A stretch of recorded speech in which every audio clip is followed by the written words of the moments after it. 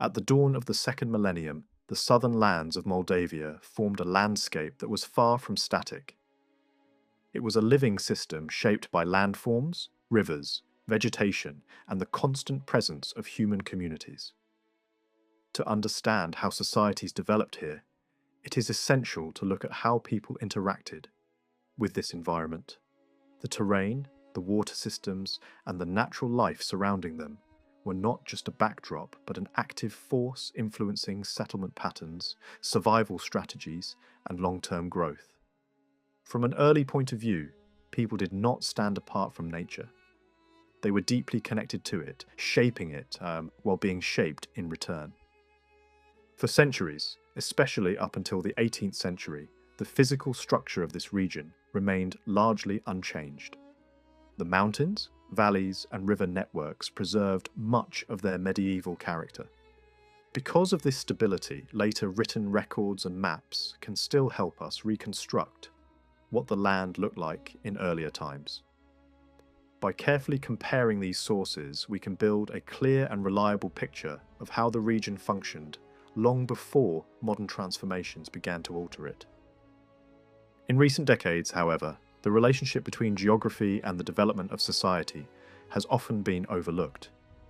Some scholars have even rejected the idea that the natural environment plays any meaningful role in shaping human history. This skepticism partly emerged as a reaction against earlier theories that exaggerated the power of geography, reducing human development to simple environmental causes. Yet completely dismissing this connection goes too far. While extreme interpretations are flawed, the influence of geography cannot be ignored. The environment does not control human destiny, but it certainly provides both opportunities and limitations that shape the course of societies. It is often believed that as humanity advances, its dependence on nature decreases. But in reality, this dependence never disappears. Instead, it changes form. As societies grow more complex, their needs expand, leading them to seek new resources and develop new ways to use their surroundings. Technological progress allows people to adapt the environment more effectively and to protect themselves from natural disasters. However, this does not mean independence from nature. On the contrary, it reflects a deeper and more intricate relationship with it. When evaluating the role of the natural environment, it is important to avoid extremes. Nature should neither be seen as all-powerful nor as irrelevant. Human activity remains the main driving force behind civilization. Yet the conditions of the land still matter. Fertile soil, access to water, a favorable climate, and natural protection all influence how quickly and successfully a society can develop. A region rich in resources can accelerate growth, while harsh conditions can slow it down or force communities to adapt in creative ways. At the same time, the relationship between humans and nature is not fixed.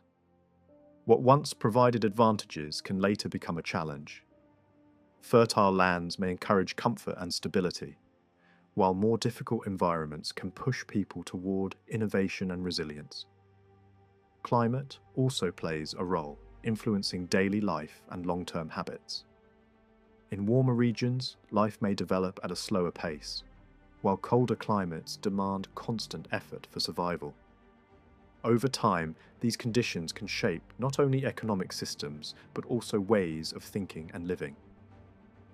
Interestingly, the center of human progress has not always remained in the most naturally favorable areas. While early civilizations flourished in warm and fertile regions, later periods saw the rise of societies in more temperate zones. These areas, though less generous in natural resources, encouraged discipline, creativity, and technological advancement. As knowledge and science progressed, people became less dependent on natural advantages and more capable of overcoming environmental limitations. Regions rich in resources have always attracted large populations, but this wealth often came with risks. Prosperous lands drew the attention of neighbouring groups, leading to conflict and invasion. In contrast, less fertile, and more remote areas were often spared such threats, allowing communities there to live in relative stability. This balance between wealth and vulnerability has been a recurring pattern throughout history. The interaction between humans and nature has always been a two-way process.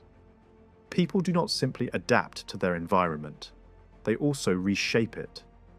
Through agriculture, settlement, and resource use, human communities have transformed landscapes over time.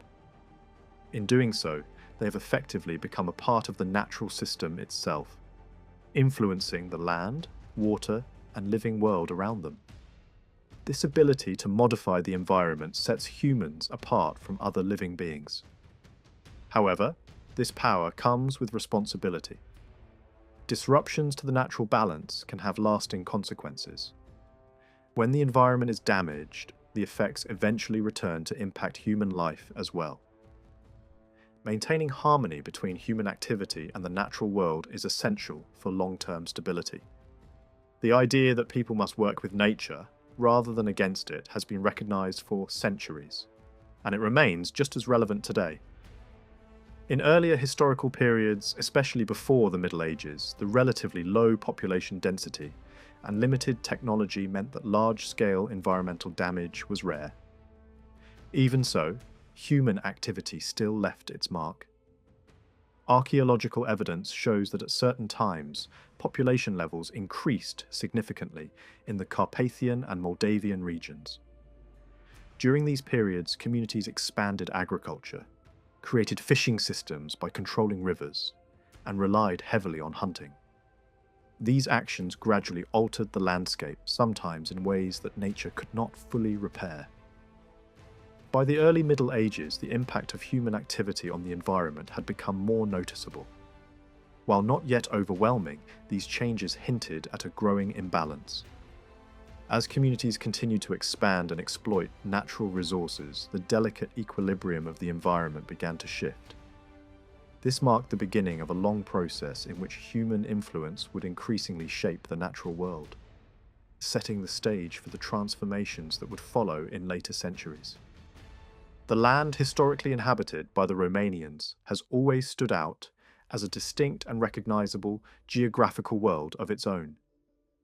Even though it contains mountains, plateaus, hills, river valleys, forests, plains, and coastal zones, all of these features come together in a way that feels balanced rather than fragmented. There is great variety, but there is also a strong sense of order. This is one of the reasons why the unity of the land has so often been linked to the unity of the people who lived upon it. The Romanian space was not simply a random collection of landscapes placed side by side. It formed a coherent natural setting, with its own internal harmony, and that harmony deeply influenced the historical life of its inhabitants. What gives this region its special character is the way its relief is arranged. At the centre lies a broad plateau, encircled by the great arch of the Carpathian Mountains, which rise like a natural wall around the inner lands. Beyond them stretch belts of hills, and farther outward open the wide plains. Seen as a whole, the territory seems to unfold in concentric layers, one landscape leading into another with remarkable proportion. This physical arrangement was not just visually striking. It shaped movement, communication, defense, settlement, and the distribution of resources. The rivers descending from the mountains spread outward like a fan, cutting through the terrain and making passage possible both across and along the land. Vegetation and soils followed this arrangement closely, creating a natural pattern in which forests, grasslands, fertile earth, and waterways combined into a highly interconnected world. This geographic individuality did not isolate the Romanian lands from Europe. On the contrary, the region was deeply connected to wider continental systems. Its mountains formed one section of the great chain that runs through Central and Southeastern Europe.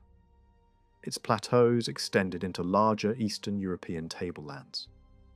Its plains reach toward the western edge of the Eurasian steppe.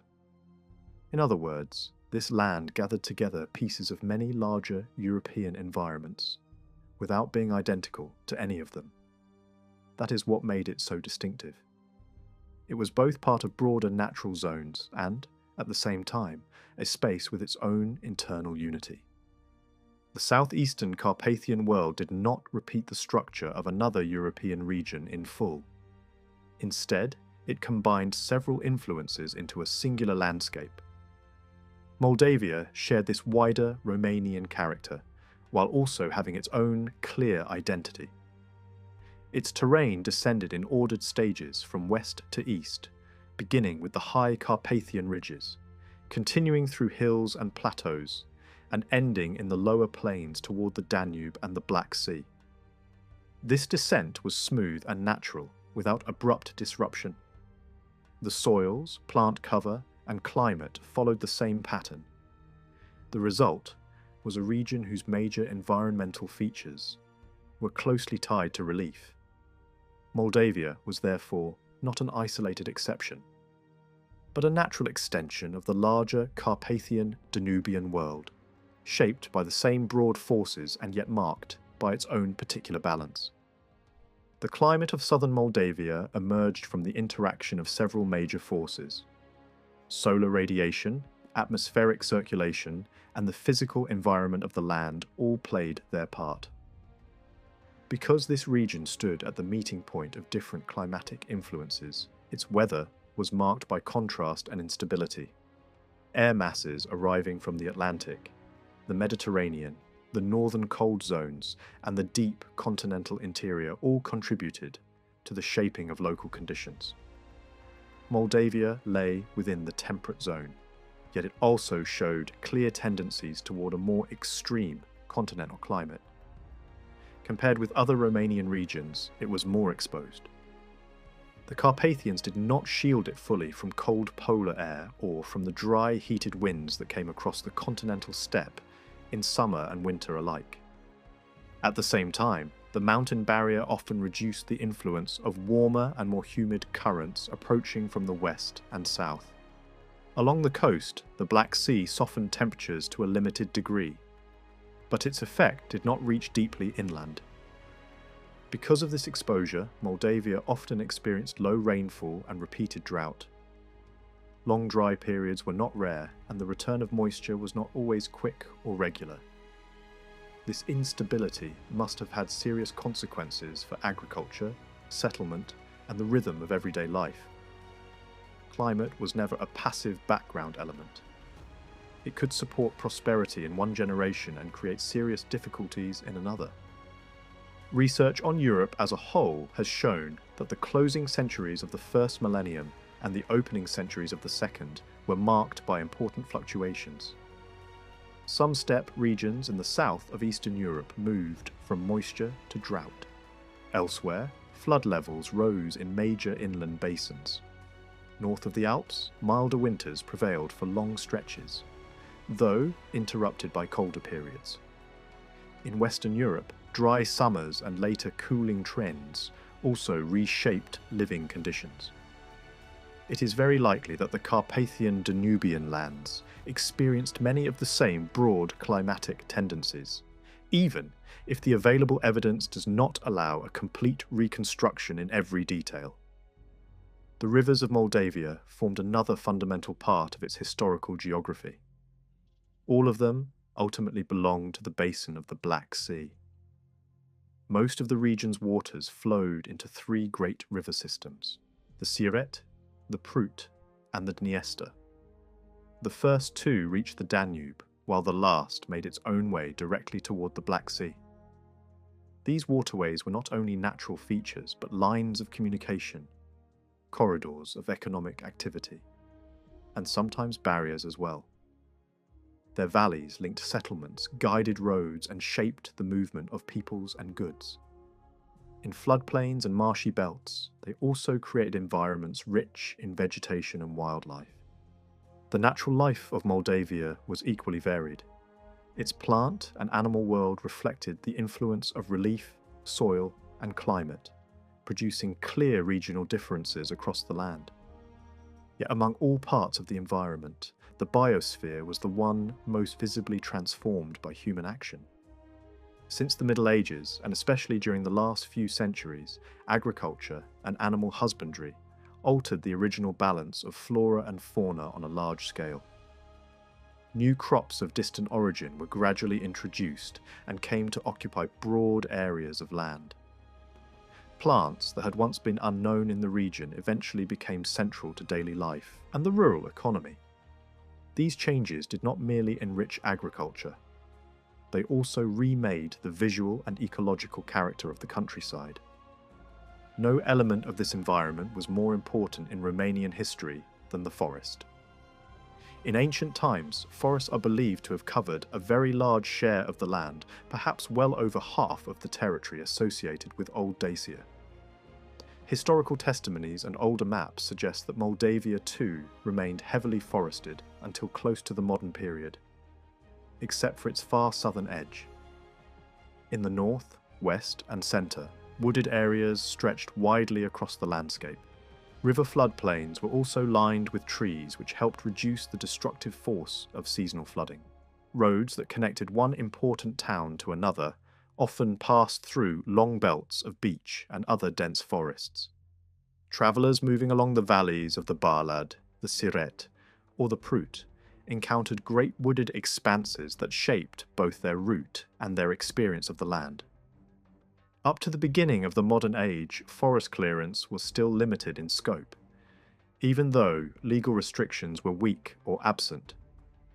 Village communities held many of these lands in common, and peasants expanded farmland by clearing woodland, often using fire as a tool. But beginning especially in the 18th century, deforestation accelerated dramatically. Economic pressure, foreign exploitation, and careless administration all contributed to the destruction of vast wooded zones. Under systems of external control and commercial extraction, the forests of Moldavia were cut down on a scale that ignored long-term consequences. In Bessarabia, after annexation by the Russian Empire, the process became even more severe. Large areas were stripped with little concern for ecological balance or future regeneration. By later centuries, forest cover in many districts had fallen to a fraction of what it once had been. This loss was most dramatic in hilly regions, where woodlands were cleared to create farmland, vineyards, orchards, and pasture. Statistics from the 19th and 20th centuries reveal how fast the process moved. Areas once covered by nearly half forest could be reduced to a fifth or less within decades. In the steppe regions of southern Bessarabia, woodland almost disappeared altogether. The remaining forest was concentrated in more favourable zones, while the open south became nearly treeless. These figures confirm what older written sources and maps strongly suggest. The forests of the past were indeed far more extensive than those of the modern era. Their importance went far beyond timber or local economic use. Forests were one of the greatest protective forces in the history of the Romanian lands. They were a refuge in times of invasion, a shield against raiders, and a place where communities could retreat when open country became unsafe. As fortresses weakened and external threats increased, wooded landscapes often became the safest line of defence. This protective role was especially important during the centuries of repeated incursions from neighbouring powers and nomadic groups. During the troubled era of migrations, the forests likely played a major role in preserving the continuity of the Romanised population in the Carpathian, Danubian space. Earlier interpretations often emphasized retreat into the mountains, but forests in the hills and plains offered richer possibilities for survival. They provided food, cover, shelter, and mobility in a way that high mountains could not. It is therefore more convincing to think not of a people surviving by fleeing upward into barren heights, but by finding protection within the broad forest belts that once covered so much of the land. In southern Moldavia, some of the strongest geographic features appeared at the edges of the region. To the west rose the Carpathian Arch, while to the south and southeast stretched the Danube Delta and the Black Sea coast. Of these, the Carpathians held a particularly powerful meaning. They have often been seen as the backbone of the Romanian world, a massive natural structure around which the life of the land developed. Rising like a great defensive arc before the open steppe, they stood as one of the most prominent landforms between the Urals and Central Europe. Their symbolic and strategic importance was enormous. The eastern branch of the Carpathians consisted of parallel zones running from northwest to southeast. Among them stood a central belt of greater height that marked the line between Moldavia and Transylvania. Yet the mountain world was not made up only of ridges and summits. It also included valleys and depressions that were of great importance for human life. These lower areas offered better conditions for settlement than the harsher heights, and served as natural corridors of communication. In many cases, they also contained clearings created by cutting forest, allowing people to establish pasture and farmland where mountain conditions would otherwise have been too restrictive. Even though the Eastern Carpathians are not among the highest mountains in Europe, crossing them has never been easy. They do not open generously to movement. Unlike some other mountain systems, they lack wide, naturally convenient passages. Their ridges run in parallel lines, their forests historically extended high up their slopes, and their river systems do not provide simple cross-mountain routes in the way some famous valleys do elsewhere. Travel across them could be difficult, slow, and dangerous. Yet these obstacles never fully separated Moldavia from Transylvania. On the contrary, contact between the two sides remained continuous, from prehistoric times onward. Archaeology shows that the same cultures spread across both sides of the mountains over long stretches of time. From the earliest farming communities to later Bronze Age societies and the flourishing of the Dacian world, there was clear continuity of exchange and cultural unity. Materials, tools, ornaments and weapons circulated through the mountain passes, linking inner and outer Carpathian zones. During the Roman period, these connections became even more organised. Routes tied the lands of Dacia to those farther east and southeast, linking military posts, trade centres, and frontier zones. Roads followed river valleys, climbed through passes, and connected the interior of the mountains with the lower Siret and the Black Sea world. These paths remained important long after Roman rule ended. Throughout the age of migrations and the long formation of the Romanian people, the Eastern Carpathians did not function as a final barrier. They were difficult, but they were crossed, used, and known. Among the passes linking southern Moldavia to Transylvania, the Oitus route was one of the most important. In the medieval world, it became a major road for trade, strategy, and political movement. Armies, merchants, and travellers all used it, even though nearly every account described it as hard to cross. Contemporary descriptions portray it as narrow, rocky, steep, and hemmed in by dense forest. In some places it was barely wide enough for a single cart. It required constant maintenance, since rockfalls and fallen trees could quickly make it impassable. Yet its importance was such that rulers, soldiers, and merchants returned to it again and again. The Oitus was not the only crossing. Many other routes pierced the Eastern Carpathians, though most were less favourable and in earlier centuries were little more than paths. Some could be travelled on foot or horseback, and many were used by shepherds moving flocks to high summer pastures. South of the Bistrița, for example, lower mountain zones and open uplands offered more possibilities for movement. Other routes linked the valleys of the Trotuș and the Olt, connecting Moldavia with the lands of the Sheclers and the interior of Transylvania. Some of these crossings later appeared on maps, but they had almost certainly been used long before they were formally recorded. Over centuries, roads shifted, some falling out of use while others gained importance. Yet the principle remained the same. The mountains were crossed in many places, not only by armies and traders, but by shepherds, villagers, and small-scale travellers whose regular movement tied the two sides together. These mountain passages had several roles at once. They enabled exchange between different communities. They allowed goods to circulate from one side of the Carpathians to the other. They offered routes of escape and shelter in dangerous times.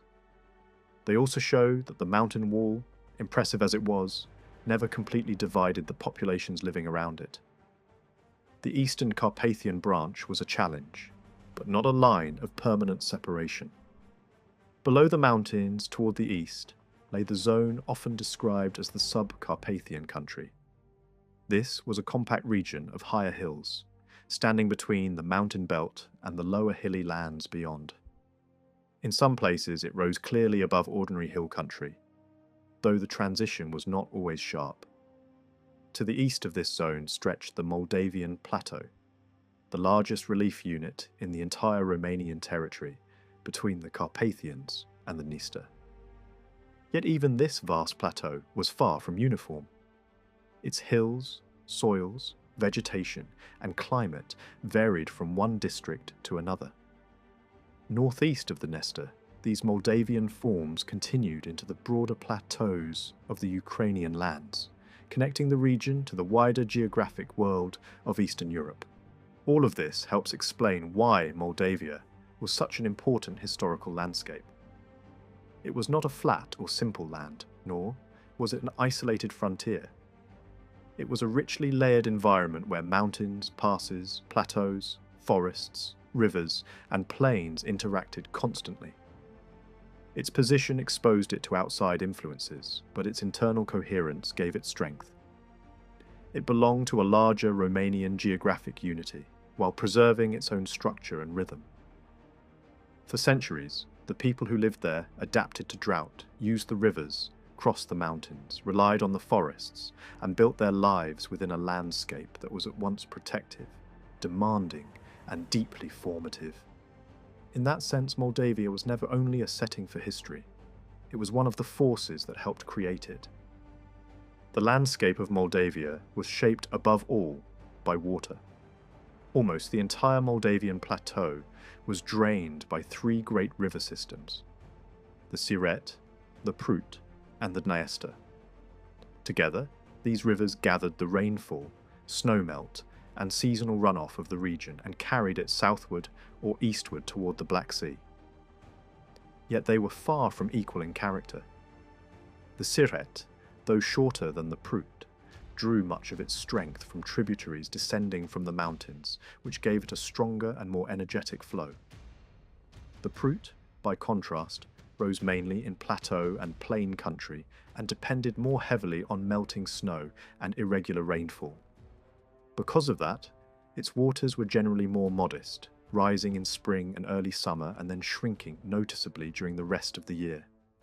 Even so, the Prut was long remembered for the good quality of its water, and older observers often spoke of it as a river whose usefulness exceeded what its size alone might suggest. To the east, the Dniester stood apart as a river of exceptional importance.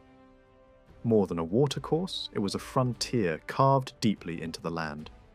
For long stretches of history, it marked the edge of worlds. In ancient times, it divided one cultural and political zone from another. In later centuries, it separated Moldavia from steppe powers, neighbouring kingdoms, and expanding empires. Its banks, often steep and rocky, gave it the appearance of a natural wall. In some places, the river ran between stony heights, so striking that chroniclers compared them to sculpted works. Yet for all its imposing appearance, the Dniester was not impossible to cross. There were sections where the water spread more shallowly, allowing passage by carts or horsemen, and such crossing points could suddenly become places of great military importance. In winter, when the river froze, that barrier weakened even further. Ice turned the river from an obstacle into a road, and invading armies as well as traders understood well the opportunities created by severe cold. The rhythm of the Dniester, like that of the other rivers of Moldavia, was deeply seasonal. Spring and summer carried the bulk of its waters, while autumn and winter were quieter. This uneven flow shaped both opportunity and danger. In some stretches, the river could support navigation, especially farther down toward the sea. But elsewhere, shallows, sandbanks, and changing channels made navigation uncertain. That is why reports from the past can seem contradictory. Some travellers praised it as a navigable river, while others dismissed the possibility. In truth, both impressions could be correct, depending on which section they knew. Lower stretches were more favourable to transport, while upper parts could be difficult and unreliable. Even in earlier centuries, rulers and administrators understood that the Dniester had unrealised economic value, and plans were made to improve navigation, though these ambitions often remained limited by technical difficulty and cost. The winter freezing of rivers was not unique to the Dniester. It affected the whole hydrographic network of Moldavia. In hard winters, rivers could be crossed with surprising ease by sledges, riders, and even armies. In milder years, the ice remained weak or formed only briefly. This seasonal change had major consequences for warfare and communication. Enemies sometimes waited deliberately for the rivers to freeze before launching attacks, knowing that water barriers which blocked movement in warmer seasons could suddenly become easy avenues of entry. In this sense, the rivers of Moldavia were never fixed defensive lines. Their power changed with the weather, and human plans changed with them. Beyond the great rivers themselves, the plateau and hilly lands of Moldavia were rich in smaller water bodies. Lakes and ponds were numerous, and older records often speak of their abundance and of the fish they provided. These waters were more than picturesque details in the landscape. They helped regulate the irregular behaviour of the rivers by holding back floodwater, and they added important reserves of food for local communities. In a region where climate could be harsh and rainfall uncertain, such ponds and lakes had practical value far beyond their size. They softened extremes and supported everyday survival. The natural cover of the land reflected this varied environment. In the hilly regions, forests and forest steppe alternated with one another, creating a mixed zone where Central European and Eastern European plant forms overlapped. This balance, however, did not remain untouched. Over the centuries, the expansion of cultivation and the clearing of woodland steadily reduced wild vegetation. As the forests retreated, open steppe conditions spread farther, helped along by the region's tendency toward dryness. Yet this process was not entirely one-directional. In earlier ages, after the end of the great glacial periods, forests had also advanced into lands once dominated by steppe. The boundary between woodland and open grassland was never fixed. It shifted according to climate and human pressure, sometimes slowly and sometimes with great consequence. At the lowest level of the Carpathian Dniestrian landscape lay the plains. These broad lowlands stretched north of the Danube and the Black Sea, bordered by hills, sub-Carpathian country, and the lower reaches of the Dniester. In southern Moldavia, this plain country divided into two major sectors. One was linked to the Romanian plain between the hills and the Prut.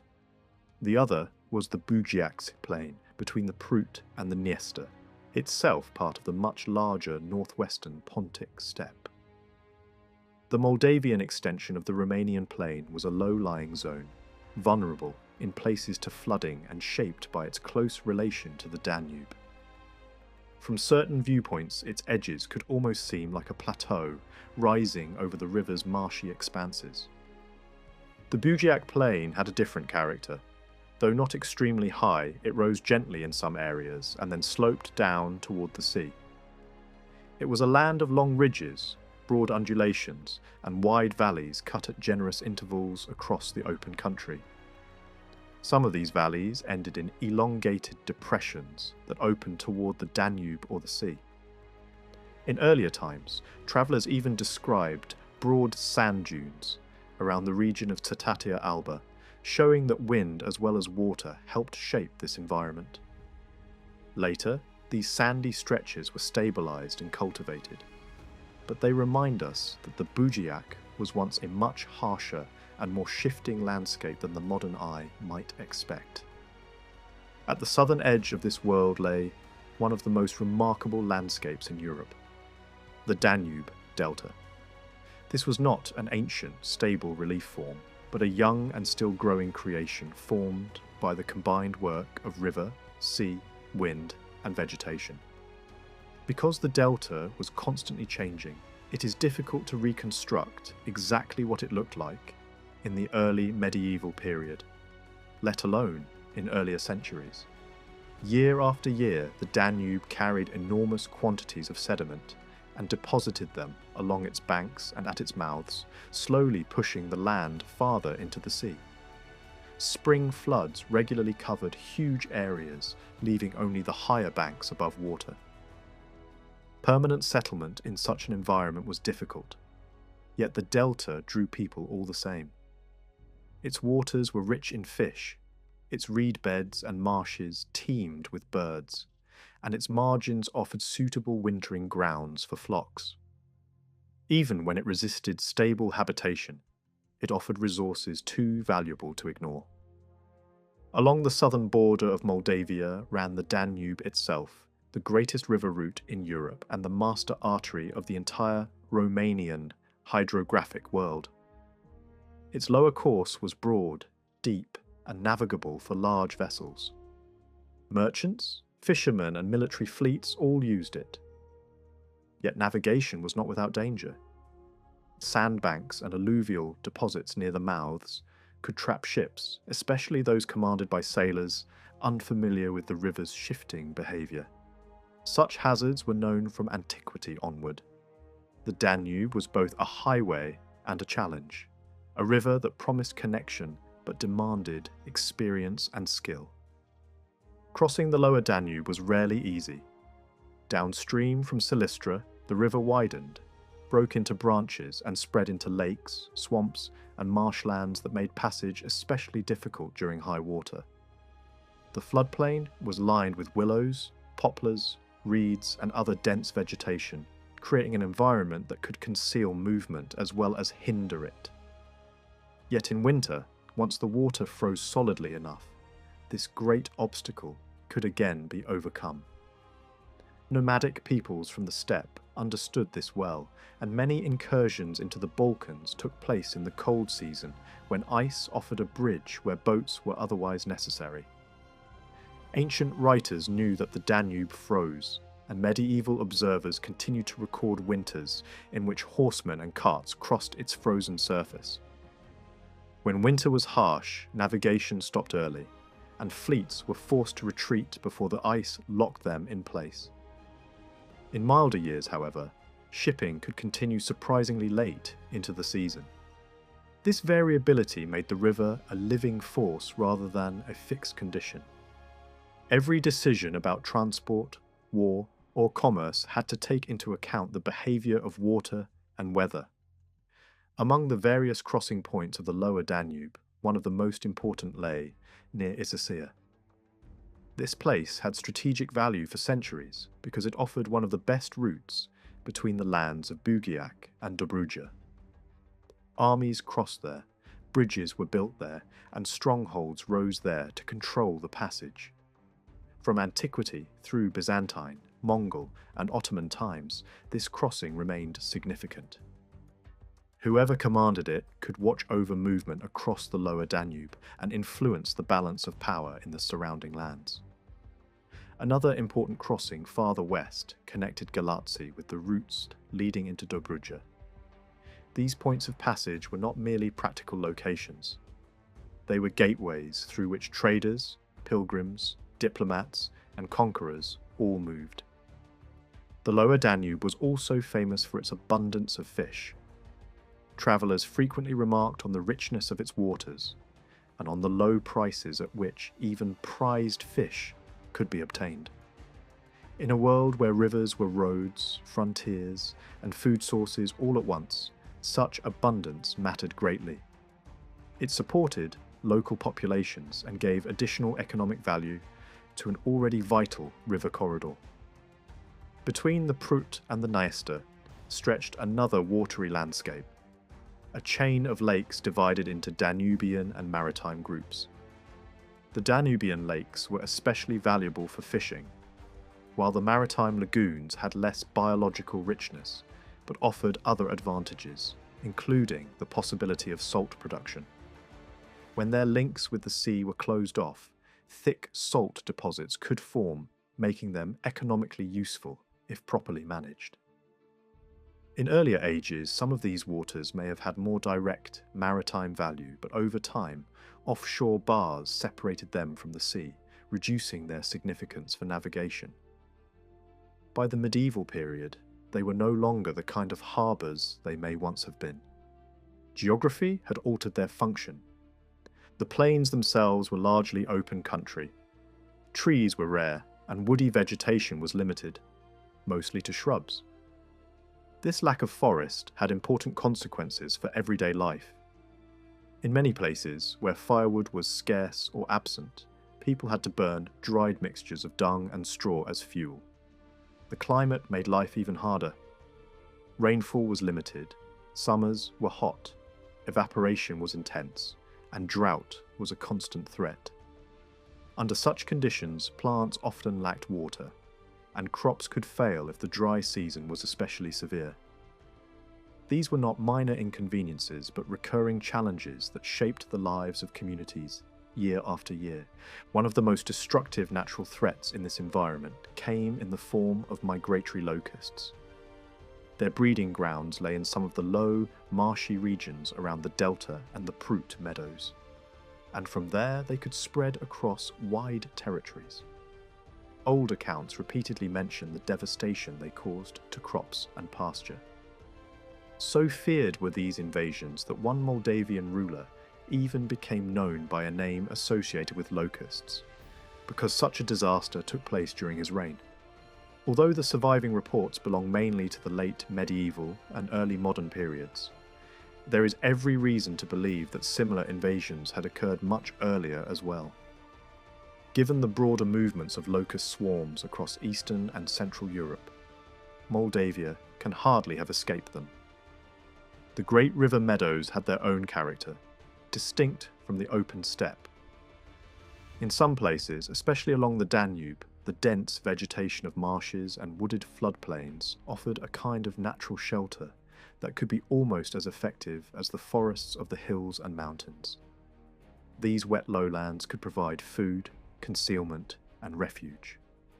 Across the centuries, defeated armies, fleeing peoples, and threatened communities all used these riverine landscapes as places of survival.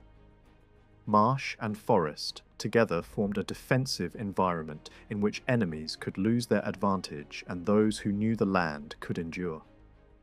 In the Middle Ages, the broad plain of southern Moldavia still retained much of the appearance it had in antiquity. Ancient geographers described the territory between the Black Sea, the Danube, and the Dniester as a deserted land of the Gaetae, flat and poor in water. Later travellers echoed similar impressions. They saw a steppe-like world with very few settlements, long empty stretches, sparse wells, and scattered shelters of shepherds. The word desert, however, must not be misunderstood in the modern sense. This was not a lifeless wasteland. It was a wide grassland with low population density, few permanent settlements, and a landscape dominated by mobility rather than urban concentration. Shepherds passed through it, flocks grazed upon it, and nomadic or semi-nomadic peoples recognized it as suitable country. This plain was not an isolated zone. It opened directly onto the vast Eurasian steppe, which stretched thousands of kilometers eastward into the heart of Asia. Though the lowlands north of the Danube were not identical in every detail to the great eastern steppes, they shared many essential features with them in relief, climate, vegetation, and soils. This continuity helps explain why ancient writers linked the region with the Scythian world, why medieval sources called it the steppe of the Cumans and Kipchaks, and why later generations described it as the Tatar steppe or the wild plain. To travellers crossing it, the impression was often the same: immense grasslands, very few trees, scarce settlements, and a way of life centred on herds, mobility, and adaptation to open country. Descriptions left by medieval and early modern observers capture this landscape vividly. They speak of endless grassy expanses, of no forests, no mountains, scarcely any stone, and of people who depended on wagons to cross the open ground. Fuel came not from wood but from dried dung. Houses and villages were sparse. Springs and wells were precious. In many areas, animal husbandry dominated because the pasture was excellent, even where more settled agricultural life remained thin and scattered. Such descriptions were not exaggerations. They reflected the reality of a frontier environment that was rich in grazing potential but poor in the dense network of towns and forests familiar in other parts of Europe. The Bujeak marked not the end but the continuation of this world. The steppe did not stop there. It narrowed westward, passed between the Prut and the Siret, and then extended farther along the Danubian basin. Even south of the Danube, into Dobruja, important steppe characteristics remained visible in climate, vegetation, and seasonal rhythms. This helps explain why pastoral nomads from the North Pontic lands were repeatedly drawn toward Dobruja. To them, it must have seemed like a familiar environment, one that resembled the open lands from which they came. Because of this continuity, the entire zone between Inner Asia and the lower Danube became a great corridor for the movement of mounted pastoral peoples. Time after time, migrations and invasions followed this route from east to west. Sometimes these movements were driven by drought, extreme cold, or other environmental crises that damaged herds and made survival difficult in the deeper steppe. At other times, they were driven by ambition, warfare, or the pressure of stronger tribes, pushing weaker ones ahead of them. Whatever the immediate cause, the geography of the steppe made such movement possible on a vast scale.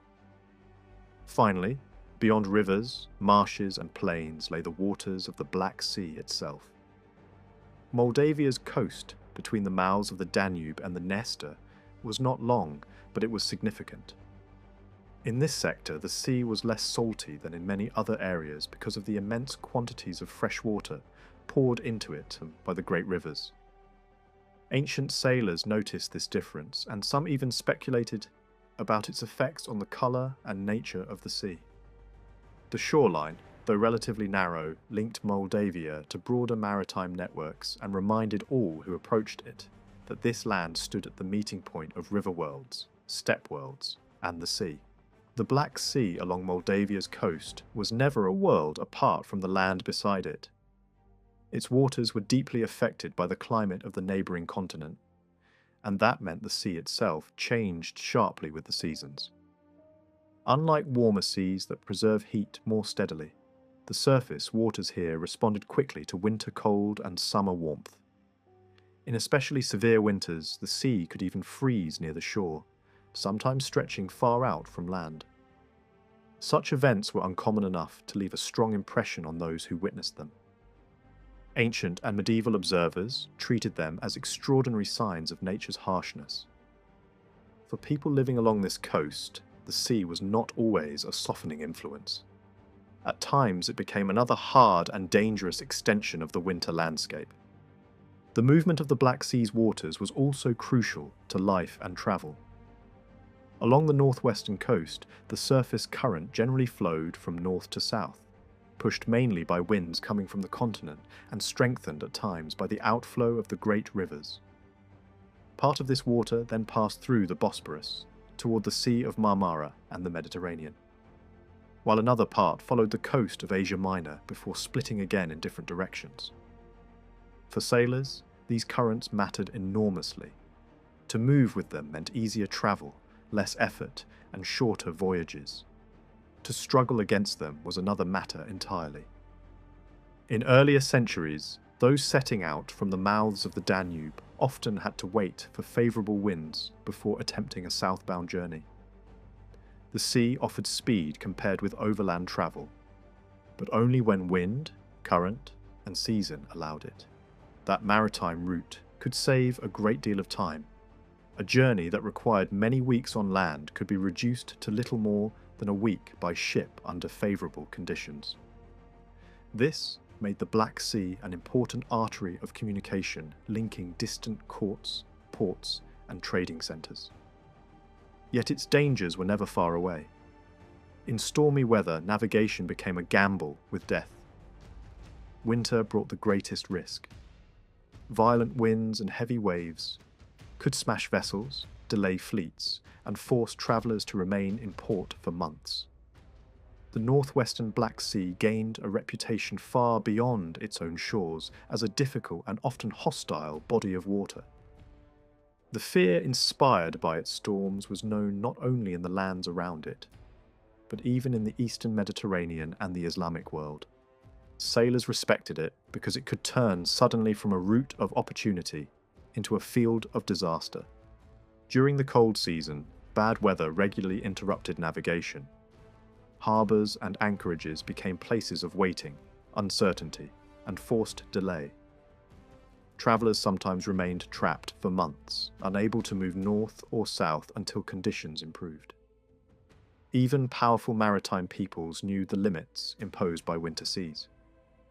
Ships might continue to sail, locally or on short routes, but the broader pattern was clear. Winter narrowed the possibilities of movement. This was not unique to the Black Sea. Across much of the medieval world, cold weather navigation was often restricted, whether by official rules or by common sense born of bitter experience. Better ships gradually improved these possibilities, but storms still destroyed the careless and punished those who ignored the sea's seasonal rhythm. The coastline between the mouths of the Dniester and the Danube was not well suited for great harbours. It was mostly straight, edged with sandbanks, shallow waters, and lagoons separated from the open sea. These features made large-scale port development difficult. In that sense, nature placed limits on what this coast could become.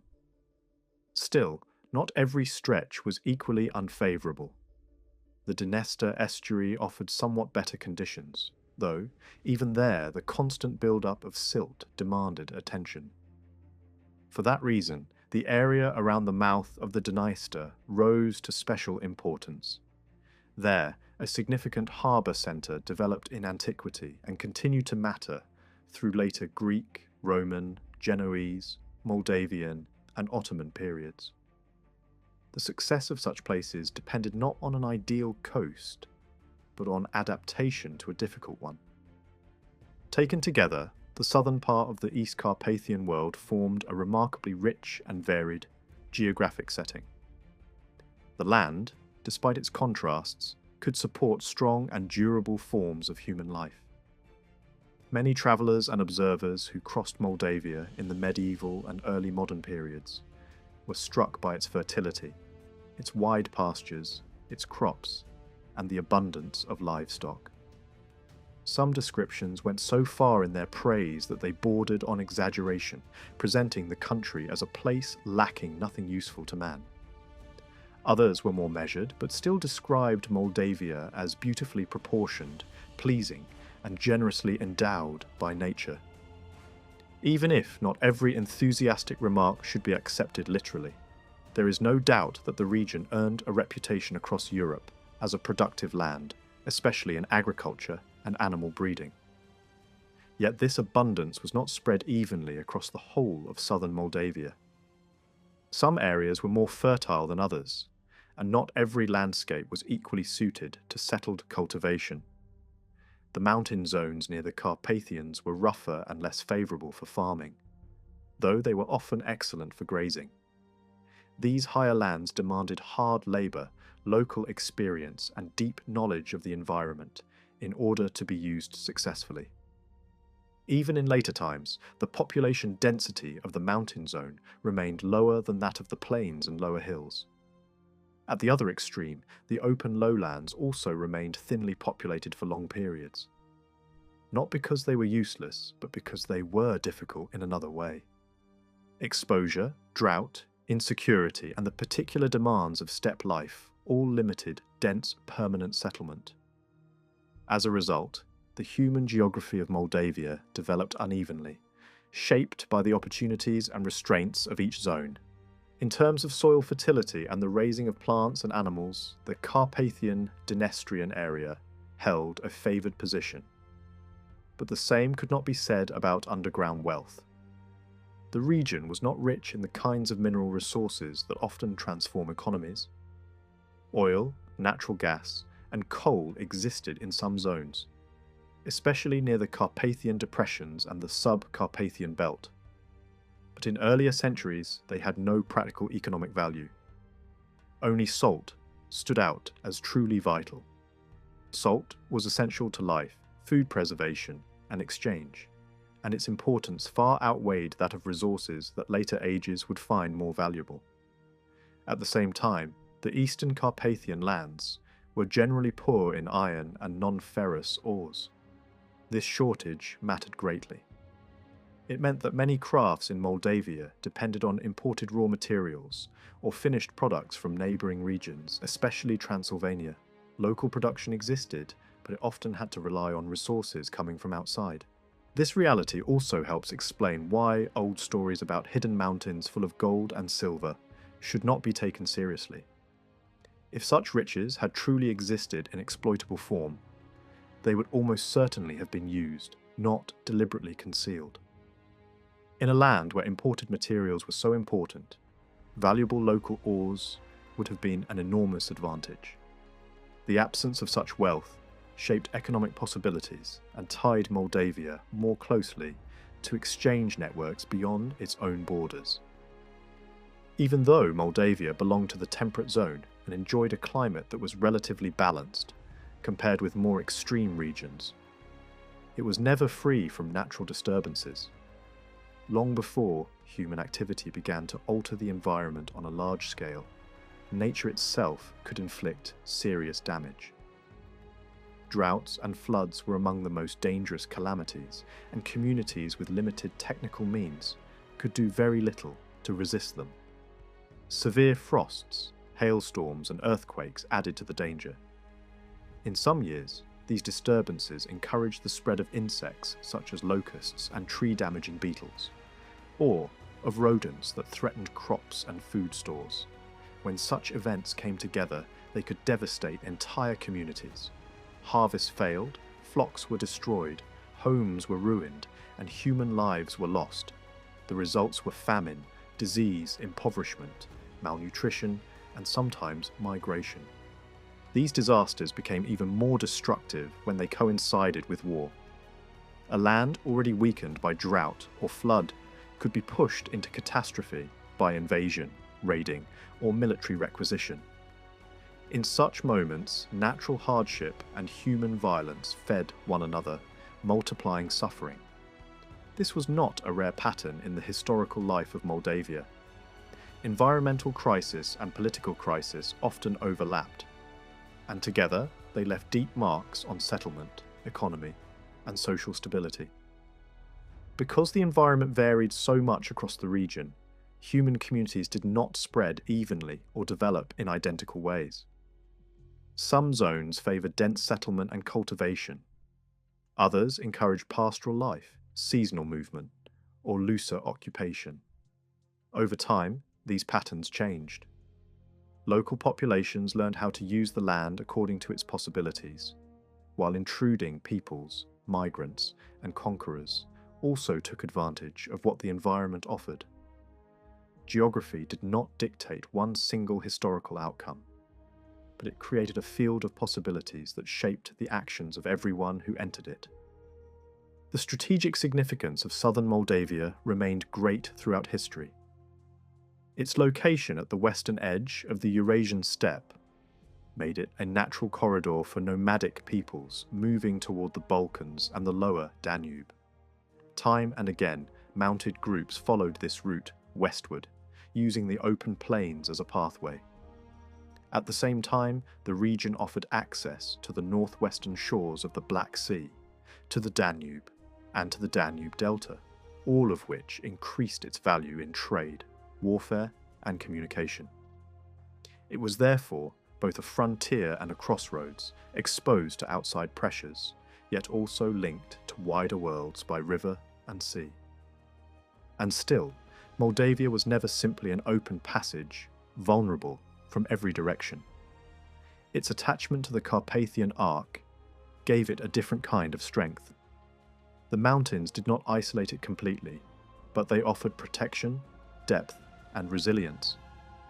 They formed a durable line of resistance against outside force, while also preserving hidden routes of contact with other Romanian lands beyond the ridges.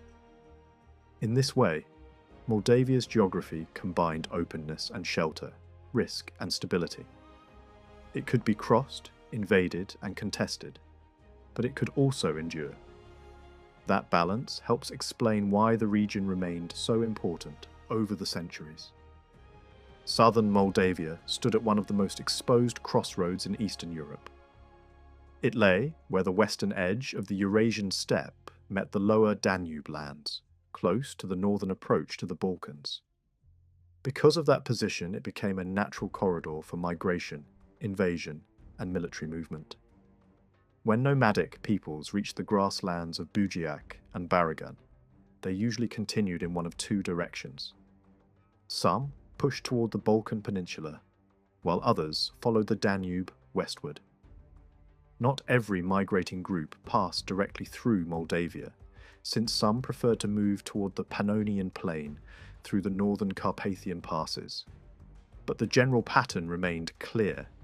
The pressure came from east to west, and only when campaigns failed did these steppe peoples fall back toward the Black Sea lands they had come from. During the first millennium, few European regions were as deeply affected by this movement of peoples as southern Moldavia. Once the Danube stopped functioning as the northern frontier of the Byzantine Empire in the 7th century, the lands north of the river no longer occupied the same place in the immediate political priorities of Constantinople. Even so, Byzantium did not lose interest in the wider northern zone. The empire continued to watch the steppe, lands beyond the Black Sea, and it remained particularly concerned with the Danube Delta. Its rulers relied on naval strength and careful diplomacy, trying, whenever possible, to influence the military energy of the northern peoples, rather than confronting every danger directly. Even when Byzantine control was incomplete or indirect, the empire never entirely stopped looking northward. By the later centuries of the first millennium, the political rhythm of Eastern Europe changed in a major way. A slowdown in the violent movement of peoples began to appear, and one of the main reasons was the rise of the Khazar state. North of the Caspian, the Caucasus, and the Black Sea, the Khazars became one of the great powers of the region.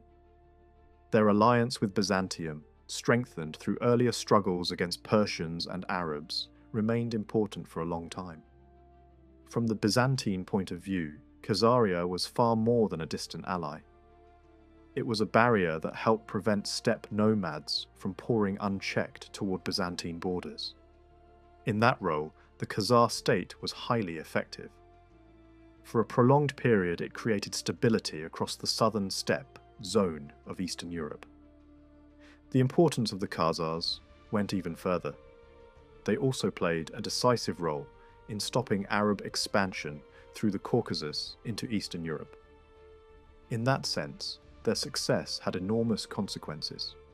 Without this northern barrier, the balance between the Christian and Islamic worlds might have shifted much more dramatically. Even so, the influence of the Islamic world still entered Eastern Europe through culture, trade, and religion. Some communities converted to Islam, and commercial links with the Muslim world became increasingly important. Khazaria itself, however, did not become either a Christian or an Islamic state. Though exposed to both missionary pressure and political influence, its ruling elite chose Judaism instead. That choice gave the Khazar state a very distinctive place in medieval Eurasia. Khazar power extended westward as far as the Dnieper. Some peoples lived under direct Khazar rule, while others paid tribute and retained a limited autonomy.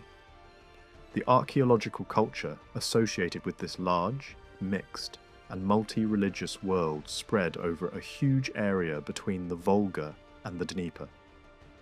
What mattered most for Moldavia and the neighbouring lands was the effect this political system had on the freedom of movement of nomadic groups. The Khazar state sharply restricted the uncontrolled movement of steppe peoples.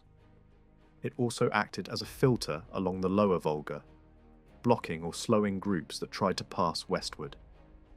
Because of this, historians sometimes describe the period as a Khazar peace, a long era in which relative order replaced the chaos of repeated invasions. North of the Black Sea and near the mouths of the Danube, the consequences were clear. After the movement of the Bulgars under Asparuk, no similarly large invasion struck the area for a considerable time. The local populations of the Carpathian Danubian lands benefited greatly from this calmer environment. Population growth followed, especially during the period associated with the Dridu cultural horizon, when the lower Danube plain experienced steady demographic expansion. Areas such as Bujiak and Baragan, which had previously been vulnerable to disruption, now saw more stable occupation. The same broad conditions may also help explain why some Slavic groups moved farther into the Black Sea steppe zone. But this balance did not last forever. In the 9th century, the Khazar world began to face serious pressures. Some of these were internal. Within the Khazar Confederation, centrifugal movements appeared, including the rebellion of the Kabars. After that revolt was crushed, some of the Kabars escaped and joined the Hungarians. Religion has often been suggested as one reason for the split, since the Khazar elite had adopted Judaism, but that explanation alone is not fully convincing, especially given the religious tolerance known to exist within the Khazar state. More likely, political and tribal tensions played a stronger role. What matters is that the internal cohesion of the Khazar system was weakening. At the same time, new external pressures were rising. From beyond the Urals, nomadic movements from Central Asia became more active again. Meanwhile, farther west, a new political force was emerging in the middle Dnieper basin, the Kievan Principality, built through the combined energies of Varangian adventurers and Slavic populations. These two developments, steppe pressure from the east and state formation on the Dnieper, had direct consequences for the lands east of the Carpathians as well. Among the most important new players were the Pechenegs. In the steppe north of the Caspian, the Khazars fought them, and at one stage managed to defeat them with the help of the Uzes. Some eastern sources even distinguish between Pecheneg groups under Khazar authority and others beyond it, but this cooperation did not last. Soon the Khazars and the Uzes became enemies, and the Khazar state continued to weaken. The Pechenegs likely contributed to that weakening too. By the second half of the 10th century, as the Rus struck devastating blows against the Khazars, the Pechenegs had inserted themselves between Byzantium and the Khazar world and were increasingly seen as allies or useful partners of Kiev. The older order in the steppe was collapsing, and a new balance of power was taking shape. At the same time, another great force was reshaping Eastern Europe, the Scandinavian expansion. In the west, Vikings from Norway and Denmark raided the coasts of Britain, France and Spain, and pushed as far as North America. In the east, the Scandinavians of Sweden followed a different path. These Varangians moved along the river routes of Eastern Europe, combining warfare, trade, and political ambition. They travelled on the two great axes that linked the Baltic to the Black Sea and the Baltic to the Caspian. In cooperation with Arab merchants and with the participation of many other peoples, they helped create one of the most active trade networks of the age. The effects of these exchanges reached even the Carpathian Dniestrian lands, where finds of Arabic coins show how wide the economic network had become. The contacts between the Varangians, the Eastern Slavs, and Byzantium were especially intense. Economic need first opened the route from the Baltic to the Black Sea. But later, political and military motives strengthened it further. This was the famous route from the Varangians to the Greeks, a river-based artery that linked northern forests and lakes with Constantinople. Boats could move from the Baltic into the interior, then be dragged over short portages from one river system to another until finally reaching the Dnieper and the Black Sea. From there, sailors followed the western coast southward toward Byzantium. Along this journey, they passed the mouths of the Dniester and the Danube, and they almost certainly came into contact with the populations living east of the Carpathians. There is even evidence of such contact preserved in a striking form. A memorial rune stone on Gotland records that a man named Rodfoss was killed abroad by Vlachs, a term used for Romanians. The inscription does not specify the exact place, but it was most likely somewhere east of the Carpathians. This is one of the earliest known written references to Romanians outside the mountain arc. It offers a brief but vivid glimpse of a world in which Scandinavian travellers and local populations met, traded, fought, and crossed paths along the great eastern routes. The Scandinavian advance into Eastern Europe was made easier by divisions among the Slavic tribes. Varangian leaders managed to impose control over major centres, and from these bases they founded political structures that would grow rapidly. According to the Old Rus Chronicle, Scandinavian rulers established themselves at Novgorod and Kiev, and compelled several Slavic and Finnic groups to pay tribute. In the 9th century, forces from Kiev even attacked Constantinople by sea. Though that first major assault failed, it signalled the arrival of a new northern power. Within a relatively short time, however, the Scandinavian ruling class in Rus became assimilated by the surrounding Slavic world, much as other Viking settlers became absorbed in Normandy and southern Italy. As the rulers of Kiev expanded, conquering neighbouring Slavic groups and pulling them away from Khazar influence, the authority of the Kievan state grew. By the early 10th century, the political balance in Eastern Europe had clearly shifted. The Khazar state was weakening. The Pechenegs were becoming more powerful. Kievan Rus was rising fast. These changes did not remain confined to distant steppe politics. They directly affected the Romanian lands beyond the Carpathians. In the lower Danube region, however, the military and political situation was shaped by more than just these new eastern powers. Older rivalries remained strong. Byzantium and the Bulgarian state both sought influence in the area. Ever since the Bulgars settled south of the Danube, the empire had clashed with them over control of this strategic frontier. Even when Byzantine power had receded, the emperors never abandoned the goal of restoring influence over the Danube delta and the surrounding region. Their naval strength in the Black Sea remained one of the tools they hoped to use in pursuit of that aim. During the reign of Crum, Bulgarian success in the Balkans reached a dramatic peak.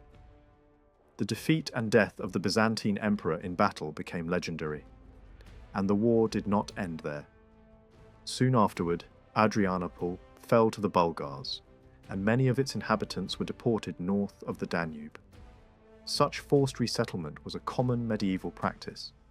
Human communities were valuable resources, and states moved them deliberately for strategic, economic, or defensive reasons. The exact location where the people of Adrianople were settled is uncertain. Some scholars place them in Bujiac, others in the Romanian plain. Both possibilities remain open. What is clear is that these deportations reveal Bulgarian ambitions north of the Danube and the ability of the Bulgarian rulers to impose authority beyond the river itself. Bulgarian inscriptions from the same period point in the same direction. They mention campaigns that reached far into territories north of the Danube, extending as far as the Dnieper and the Tisa. The exact goals of these expeditions are not always clear, but they show that the Bulgarian state was not content to remain only a Balkan power. It looked northward as well, pushing into regions that also mattered to nomads, Khazars, and later to Hungarians and Rus. Southern Moldavia stood in the middle of these overlapping ambitions. That is what made this region so important and so vulnerable at the same time. Southern Moldavia was not simply crossed by migrations. It was drawn into the struggle between empires, steppe confederations, rising principalities, and regional powers. Khazars, Pechenegs, Varangians, Bulgars, and Byzantines all shaped its history, whether through direct occupation, military passage, trade, diplomacy, or the broader changes they brought to the political map of Eastern Europe. After the death of Omurtag, the political balance that had once favoured the Bulgars began to break apart. In the year 837, the people who had earlier been deported from Adrianople saw their chance to return home. With the support of the Byzantine fleet, they tried to escape north of the Danube and make their way back to Thrace. The Bulgars attempted to stop them. A commander crossed the river to intercept them, but he was defeated. A second force also failed, likely because Byzantine ships blocked its movement and controlled the crossing points. The Bulgars then turned to the Hungarian horsemen living north of the Black Sea and asked for their help. Even they could not prevent the return. The deported population managed to reach the ships and sail away. This episode says a great deal about the changing realities of power at the lower Danube. It suggests that the Bulgars no longer maintained a strong and permanent military presence in the plain north of the river. Their influence there may still have existed in theory, but on the ground it had clearly weakened. Farther to the northwest, the Bulgars had enjoyed greater success for a time, in lands connected to the old Avar world, especially in territories left exposed after the collapse of Avar power under Frankish pressure. Some historians have also argued that Transylvania fell under Bulgarian control. This idea is often linked to reports that salt trade toward Moravia could be influenced by Bulgar action. Since the great salt resources lay in Transylvania, the conclusion has been drawn that Bulgaria must have ruled that region directly. But this is not the only explanation. Control over salt routes did not necessarily mean control over the mines themselves. It may simply reflect Bulgar authority over transport corridors farther west, especially in the Tisa zone, where trade could be blocked or redirected. By the time the Hungarians entered Transylvania, there is no convincing sign that a firm Bulgarian political structure still existed there. The archaeological evidence used to support the idea of widespread Bulgarian rule beyond the Danube is also far less certain than it may first appear. Material culture on both sides of the river often shows similar features, but similarity does not always mean political domination. It can just as easily point to influence, trade, shared practices, or broader regional contact. For that reason, objects and settlement patterns alone do not prove that Bulgaria ruled Transylvania or the whole of the outer Carpathian world. If there were organised political structures in those regions before the arrival of the Hungarians, they seem more likely to have been local formations, some perhaps connected with Bulgaria, others independent of it. What matters most is that the Romanian communities of the area were clearly not politically primitive. Long before the rise of the later medieval principalities of Moldavia and Wallachia, there were already signs of advanced organisation. Strongholds defended by moats, embankments, and timber barriers show that local society had military experience, planning, and the ability to defend itself. Bulgar influence north of the Danube was real, but it did not extend everywhere with the same strength or permanence. The situation in Wallachia and Moldavia was different from that in the Tisza lands. There is good reason to believe that southern Moldavia did at one point fall under Bulgarian authority. A Byzantine emperor, writing in the 10th century, described the Pechenegs as occupying lands that had once belonged to Bulgaria. In the middle of the 10th century, such territory can only have lain north of the Danube. That evidence makes it difficult to dismiss Bulgarian rule on the left bank of the lower river altogether. Yet it is just as misleading to imagine that 9th century Bulgaria stretched across all Romanian lands beyond the Carpathians. Some historians once drew that map far too broadly, placing almost the whole of Moldavia, Wallachia, Banat, Maramuresh, and large parts of Transylvania within the Bulgar sphere. Such a view overstates Bulgarian expansion and turns influence into direct possession. The same caution applies to the earthworks that cross parts of the outer Carpathian lands. Long lines of dikes and embankments in southern Bessarabia, central Bessarabia, and Wallachia have sometimes been interpreted as frontier defences of the first Bulgarian state. That remains possible in some cases, but the evidence is not secure. Some of these earthworks may go back to Roman times. Others were never properly investigated and cannot yet be dated with certainty. Because of this, they cannot be used as simple proof of a vast and clearly marked Bulgar frontier.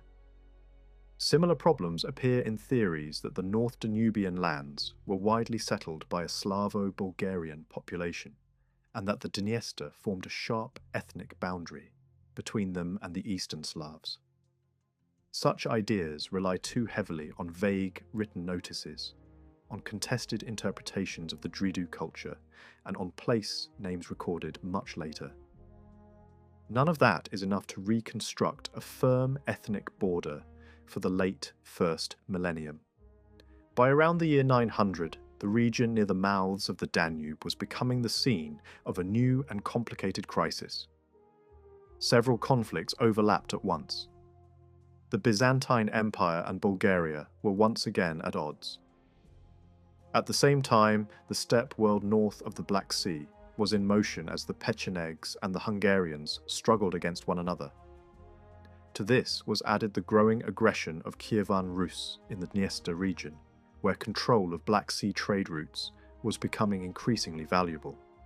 Southern Moldavia lay directly in the path of all these changes.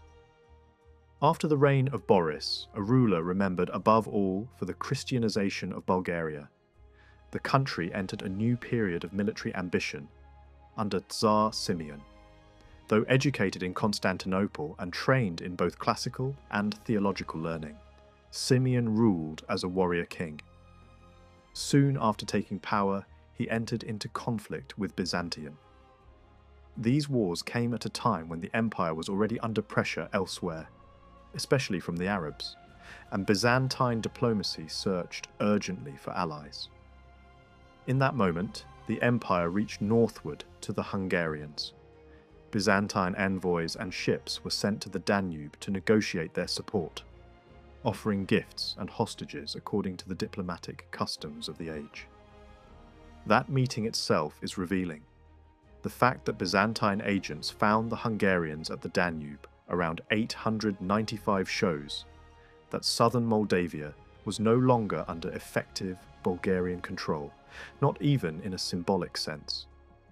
The zone near the Danube Delta was in Hungarian hands, though those same Hungarians were under intense pressure from the east, where the Pechenegs were advancing against them. Their presence on the lower Danube at the end of the 9th century is also supported by other traditions, which suggest that their movement into this region was not a brief raid, but part of a broader westward shift already underway. Medieval Eastern sources preserve traces of how this Hungarian world was imagined geographically. Some describe the lands of the Hungarians as lying between great rivers. Later interpretations often tried to identify these rivers with the Danube and the Don, but the matter is more complex. In many Eastern writings, the name often connected to one of these rivers usually refers to the Volga, not the Don. That makes it difficult to believe that the Hungarians controlled a zone stretching all the way from the Volga to the Danube. What seems more likely is that, before their final move into the middle Danube basin, the Hungarians and their Kabar allies occupied a broad territory in the western part of the Pontic steppe, a land remembered in their traditions as a country between rivers. By the mid-10th century, that same region was already associated with the Pechenegs. It was described as a land organized around the basins of 5 important rivers, generally identified as the Dnieper, the Southbug, the Dniester, the Prut, and the Siret. This detail is important because it places the eastern Romanian lands directly inside the wider steppe zone contested by successive nomadic peoples. The Hungarians had been there before the Pechenegs, and the Pechenegs after them. Southern Moldavia was therefore not a distant margin of these changes. It was one of their central theatres. Some modern explanations have also pointed to environmental pressure as one of the reasons for these migrations.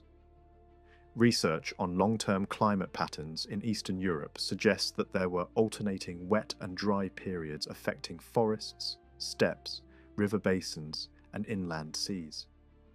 At certain times, the Caspian rose and flooded neighbouring lands, while the western steppe suffered from drought. This combination could damage both agriculture and pastoral life. In the 9th and 10th centuries, such instability may have contributed to the weakening of Khazaria and to the westward movement of steppe peoples like the Hungarians, Pechenegs, and Uzis. Drought did not create these migrations by itself, but it likely made them more urgent and destructive. Once the Byzantines concluded their agreement with the Hungarians, the imperial fleet helped them cross the Danube. Bulgarian river defences were removed, and Hungarian forces struck Bulgaria hard. Simeon now found himself in a dangerous position. Yet this is where his political skill became clear. He acted with patience and calculation. He negotiated for the release of Bulgarian prisoners and at the same time opened peace talks with Emperor Leo. By doing so, he bought himself precious time. Then he turned to the Pechenegs and made an alliance with them against the Hungarians. Together, Bulgars and Pechenegs attacked the Hungarian settlements, while many of the best Hungarian warriors were away on campaign. That blow changed the course of Central European history. Faced with destruction in their eastern homeland and threatened from multiple directions, the Hungarians abandoned the steppe lands they had occupied and moved into the middle Danube plain. This was not simply an improvised retreat, it was the decisive migration that ensured their survival as a people, and laid the foundation for their future kingdom. The conflict with the Pechenegs should not be seen only as the result of Simeon's diplomacy. The confrontation had deeper roots. The Pechenegs themselves had been driven westward by earlier pressures from the Uzis and other steppe powers. In this way, a classic chain reaction unfolded across the Eurasian steppe. One people displaced another, and that people in turn displaced the next. Even though written sources suggest that the western edge of Hungarian power before 896 reached the Danube and perhaps the Siret basin, archaeology does not clearly confirm a strong Hungarian presence along these rivers. Certain objects found in the Carpathian Dnestrian area resemble items known from Hungarian contexts. Among them are distinctive pendants and ceramic kettles whose parallels are common in the Hungarian world of the 10th and 11th centuries. These finds may reflect contact, exchange, or cultural influence between local communities and steppe peoples. But they do not prove that Hungarians settled permanently at those sites. Such items were also used by other Eastern and Central European populations, and their presence alone cannot define ethnicity. The same caution is necessary with burials. A number of graves found in Moldavia, Wallachia, and nearby areas have at times been identified as Hungarian. Yet most of these attributions remain uncertain or incorrect. Some belong to local cemeteries. Others fit much better with Pecheneg or Cuman burial customs than with known Hungarian graves from the Pannonian Plain. Only in a very small number of cases could a grave possibly belong either to Hungarians or to another steppe group, and even then the evidence is incomplete. For now, there is no firmly proven burial assemblage north of the Danube Delta that can be securely linked to the 9th century Hungarian migration. That does not mean such evidence will never appear. It only means that the case has not yet been demonstrated. What does emerge clearly, however, is the broader picture. The late 9th century was not a time of collapse for the local communities of the eastern Romanian lands. On the contrary, the Dridu communities of the Romanian plain and the Bugeac seem to have experienced prosperity. There are no clear traces of widespread destruction that could be tied to Hungarian raids. That suggests that, although steppe powers moved through the region and influenced it, local society remained resilient and continued to develop. Seen as a whole, this was a turning point in the history of southern Moldavia and the wider, lower Danube world. Bulgarian power north of the Danube was fading. Byzantine diplomacy was still active and capable of shaping events. The Hungarians were passing through a decisive stage of migration. The Pechenegs were entering the region as a new steppe force, and the local Romanian communities were neither absent nor passive. They were already organised, defended and present within a political landscape far more complex than older national narratives once allowed. At the current stage of research, there is still no solid proof that the Hungarians maintained a permanent settlement west of the Dniester. That does not mean they never entered those lands. Raiding parties could certainly have crossed them, especially during campaigns, such as the attack encouraged by the Byzantines against Bulgaria in 895. But if we look at the broader picture, several signs suggest that the lower Danube region was not, in those years, the real centre of Hungarian political interest. Their attention was directed much more towards Central Europe. Repeated expeditions in that direction likely convinced them that the West offered greater long-term possibilities. Remaining in the steppe, lands left them exposed to Pecheneg pressure from the east, while the Balkans were effectively blocked by the still powerful Bulgarian state. In that situation, the attraction of a new homeland farther west must have grown stronger. The written record reflects this orientation clearly. Hungarian forces appeared in the eastern regions of the Carolingian world as early as the 9th century, and in the years that followed, they struck around Vienna, Moravia, and Pannonia. Their Khmer allies also took part in some of these movements, sometimes following routes different from those of the main Hungarian groups. Contemporary chroniclers described these raids with horror, portraying them as devastating invasions that killed, captured, and terrorized local populations. Whether or not every accusation in those accounts should be taken literally, the message is unmistakable. At the end of the 9th century, the momentum of Hungarian expansion was increasingly directed toward Central Europe, not toward a stable occupation of the lower Danube plain. Old Hungarian and East Slavic traditions also point in the same direction. They describe the Hungarian tribes passing by Kiev on their way toward the lands that would become their new home. Another important account places the decisive clash between the Hungarians and the Pechenegs near the mouth of the Don. That detail is significant because it suggests that the core of Hungarian settlement, before their final migration, lay not in Moldavia, but much farther east, in the lower Dnieper region and in the lands west of the Don. Their most active horsemen may well have reached the mouths of the Danube during military actions. But that is very different from saying that their permanent centre of life was in Moldavia.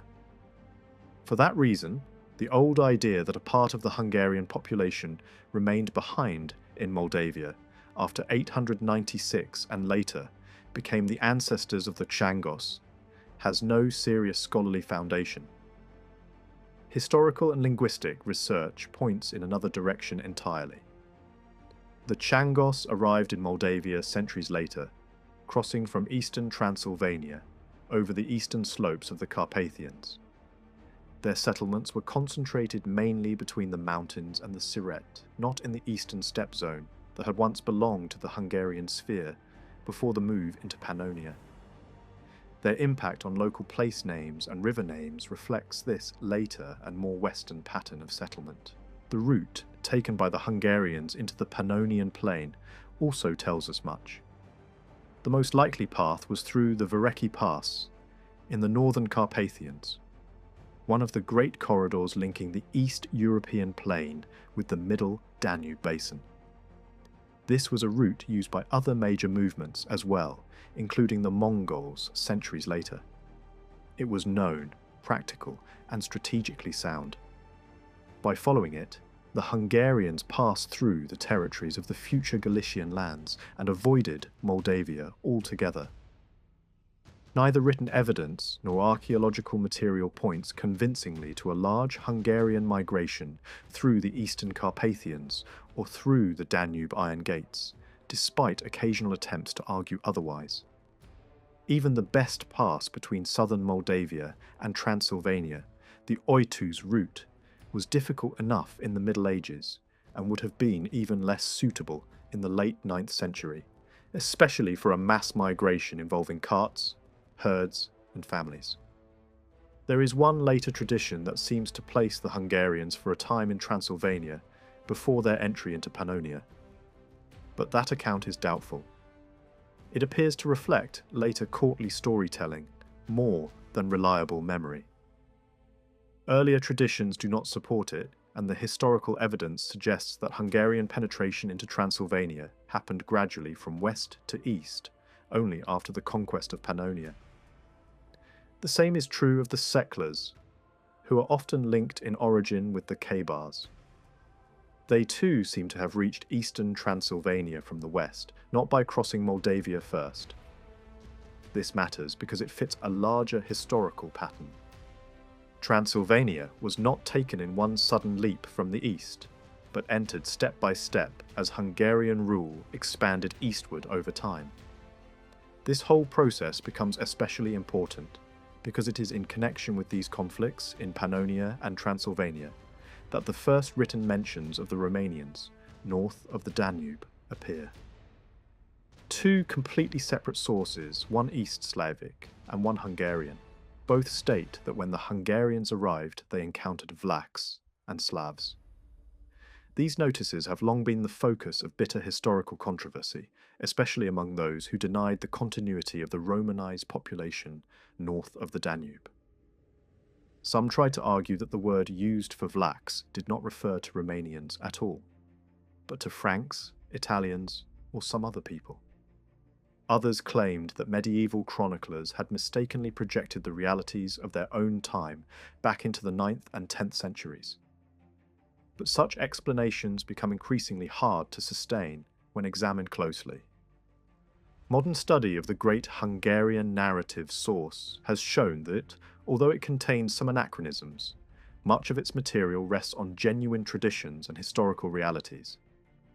In several cases, names that seem confusing at first make better sense once one recognizes that medieval authors sometimes use familiar labels in a broad way. For example, the word later associated with Cumans could also be used in a wider sense for Turkic Nomads in general, including earlier groups. Once that is understood, the presence of such terms in the text is no longer evidence of pure invention. Yet while some scholars have accepted that the chronicler was not entirely wrong about these nomadic peoples, they remained reluctant to admit that he may also have been right about the Vlachs. The resistance is often rooted less in the text itself than in older assumptions about when and how the Romanians could have appeared north of the Danube. Another medieval Hungarian chronicler later added that after helping to conquer the Pannonian plain, the Shecklers received territories in the mountains near lands belonging to the Vlachs. He even suggested that the Seculars may have adopted their writing system from them. Whatever one makes of that detail, the passage again shows that the Vlachs were seen as an established population in the region, not as a newly arrived or obscure group.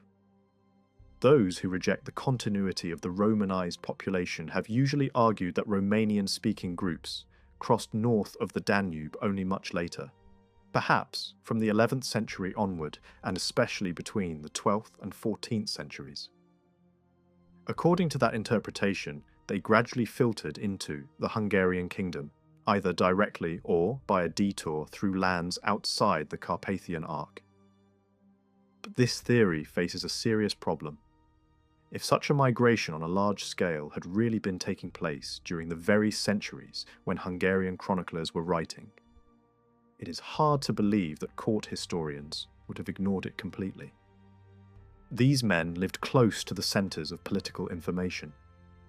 If the Vlachs of Transylvania had only recently come from the Balkans, the event should have been visible in both memory and administration.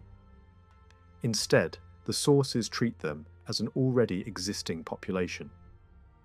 Even more telling is the direction of movement found in other medieval texts. Byzantine evidence from the 11th century speaks of Vlachs in the Balkans who, after conflict with imperial authority, moved southward, not northward.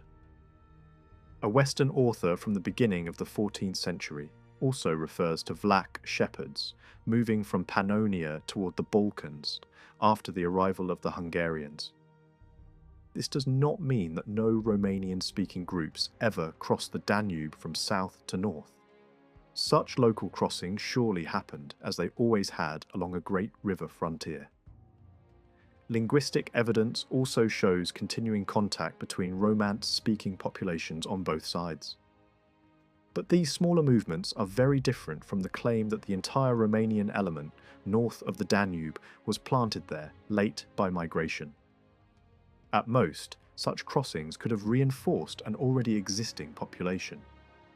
In the effort to avoid recognizing the early presence of Romanians, some scholars even proposed more extreme ideas. One of the strangest was the theory that the names used in medieval sources did not refer to Romanians at all, but to an obscure Turkic group from the Ural region. According to that view, the people called Blasi or Blacki in the sources were supposedly descendants of a tribe that had once moved west with the Bulgars. But this interpretation collapses under the weight of its own implausibility. There is no narrative or archaeological evidence for such a migration.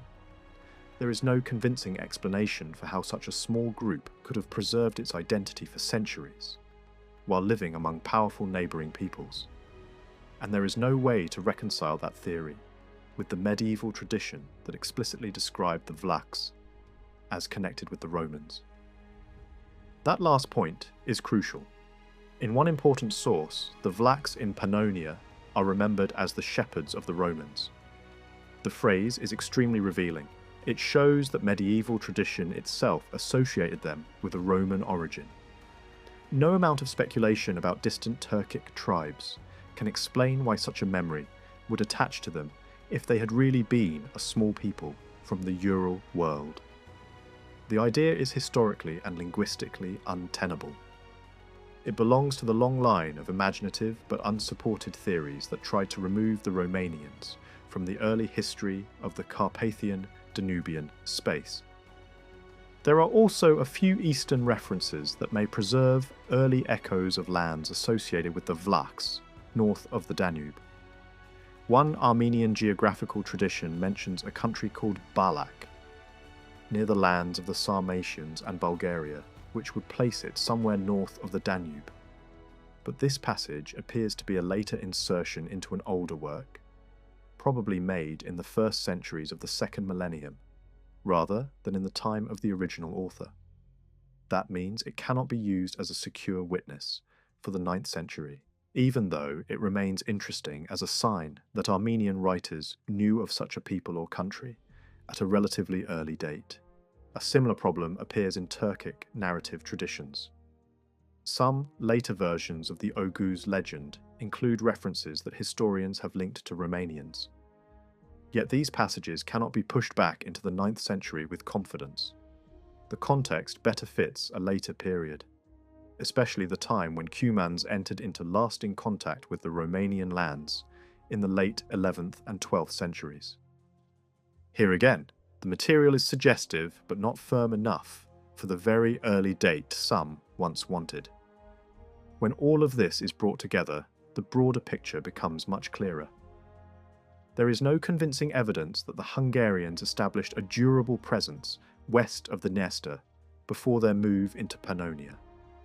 Their main settlements lay farther east, and their final migration followed the northern Carpathian route, rather than passing through Moldavia. The later Hungarian conquest of Transylvania advanced step by step from the west.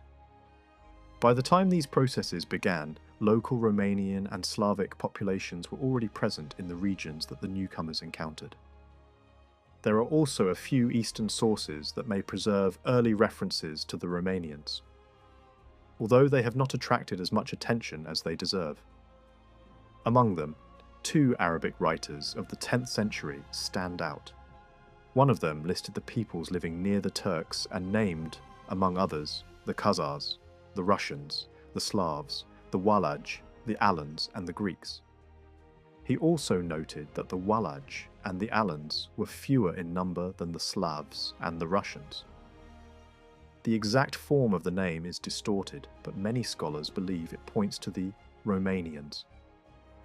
That interpretation makes sense because the group is placed in the company of peoples clearly belonging to Eastern and Southeastern Europe. Another Arab author, writing a great catalogue of books and peoples, mentioned the Bulgars, the Khazars, the Alans, and a people whose name appears in a form that may also refer to the Romanians. The distance between these writers and the Carpathian Balkan world explains why the names are imperfect. But even through that distortion, they may preserve an important memory: that the Romanians were already known in the Eastern world as one of the peoples living in the lands north of the lower Danube and around the Black Sea. At the same time, written and archaeological evidence shows that in the 9th and 10th centuries, the Romanians of the Dniester region lived alongside Slavic tribal groups, especially the Tivertsians and the Croatians. The Tivertsians appear in the Old East Slavic Chronicle as a people who had once occupied lands closer to the Black Sea and later spread toward the Danube and the Dniester. The chroniclers remembered them as numerous and strong enough to possess fortified centres, whose traces were still visible when the text was composed. Later, manuscript versions differ in detail, but when the written evidence is compared with archaeology, the broader movement becomes clear. These communities gradually shifted westward, settling between the South Bug and the Dniester.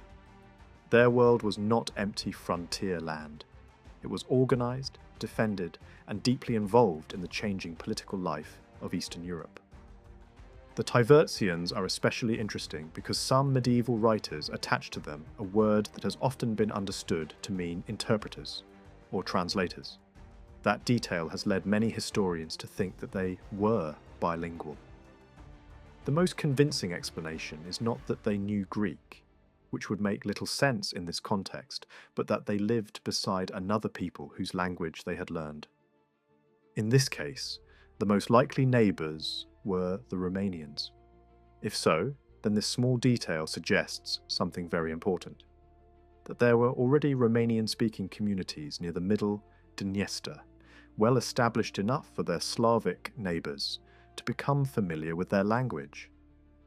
Archaeology strengthens this picture. Between the Dniester and the Reuth, and along the middle course of the Dniester, excavations have uncovered fortified settlements, open villages, and cemeteries dating from the 9th to the 11th centuries. Some of these sites were protected by earthen ramparts, deep ditches, and wooden palisades. Their material culture includes tools, weapons, jewellery, and Arabic silver coins, showing that they belonged to a wider network of exchange and conflict.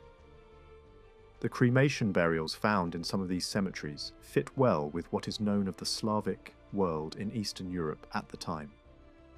Everything about these finds suggests that the Tivertsians formed a strong Slavic presence in this region, living in close proximity to local Romanian communities. As the power of Kiev expanded in the late 9th and early 10th centuries, these Slavic groups were drawn into its orbit. The rulers of Kiev gradually imposed their influence over more and more tribes, and the Tivertsians appear among those who eventually accompanied the Rus on campaigns against Byzantium. That tells us that by the early 10th century they had come under Kievan influence, whether by force or through alliance. Yet the situation was never simple. Not every tribe submitted in the same way, and not every alliance was born of defeat. In a world threatened by steppe nomads, joining the Rus could also mean seeking protection against stronger enemies. The neighbouring Ulichians followed a somewhat different path. They resisted Kievan pressure for longer and were only subdued after a hard struggle. Older scholars once tried to place their main centre in Bessarabia, but later research has shown that this was mistaken. Their political heart lay much farther east, closer to the Dnieper. Even so, the confusion itself reveals something important about the region. The lands between the Bug, the Dniester, and the Prut were part of a frontier world in which tribal movement, shifting influence, and uncertain borders were all normal. No single power held the entire region securely, and the spaces between the big rivers often remained only loosely controlled. To the north, in the upper basins of the Dniester and the Prut, the Romanians and the Tivertsians had other Slavic neighbours, the Croatians. These too appear in the East Slavic chronicles, and seem to have fallen for a time under Kievan influence. Archaeological finds from their area include fortified sites and cremation cemeteries similar to those known elsewhere in the Slavic world. In northern Moldavia, some fortified centres resemble those from the Croatian zone so closely that they point to strong links across the region. Once again, this was not a silent or isolated landscape. It was a frontier full of contact, movement, and overlapping spheres of influence. Meanwhile, the rulers of Kiev were not content with dominating nearby tribes. During the 10th century, they launched major expeditions along the Volga, the Caspian, and especially the Black Sea. Some of their most famous campaigns were directed against Byzantium. Their fleets and warbands used the Great River route that led from the north through the Dnieper and out into the Black Sea. Then followed the western coast southward toward Constantinople. Along that journey they passed the mouths of the Dniester and the Danube, and they almost certainly landed on the shores of Moldavia and Dobruja. The lower Danube and the northwestern Black Sea were therefore not distant from the great events of the age. They lay directly on one of the most important military and commercial routes of medieval Eastern Europe. But by the late 9th and early 10th centuries, the success of that route depended on a new and formidable power, the Pechenegs. After being driven westward from the Volga region, they took over the steppe lands north of the Black Sea and replaced the Hungarians there. This gave them control over the open spaces through which armies, traders, and messengers had to move. Once they settled in this region, no one could safely use the Dnieper road to the Black Sea without reckoning with them. The stretch around the Dnieper rapids was especially dangerous, since boats had to be dragged overland there and were exposed to attack. Whoever controlled the steppe around that choke point could make or break the communication between Kiev and Byzantium. As Pecheneg power expanded westward, the lower Danube and southern Moldavia were drawn more deeply into the politics of the steppe. These nomads did not simply occupy grasslands and wait. They raided, negotiated, allied themselves with stronger powers, and moved across huge distances with great speed. Their pressure was felt not only in the open plains, but even beyond the Carpathians. One source suggests that the Pechenegs attacked the Transylvanian Principality of Jalu, weakening him at the very moment when he also faced Hungarian pressure. Another account implies that a different local ruler, Glad, may actually have drawn steppe allies into his own struggle. In medieval narrative tradition, those allies were called Cumans, but the term was likely being used loosely for Turkic nomads, and may in fact refer to the Pechenegs. Whether attacking or assisting, the Pechenegs were already deeply involved in the politics of the Romanian lands. Byzantium understood this very well. For the emperors in Constantinople, the Pechenegs were both a danger and an opportunity. They might raid Byzantine lands, but they could also be bribed, flattered, or turned against other enemies. Before the Great Byzantine-Bulgarian War of 917, both sides tried to win their support. Simeon of Bulgaria sent envoys and sought to secure their help, even through marriage diplomacy. The Byzantine court answered with gifts and counter-negotiation, and for a moment it seemed possible that the nomads would enter the war on the imperial side. In the end, however, the cooperation failed. The Byzantines were left without the steppe support they had hoped for, and Simeon won a crushing victory. Still, the whole episode shows how important the Pechenegs had become.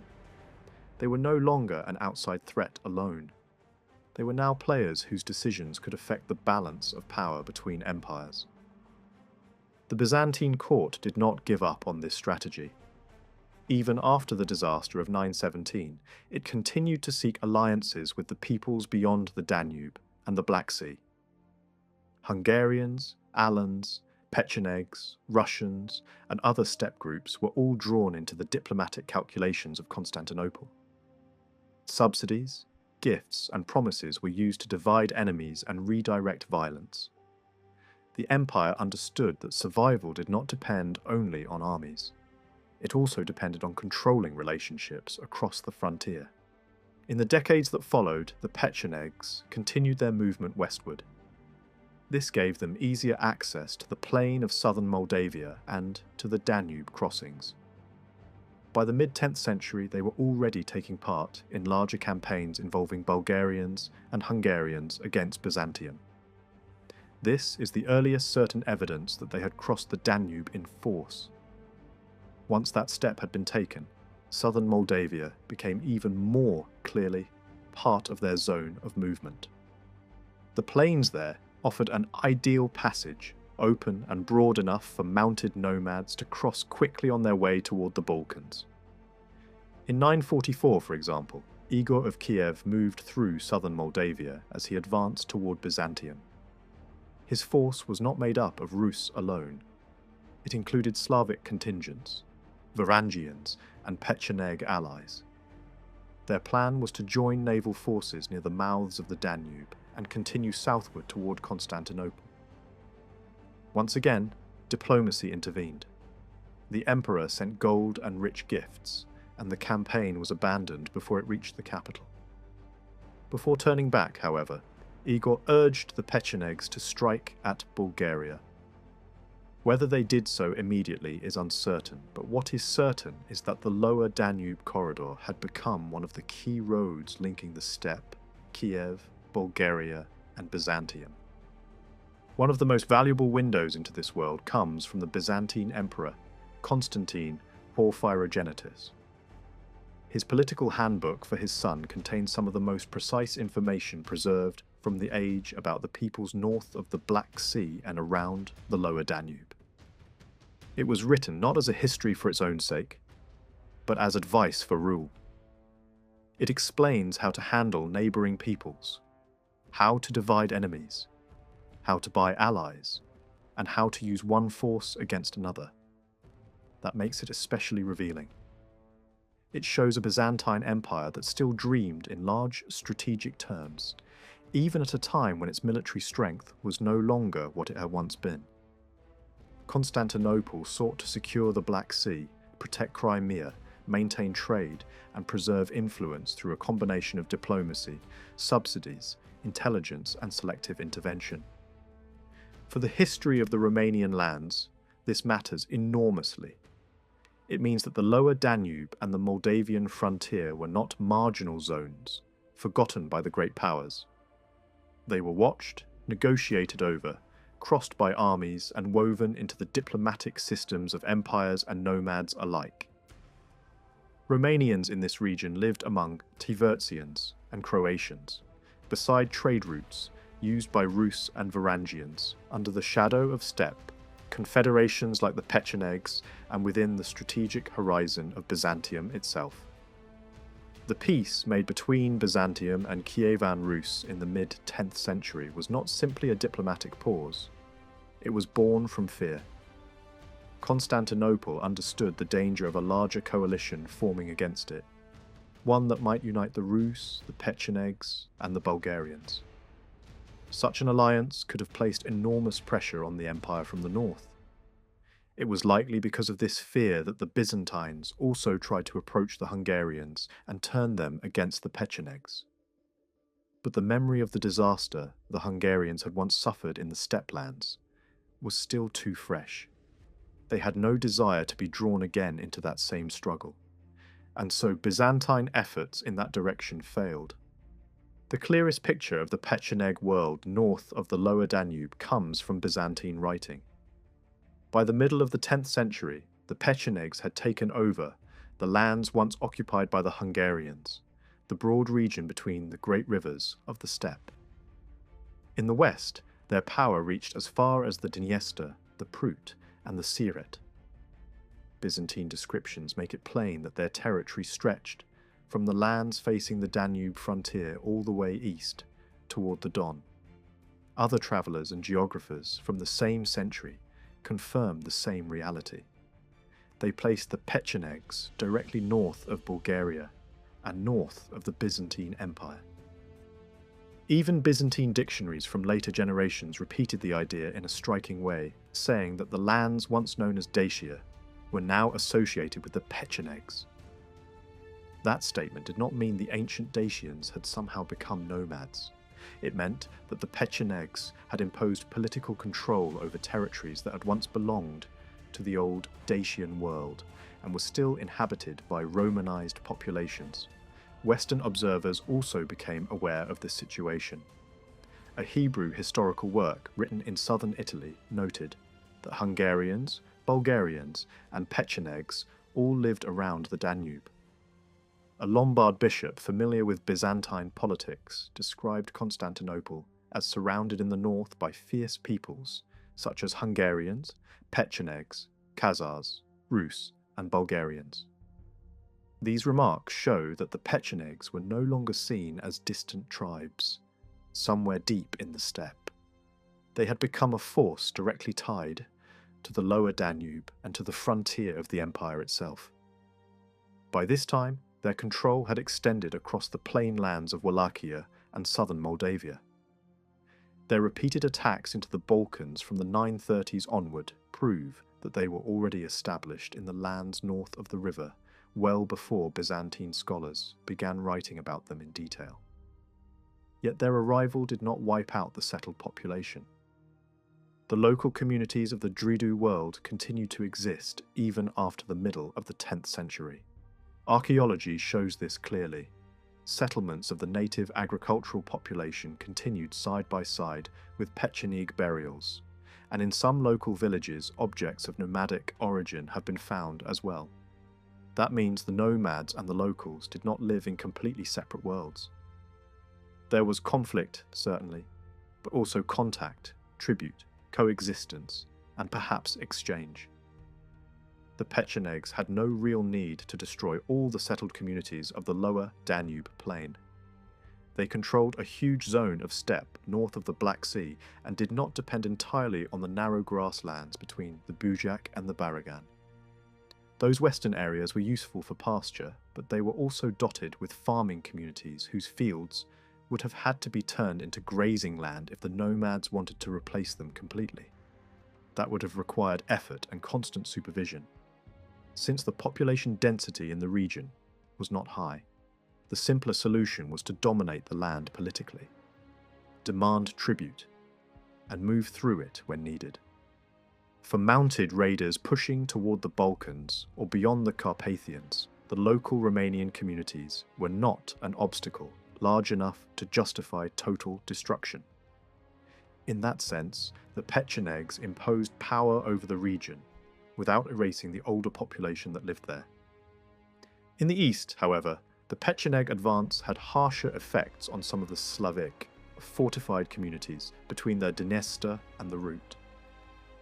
During the second half of the 10th century, their attacks seem to have intensified, and by the 11th century, several strongholds in that zone were violently destroyed. Some of the people living there may have fled northward into safer lands.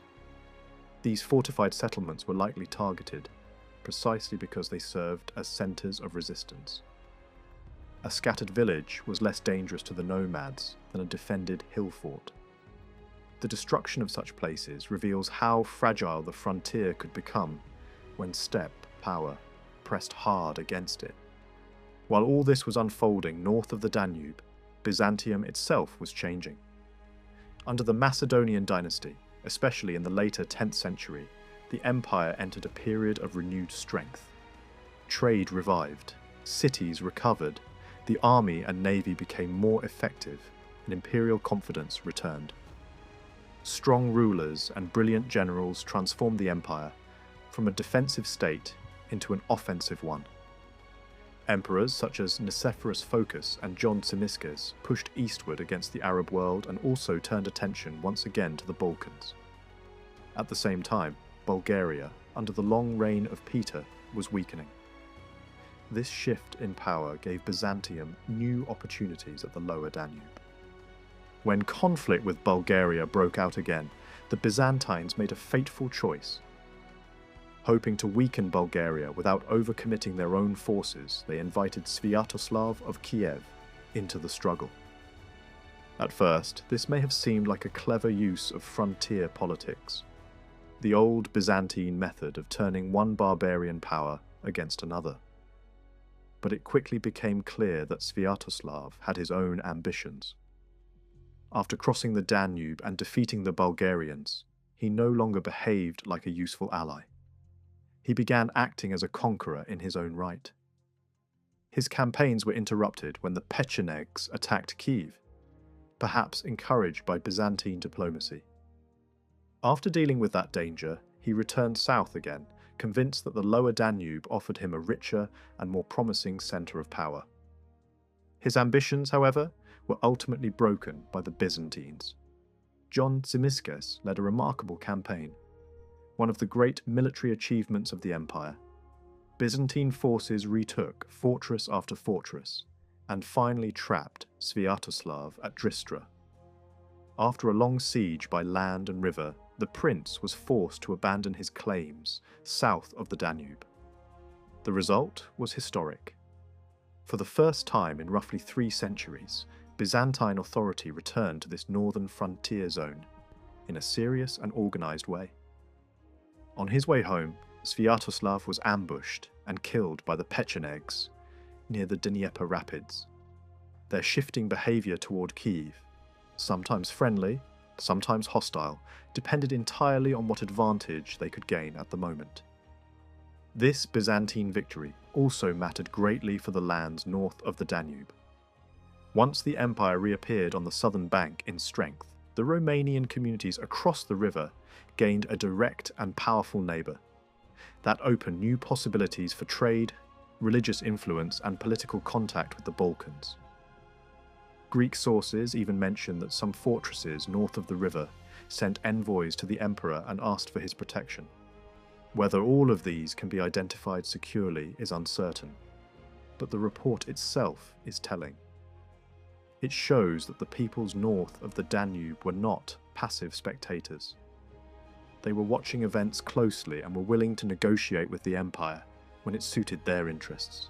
After the war, Byzantium reorganized its newly recovered possessions. New administrative and military structures were created in the lower Danube zone. The details remain debated, but what matters is that the empire now tried to anchor itself permanently in this frontier region. Still, these gains were not entirely secure. Civil wars and internal disorder after the death of John Tzimiskes weakened imperial control. In Bulgaria, the resistance of the local ruling house revived the old state in a new form, shifting its centre westward into the central Balkans. It was in connection with these struggles that one of the earliest secure references to the Vlachs south of the Danube appears, showing that Romanian-speaking communities were now visible on both sides of the river in the political record. In the early 11th century, under Basil II, Byzantium once again surged forward. After defeating internal enemies and restoring stability, Basil focused increasingly on the Balkans. One campaign followed another until Bulgaria was finally crushed. The conquest was completed in the second decade of the century, and Byzantine rule was reimposed across the Bulgarian lands. When the church organization of the conquered territories was arranged, a special diocese for the Vlachs of the former Bulgarian realm was included. This is highly important because it suggests that Byzantine ecclesiastical influence may also have reached the Romanian communities north of the Danube, tying them more closely to the Orthodox world of the Balkans. During Basil's long reign, peace returned to the lower Danube in a way that had not been seen for generations. Pecheneg invasions into the Balkans largely ceased. Diplomacy played a major role here. Earlier treaties with the Pechenegs seem to have been renewed, and Constantinople successfully prevented them from joining Bulgaria at critical moments. This calm coincided with another event of enormous importance: the Christianization of Kievan Rus under Vladimir.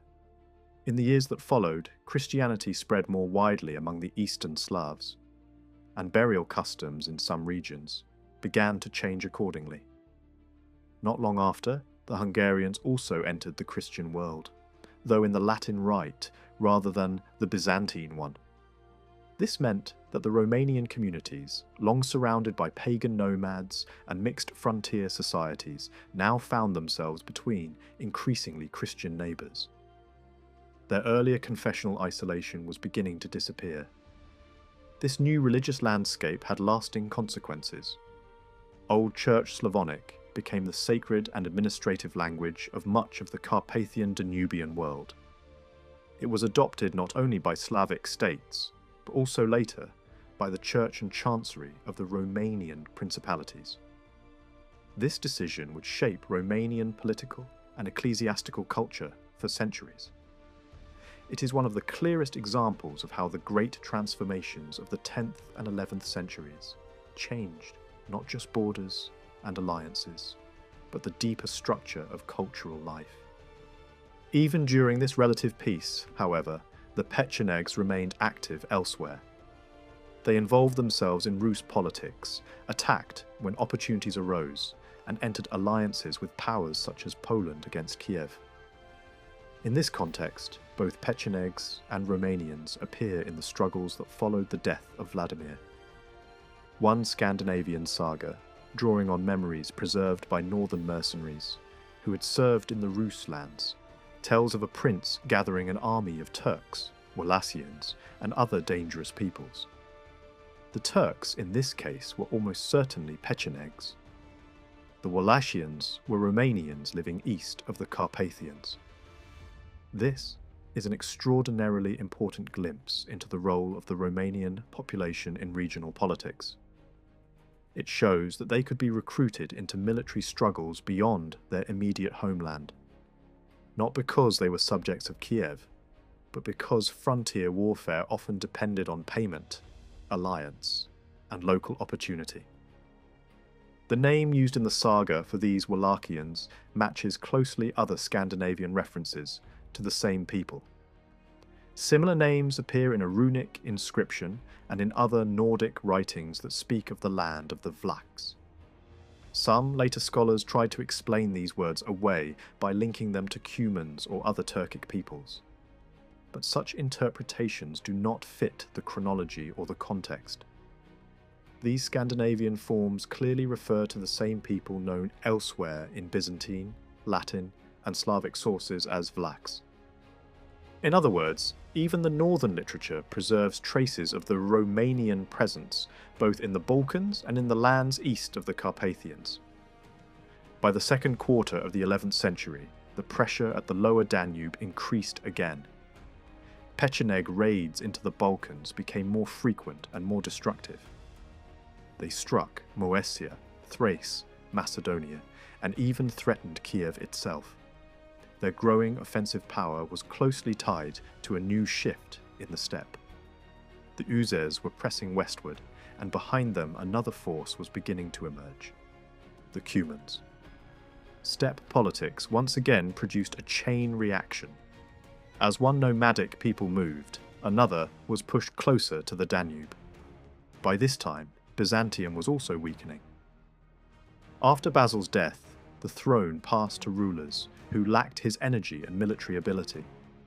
The empire's strength at the frontier began to fade, and the Pechenegs took advantage of it. Their raids became more frequent, and the local population north of the Danube probably suffered heavily. It is likely that many people withdrew from the exposed plain into the wooded hills, seeking the protection of terrain that steppe horsemen found harder to master. Even the last major Rus attack on Constantinople in the 1040s followed the same old route past the mouths of the Danube, showing that this corridor remained active and dangerous to the very end. Then came another important turning point. Within the Pecheneg world itself, a split opened. A lesser leader named Kagan broke with the supreme ruler, Tyrak. Defeated in the struggle, Kagan and his followers fled first into the marshy Danube lands, and then onto an island near Dorostolon. From there, negotiations with Byzantium led to something remarkable. These Pechenegs were allowed to settle along the imperial frontier on the condition that they accept Christianity and serve the empire as military allies. Their chief received a Christian name and an official title from the emperor, proof that they had been drawn directly into the Byzantine system. Meanwhile, conflict continued between the Pechenegs on the two sides of the Danube. Tyrak protested that Byzantine support for Kagan violated earlier agreements. When his complaints were ignored, he prepared to strike back. Later chroniclers say that the entire Pecheneg people crossed into imperial territory, but such statements are clearly exaggerated.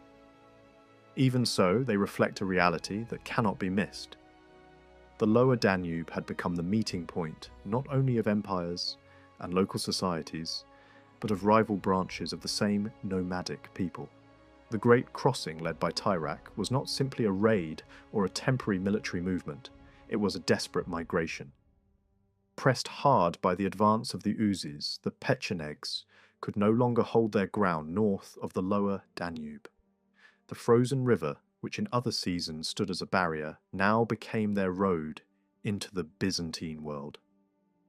Byzantine writers later described this moment in dramatic language, speaking of an entire people forced across the ice because another nomadic power was driving them from behind. The old classical names they used may sound confusing, but the reality behind them is clear. One steppe nation was being pushed aside by another, and the lands north of the Danube were no longer secure enough even for those who had once ruled them. This moment also shows something important about the lower Danube frontier. The danger facing Tyrak's Pechenegs did not come from local Romanian communities, which by that time did not possess the strength needed to expel such a powerful nomadic confederation. The real threat came from the east, from the advancing Uzes. Once the Pechenegs suffered defeat, they did not try to rebuild their power in the same lands north of the Danube. Instead, they preferred to move into the empire and place themselves under Byzantine authority. That choice alone reveals how unstable the northern frontier had become. Even so, not all Pechenegs followed Turkic into the Balkans. Some groups remained behind in the steppe. Over time, they lost their independence, entering other Turkic confederations or offering military service to the princes of Rus, who settled them along frontier zones near the open grasslands. Others had already survived farther east, living beside the Uzes since the earlier struggles around the Volga. This tells us that the Pecheneg world did not vanish all at once. It fractured. One part crossed into Byzantine lands, another stayed in the steppe, and each group had to find new ways to survive within a rapidly changing political landscape. For those Pechenegs who entered the Balkans, the migration created decades of turmoil for Byzantium. Far from becoming obedient frontier settlers, they often turned into a major source of disorder. They took advantage of imperial weakness, of revolts inside the empire, and of new invasions striking from other directions. At times, they resisted the provincial governors. At times, they joined local populations angered by taxes and administration. At times, they cooperated with other nomadic raiders crossing the Danube. The result was that Byzantium repeatedly lost control over wide parts of its lower Danube frontier. Imperial propaganda later tried to present this settlement as a triumph of policy and Christianization, but the reality was much harsher. The empire had not pacified the Pechenegs. It had admitted into its own territory a dangerous and unpredictable military society. As Byzantine influence weakened in the outer Carpathian lands, the strategic importance of the Turkic Nomads increased. Their presence between the Danube and the Balkan mountains became such a severe problem that even Byzantine authors, who were often inclined to rhetorical exaggeration, struggled to describe them strongly enough. They were presented as terrifying enemies, not only of the empire, but of the Christian world more broadly. Behind that dramatic language stood a simple truth. The lower Danube had become one of the most unstable frontiers in Europe. Byzantium's old method of setting one enemy against another no longer worked as effectively as it once had. During the period between Basil II and Alexius Comnenus, the empire often found that its neighbours were perfectly capable of cooperating with each other when it suited them. On one occasion, the emperor Isaac Comnenus had to confront a combined threat involving Hungarians and Pechenegs. He first drove back the Hungarians, then turned against the Pechenegs, some of whom submitted while others fought on among the marshes of the Danube. One outside chronicle even suggests that the emperor crossed the river in pursuit, though Byzantine writers do not clearly confirm such an expedition. Whether or not that crossing happened, the episode shows again that the frontier remained fluid. Power north and south of the Danube could not be separated neatly. During the same century, another transformation reshaped the steppe. After the Great Split within the Oghuz world, one branch moved toward the Islamic south and became associated with the Seljuk Turks, while another continued westward. Pressed by the Cumans, this western branch of the Uzes crossed the vast distance from the Volga to the Danube in remarkably little time. In doing so, they repeated the same pattern that had already driven the Pechenegs before them. Steppe history moved in waves. One confederation displaced another, and the force of that movement kept pushing westward. The first clashes between the Uzes and the Rus took place in the middle of the 11th century. Rus princes fought them, drove them from some of their lands, and added further pressure to the attacks already coming from the Cumans. This double blow made it impossible for the Uzes to remain in the old steppe zones north of the Black Sea. Some detachments likely reached the Bugyak and the Romanian plain not long after the Pechenegs had fled south. But the great concentration of oozes north of the lower Danube came only when pressure from the Cumans became overwhelming and the Rus coalition forced them westward. Their stay there was brief. Soon they too crossed the Danube into Byzantine territory. That crossing, however, reveals something very important about the native population of the lower Danube plains. Byzantine writers say that the oozes crossed not only with leather floats, which nomads commonly used, but also with boats and ships. That detail matters. Steppe nomads were not shipbuilders on any significant scale. If boats and vessels were available in large enough numbers, they were almost certainly obtained from the settled communities living in the Danube marshes and floodplains. In other words, even after years of nomadic pressure, the local population was still there, still active, and still capable of providing the material means for large river crossings. The plains had not been emptied. The Romanians of the lower Danube remained part of the landscape and part of the frontier economy. After the failure of the oozes' invasion into Byzantium, some of their bands likely returned north of the Danube and settled again beside the Pecheneg groups that had remained there. This would not have been unusual. The steppe frontier was full of shattered tribes, splinter groups, and mercenary bands seeking temporary shelter. But unlike some older theories once imagined, there is no serious basis for seeing later mountain populations, such as the Hutsuls, as descendants of these Turkic nomads. A steppe, people choosing to settle permanently in high mountain country, would make little historical or archaeological sense. The evidence simply does not support such an idea. Then came the Cumans. They were the next great force of the steppe, and by the later 11th century their advance had reached the lower Danube region. Their first detachments probably entered the Bugiak not long after the oozes crisis, and their first clear participation in Balkan affairs came when they joined the Pechenegs in raids against Byzantine lands. At first, their presence near the Danube was still limited. They needed Pecheneg cooperation for major operations, which suggests that their own local strength in the region was not yet overwhelming. But farther east, against the Rus, they were already becoming a dominant power. After defeating earlier nomadic rivals and securing control across the steppe, they emerged as the masters of the vast zone between the Aral region and the lower Danube. Even so, their presence in the lands of Bugiak and Baragan seems to have remained relatively light at first. Only later do we begin to see signs of a stronger and more lasting Cuman weight in those territories. Some Eastern traditions describe the Cumans as forcing surrounding peoples, including the Romanians, into submission. These claims are exaggerated when taken literally, especially in relation to powerful states such as Rus or Hungary. But they still preserve one important truth. The Romanian lands had become part of the wider Cuman world, even if not always under direct and uniform control. Meanwhile, Pecheneg groups still remained north of the Danube.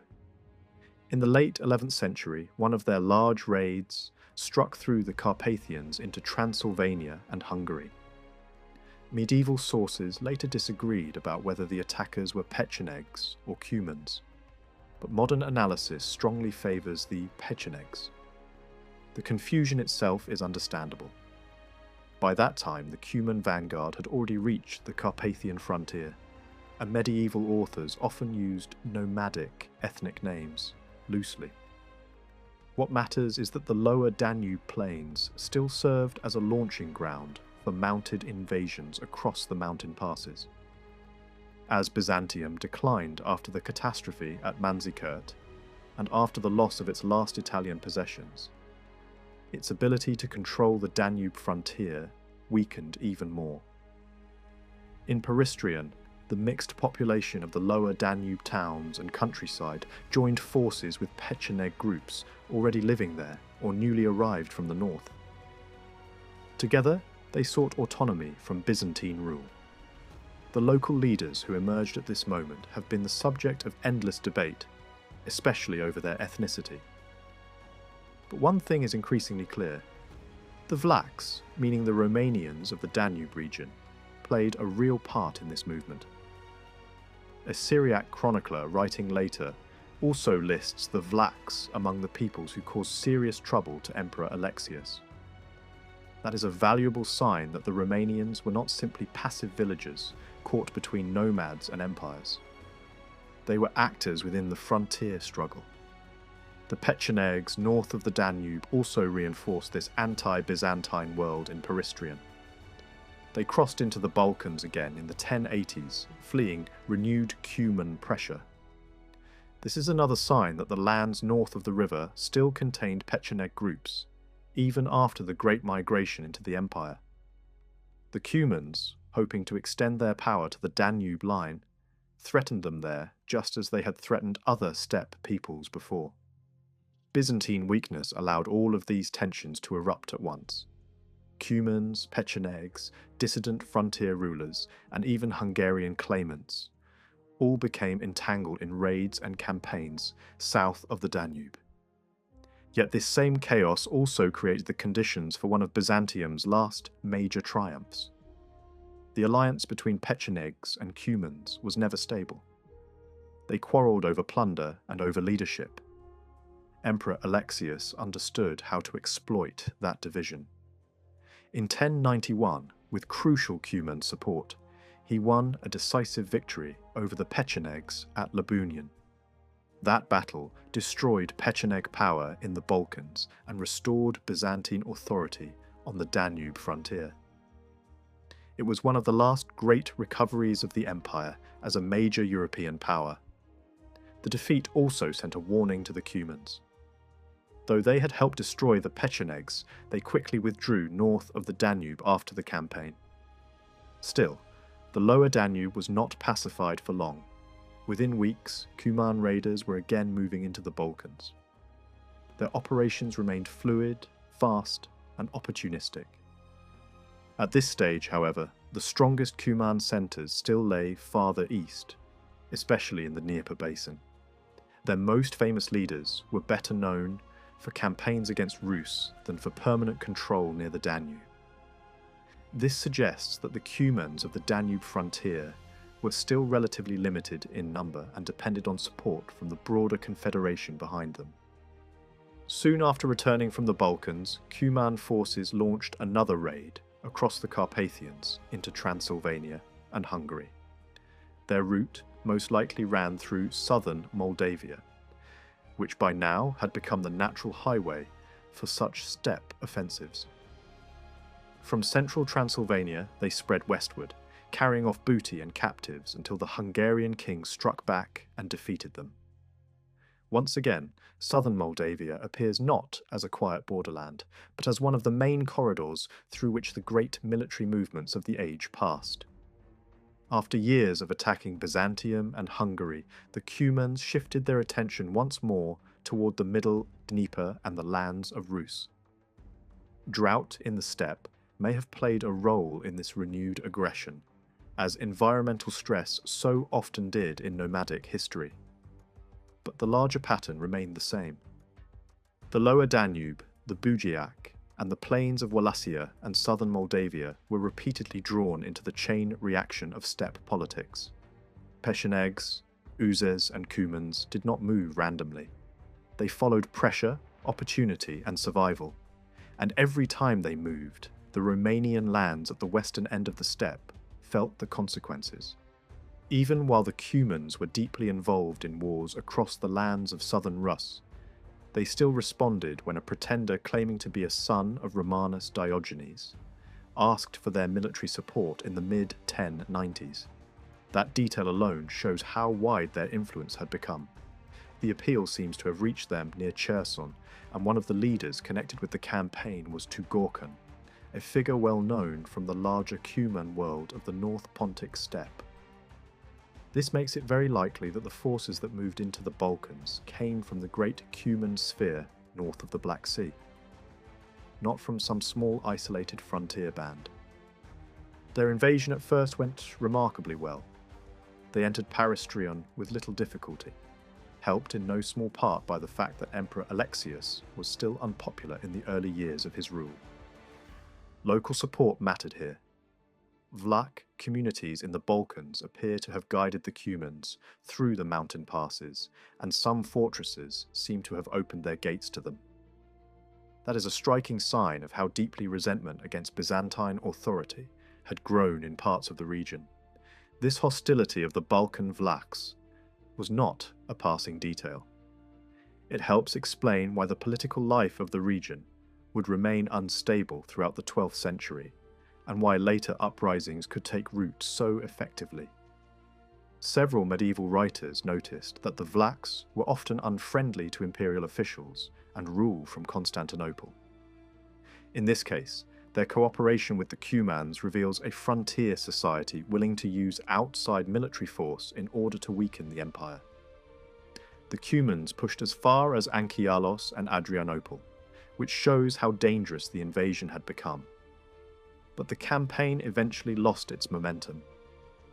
The pretender around whom the expedition had gathered was captured, confusion spread through his camp, and the Byzantine army managed to recover. The Cumans were beaten and driven back. After that setback, they did not dare mount another major invasion of the empire for roughly 2 decades. Even so, the danger never fully disappeared. The Danube frontier remained tense, and Byzantium knew it.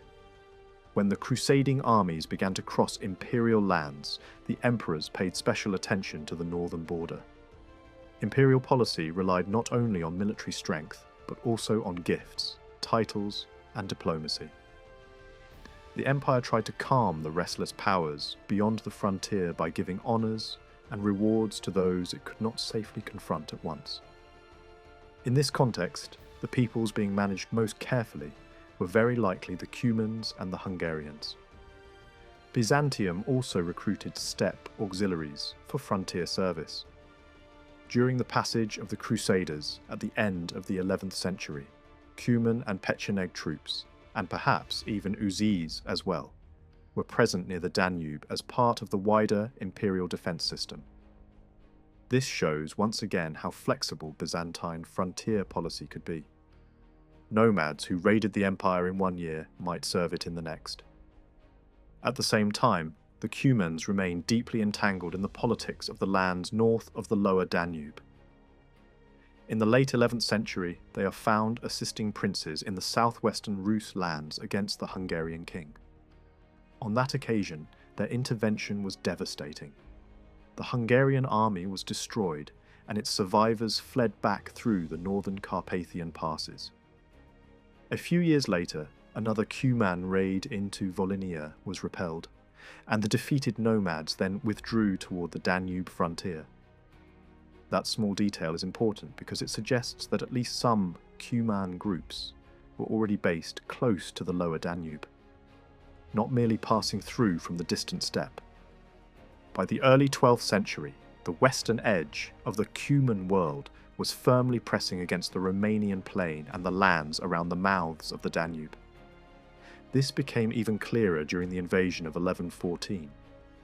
The Cumans who threatened the empire in that year seemed to have come from the neighbouring plain north of the river, especially from the western Romanian plain. When Emperor Alexius moved against them, they avoided direct battle and quickly recrossed the Danube.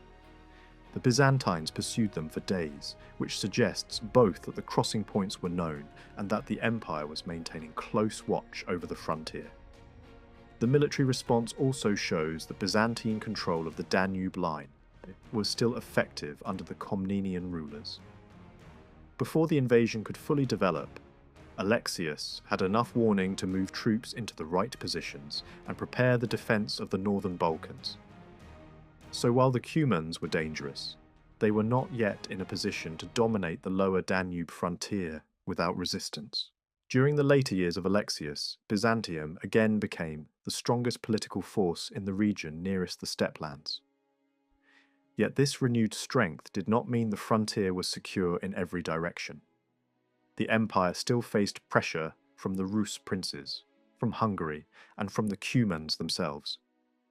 In response, Constantinople adjusted its diplomacy. Alexius even sought marriage ties with a Rus prince who was linked to the Cumans and hostile to both Hungary and Kiev. In doing so, Byzantine policy showed a familiar logic. It preferred balance to certainty and alliance to isolation. At the same time, Kievan rulers were not free from older ambitions. There are traditions suggesting that Prince Vladimir Monomakh took an interest in the Danube region and may even have dreamed of reviving the old southern ambitions associated with Sviatoslav. Whether or not all the details preserved in the chronicles are exact, it is clear that the mouths of the Danube still held political and strategic attraction for the rulers of Rus. Yet large-scale military expansion into that zone remained difficult. The nomads controlling the steppe north of the Black Sea stood in the way of any stable Rus advance.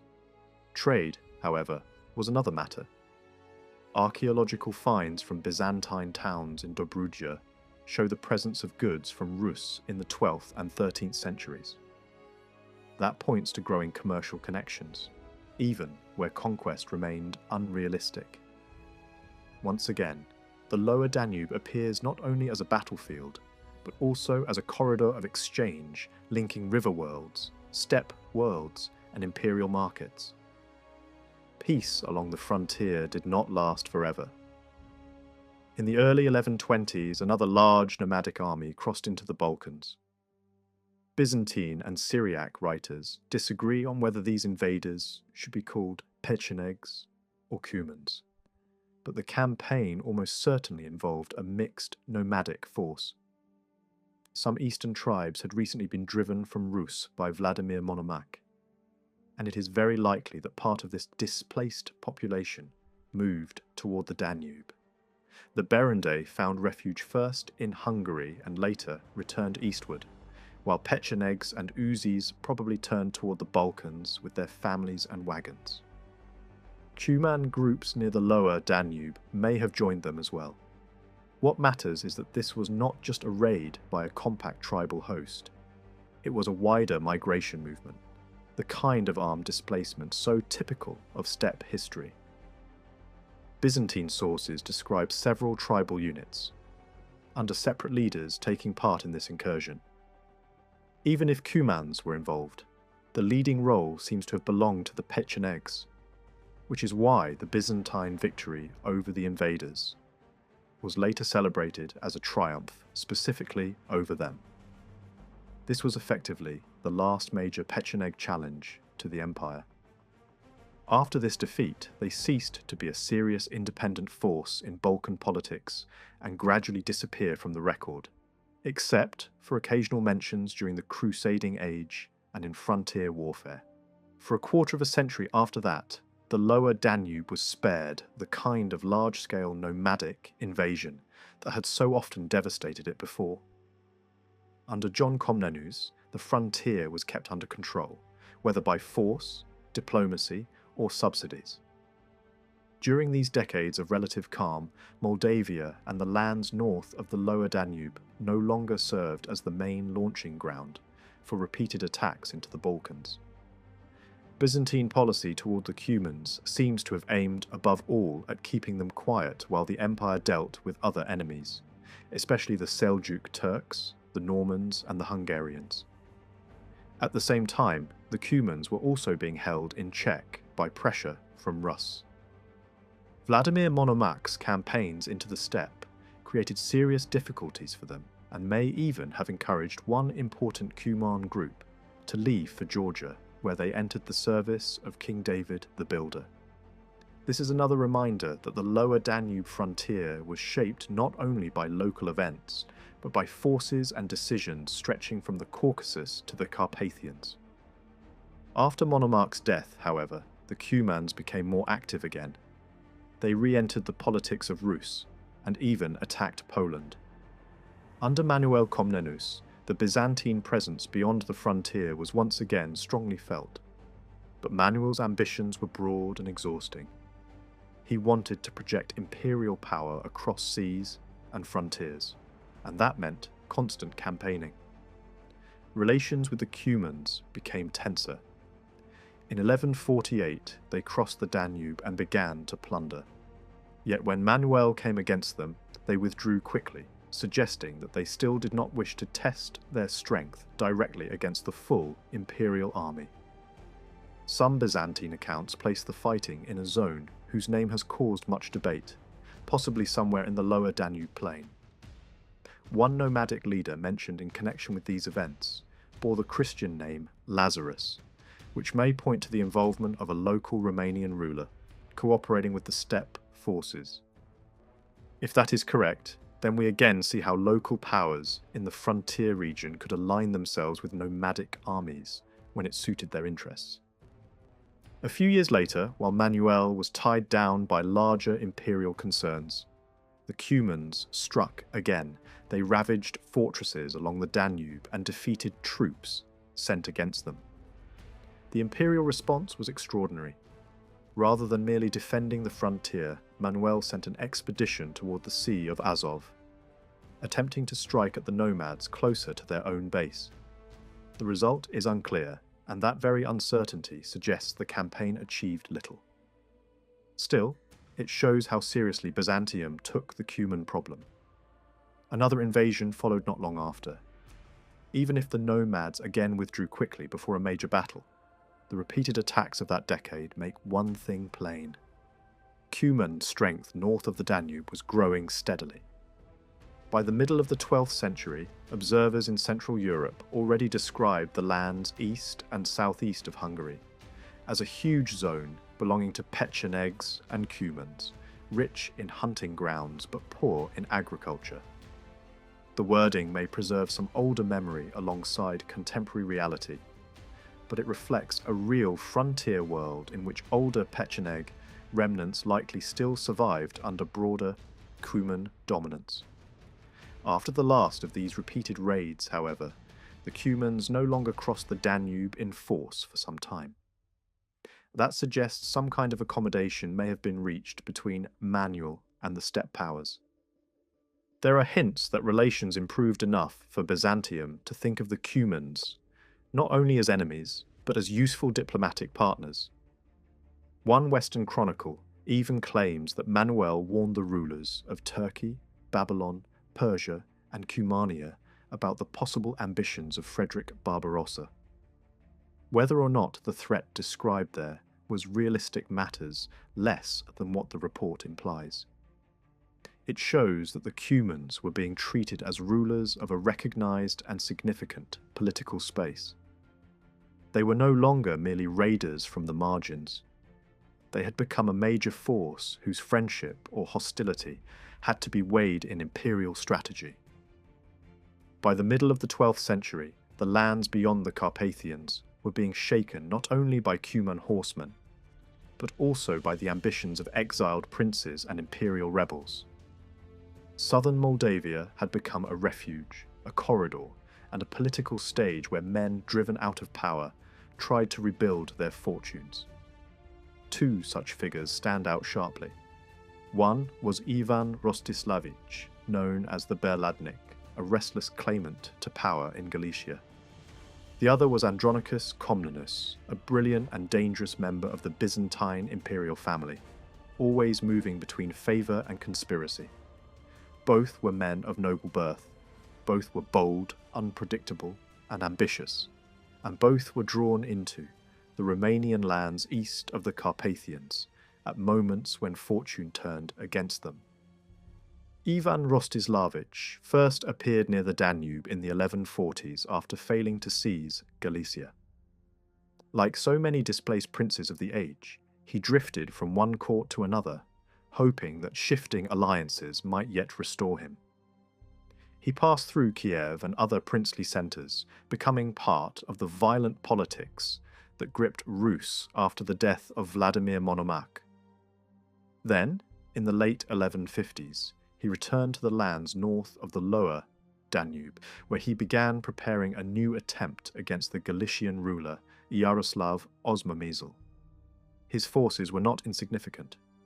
He gathered several thousand men known as Berladniks, and was joined by many Cumans from southern Moldavia. Even before the campaign fully began, his men attacked boats belonging to Galician fishermen on the Danube, a sign that this was no simple act of refuge but a real military preparation. Yet, when the expedition moved toward the Galician frontier, it failed.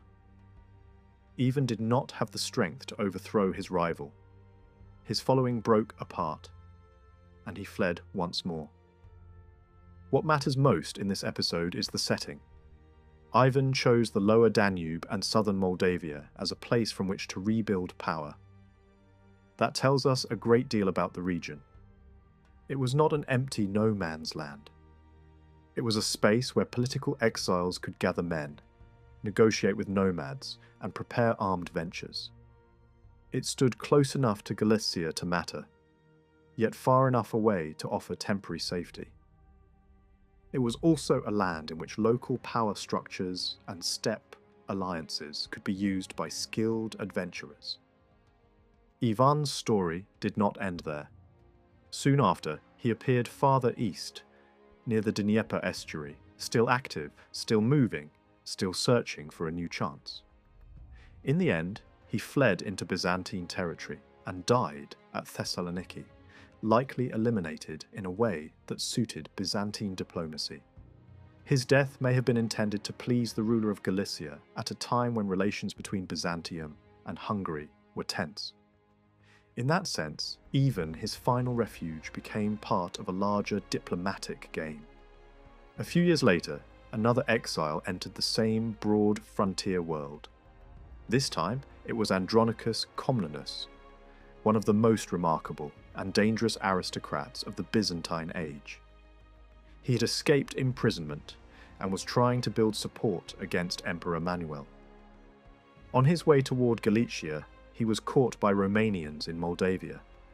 He managed to escape and eventually reached the Galician court, where he was received favourably. This episode is extremely important because it contains one of the earliest clear references to Romanians north of the Danube. It also shows that these Romanian communities were not cut off from imperial politics. They acted in the interest of Manuel, which suggests that Byzantine influence beyond the Danube was strong enough to matter in local decisions. The empire was not ruling these lands directly, but it clearly had agents, friends, and loyalists there. Manuel's ambitions in the region were much wider than the fate of a single fugitive prince. He was determined not only to defend the Danube frontier, but to project Byzantine power beyond it. One of the clearest examples came in 1166 when he launched a campaign across the Danube against Hungary. This was not a simple border raid. It was a large and carefully planned operation involving feints, diversions, and coordinated troop movements. A major role in this expedition was played by an army led by Leo Vatatzes, which included many Vlachs. A Byzantine chronicler even remarked that these Vlachs were believed to descend from Roman colonists from Italy. Whether that idea came from learned speculation or from the Vlachs' own pride in their origin, it is a striking sign of how identity was remembered in the region. The use of Vlach troops in this campaign was not accidental. The Byzantine army appears to have crossed in the lower Danube zone and then moved toward the bend of the Carpathians, likely using routes through lands inhabited by Romanians. Recruiting Vlachs was therefore not just a military choice. It was also a way of securing safe movement through a region where the empire relied on local knowledge, local cooperation, and perhaps local sympathy. Manuel was not only fighting Hungary, he was also trying to shape the balance of power in the outer Carpathian lands and prevent the Hungarian crown from extending its authority too far beyond the mountains. That possibility must be taken seriously. Trade between Hungary and the lands south and east of the Carpathians was already real by the 12th century, as shown by Hungarian coins found in Wallachia and Oltenia. Economic contact did not automatically mean political domination, but it certainly created openings that kings could later try to exploit. Manuel's intervention may therefore have had a double purpose. It weakened Hungary militarily, but it may also have aimed to block any Hungarian expansion into the Romanian lands outside the Carpathian Arc. At the same time, any Byzantine action in this zone had to take the Cumans into account. If left unmanaged, they could destroy an army's plans simply by striking at the wrong moment. That is why Byzantine diplomacy worked so hard to keep them quiet, divide them, or even recruit them. This web of diplomacy, local politics, and frontier war becomes even clearer when we look at the military forces employed by the Hungarian kings. In the 12th century, Hungary made broad use of auxiliary troops recruited from inside and outside the kingdom. Yet Romanian auxiliaries do not clearly appear in Hungarian service before the early 13th century. That silence may reflect distrust. The Romanians of Transylvania and the outer Carpathian lands either had little desire to fight for the Hungarian crown, or the kings did not fully trust communities living in regions where royal control was still incomplete. Instead, the Hungarian rulers often turned to steppe peoples, or even Muslim origin groups from Eastern Europe. These men probably reached Hungary either through the northern passes or across the outer Carpathian lands. Their presence shows again how open and connected this frontier remained.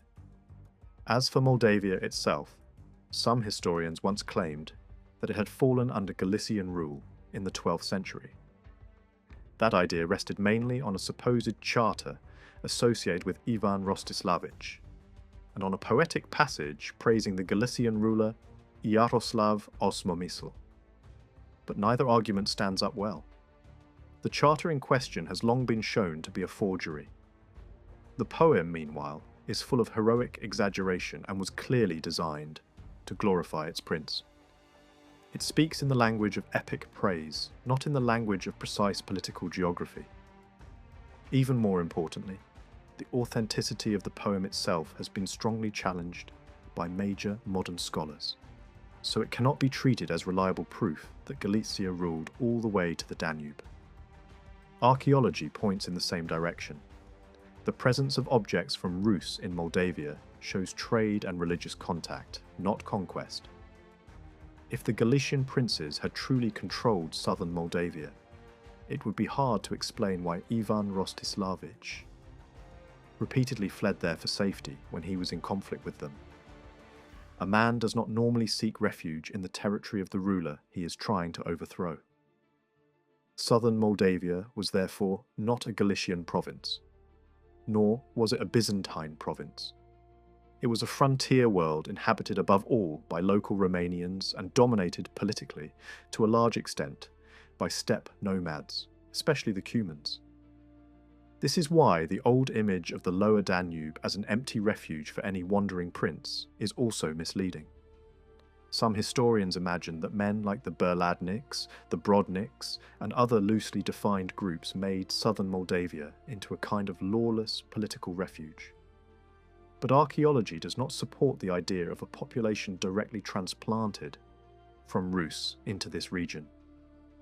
The material culture found there is much closer to that of other Romanian lands on both sides of the Carpathians than to the core lands of Rus. Trade links certainly existed and imported objects are real, but that is very different from political control or mass migration. The nomadic picture is more complex. Recent research suggests that the Cuman presence near the lower Danube in the 11th and 12th centuries was often temporary and episodic. The main Cuman centres remained the east. At the same time, Pecheneg and Uz groups continued to survive on the left bank of the lower Danube, some of them perhaps still connected in one way or another to Byzantine military arrangements. Even so, it is very unlikely that these older steppe groups could have completely escaped Cuman domination. More probably, the region was a layered frontier where Pechenegs, Uzes, Cumans, and Romanians all coexisted under shifting relations of power, tribute, alliance, and dependence. All of this forms the background to one of the greatest upheavals in late 12th century Balkan history, the Great Rebellion of 1185, led by the brothers Peter and Asen. Their uprising took Byzantium by surprise. For nearly 2 decades, the empire struggled to crush it, but in the end failed. The rebellion began in the Balkan mountains, in a region well suited for resistance, where Vlach communities lived among steep terrain and easily defended strongholds. Yet the real strength of the movement did not come only from the mountains south of the Danube. It also depended heavily on the populations and alliances north of the river. That became clear almost immediately. In 1186, when Emperor Isaac II launched his first campaign against the rebels, Peter and Asen crossed the Danube to the north and returned with Cuman support. From that point on, Cuman cavalry became one of the decisive military tools of the rebellion. They were drawn in by the promise of plunder and by the opportunity offered by Byzantine weakness. Their light horsemen gave the rebels speed, striking power, and flexibility, turning what might have remained a local revolt into a far wider and more dangerous war. Once again, the lands north of the Danube proved to be essential to what happened south of it. By the late 12th century, the struggle south of the Danube could no longer be separated from what was happening north of it. The Vlach and Bulgarian revolt against Byzantium had already become a major challenge, but its strength grew even more once Cuman cavalry joined the war.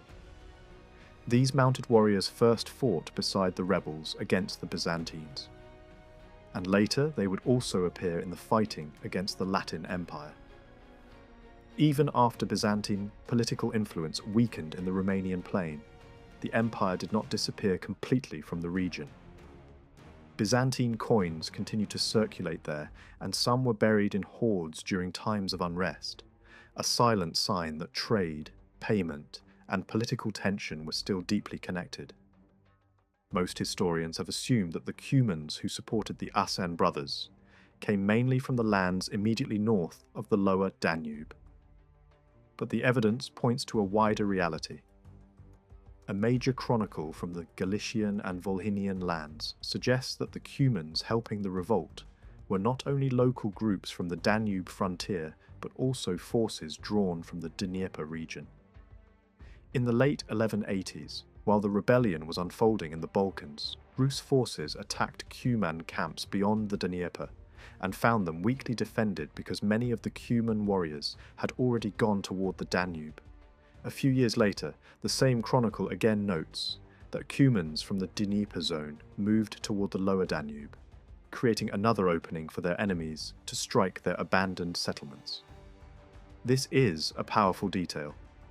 It shows that the Asenid revolt was not backed only by neighbouring nomads, but by a much larger Cuman military network stretching far into the steppe.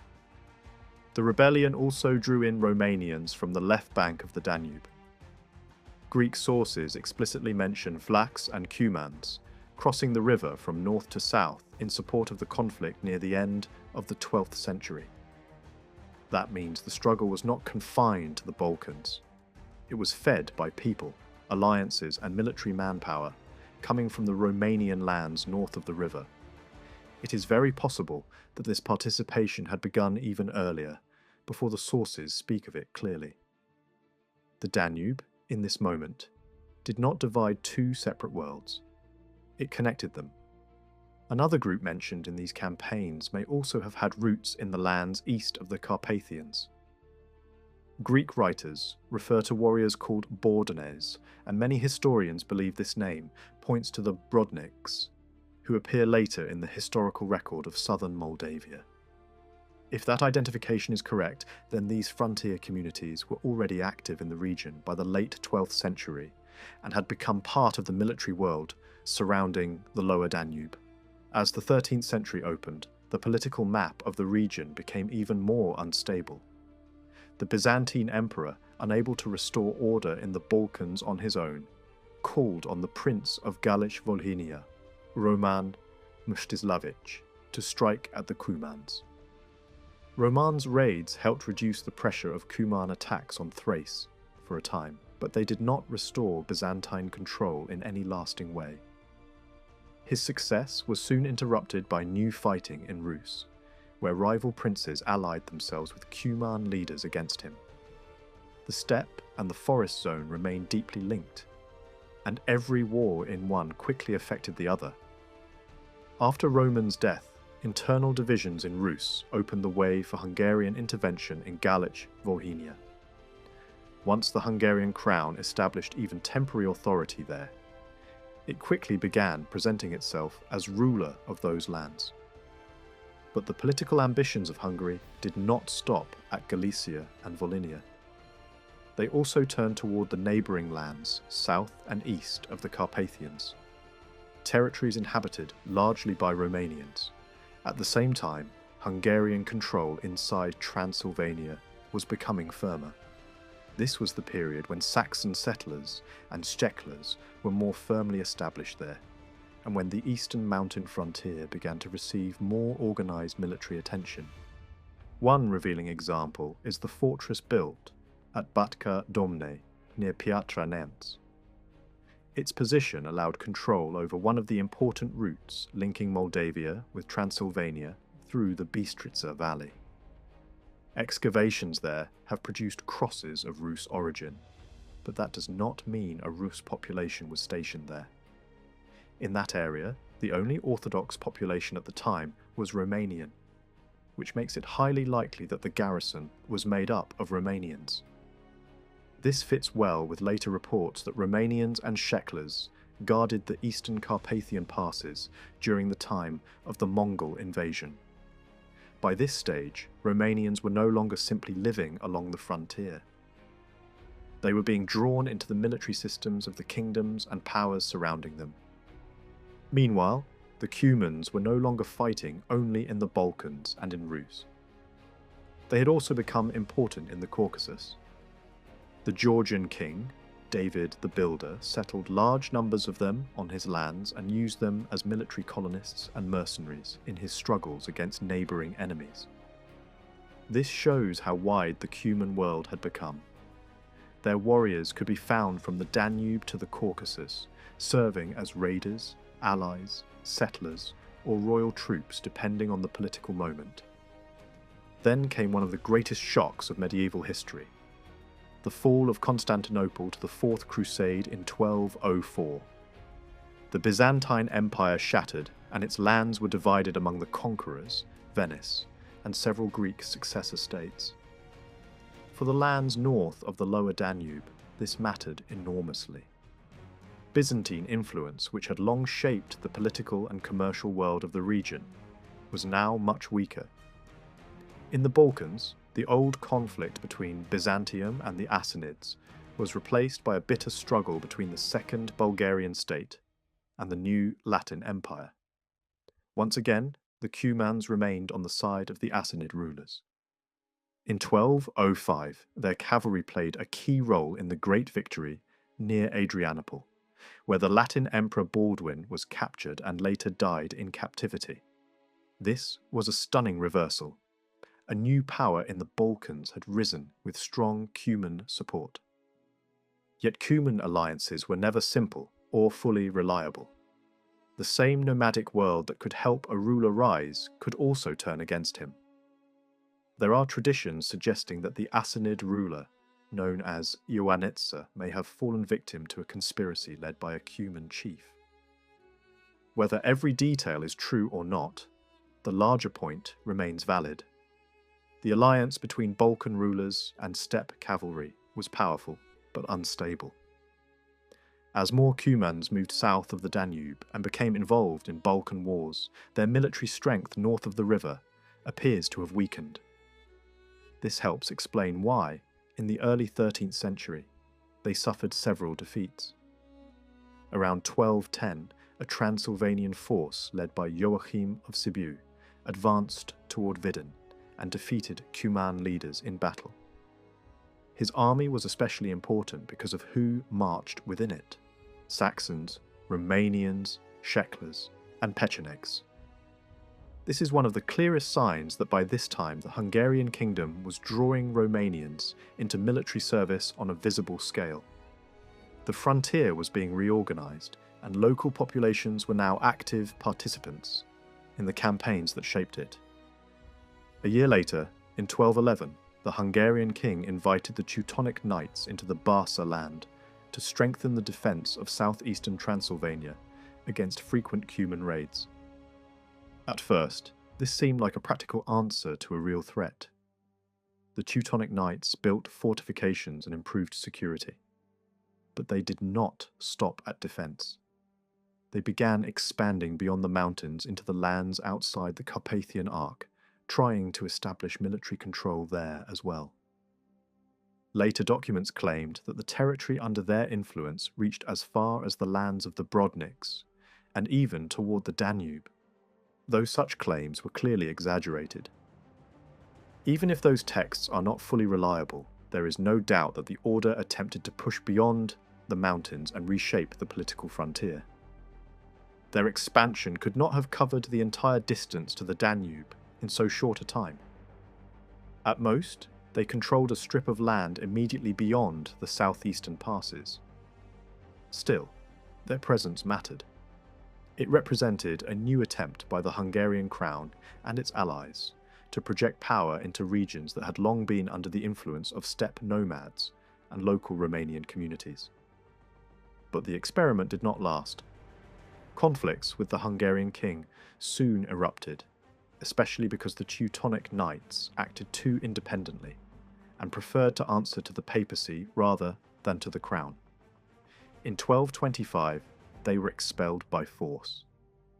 The lands into which they had moved were never truly empty, despite what some royal documents claimed. Medieval charters often spoke of deserted or uninhabited regions when granting land to settlers or military orders. But these formulas were political language, not literal truth. In reality, such areas often bordered Romanian settlements, and some were only thinly populated or partly cultivated, not vacant. The same pattern appears again and again in frontier history. A land described as empty turns out to be inhabited by people who did not fit easily into the legal or political categories of the ruling power. At the same time, the Cumans themselves were suffering blows from several directions. In the east, they were attacked by the ruler of Khwarezm and forced to yield territory. In Crimea, they lost control of Sudak to a sudden Seljuk expedition. Their military power, never fully centralized, was now stretched across too many fronts. This helps explain why their authority in the outer Carpathian and lower Danube regions appears more fragile in the early 13th century than it had been before. Soon a far greater danger appeared. The Mongols, advancing first against Khwarezm and then sweeping north of the Caucasus, shattered first the Alans and then the Cumans. Sudak was plundered, panic spread across the steppe, and the Cuman Khan Kuthan urgently sought help from the Rus princes. For a moment, old enemies joined forces. Cumans and Rus assembled a large coalition army to resist the new invaders. Some Galician warriors even moved by river and sea along the Dnester and Dnieper systems to join the campaign. That detail again reminds us that the great rivers of the region were still major lines of movement, in war as well as trade. The result was disaster. In 1223, at the river Kalka, the Mongols destroyed the allied Cuman and Rus forces.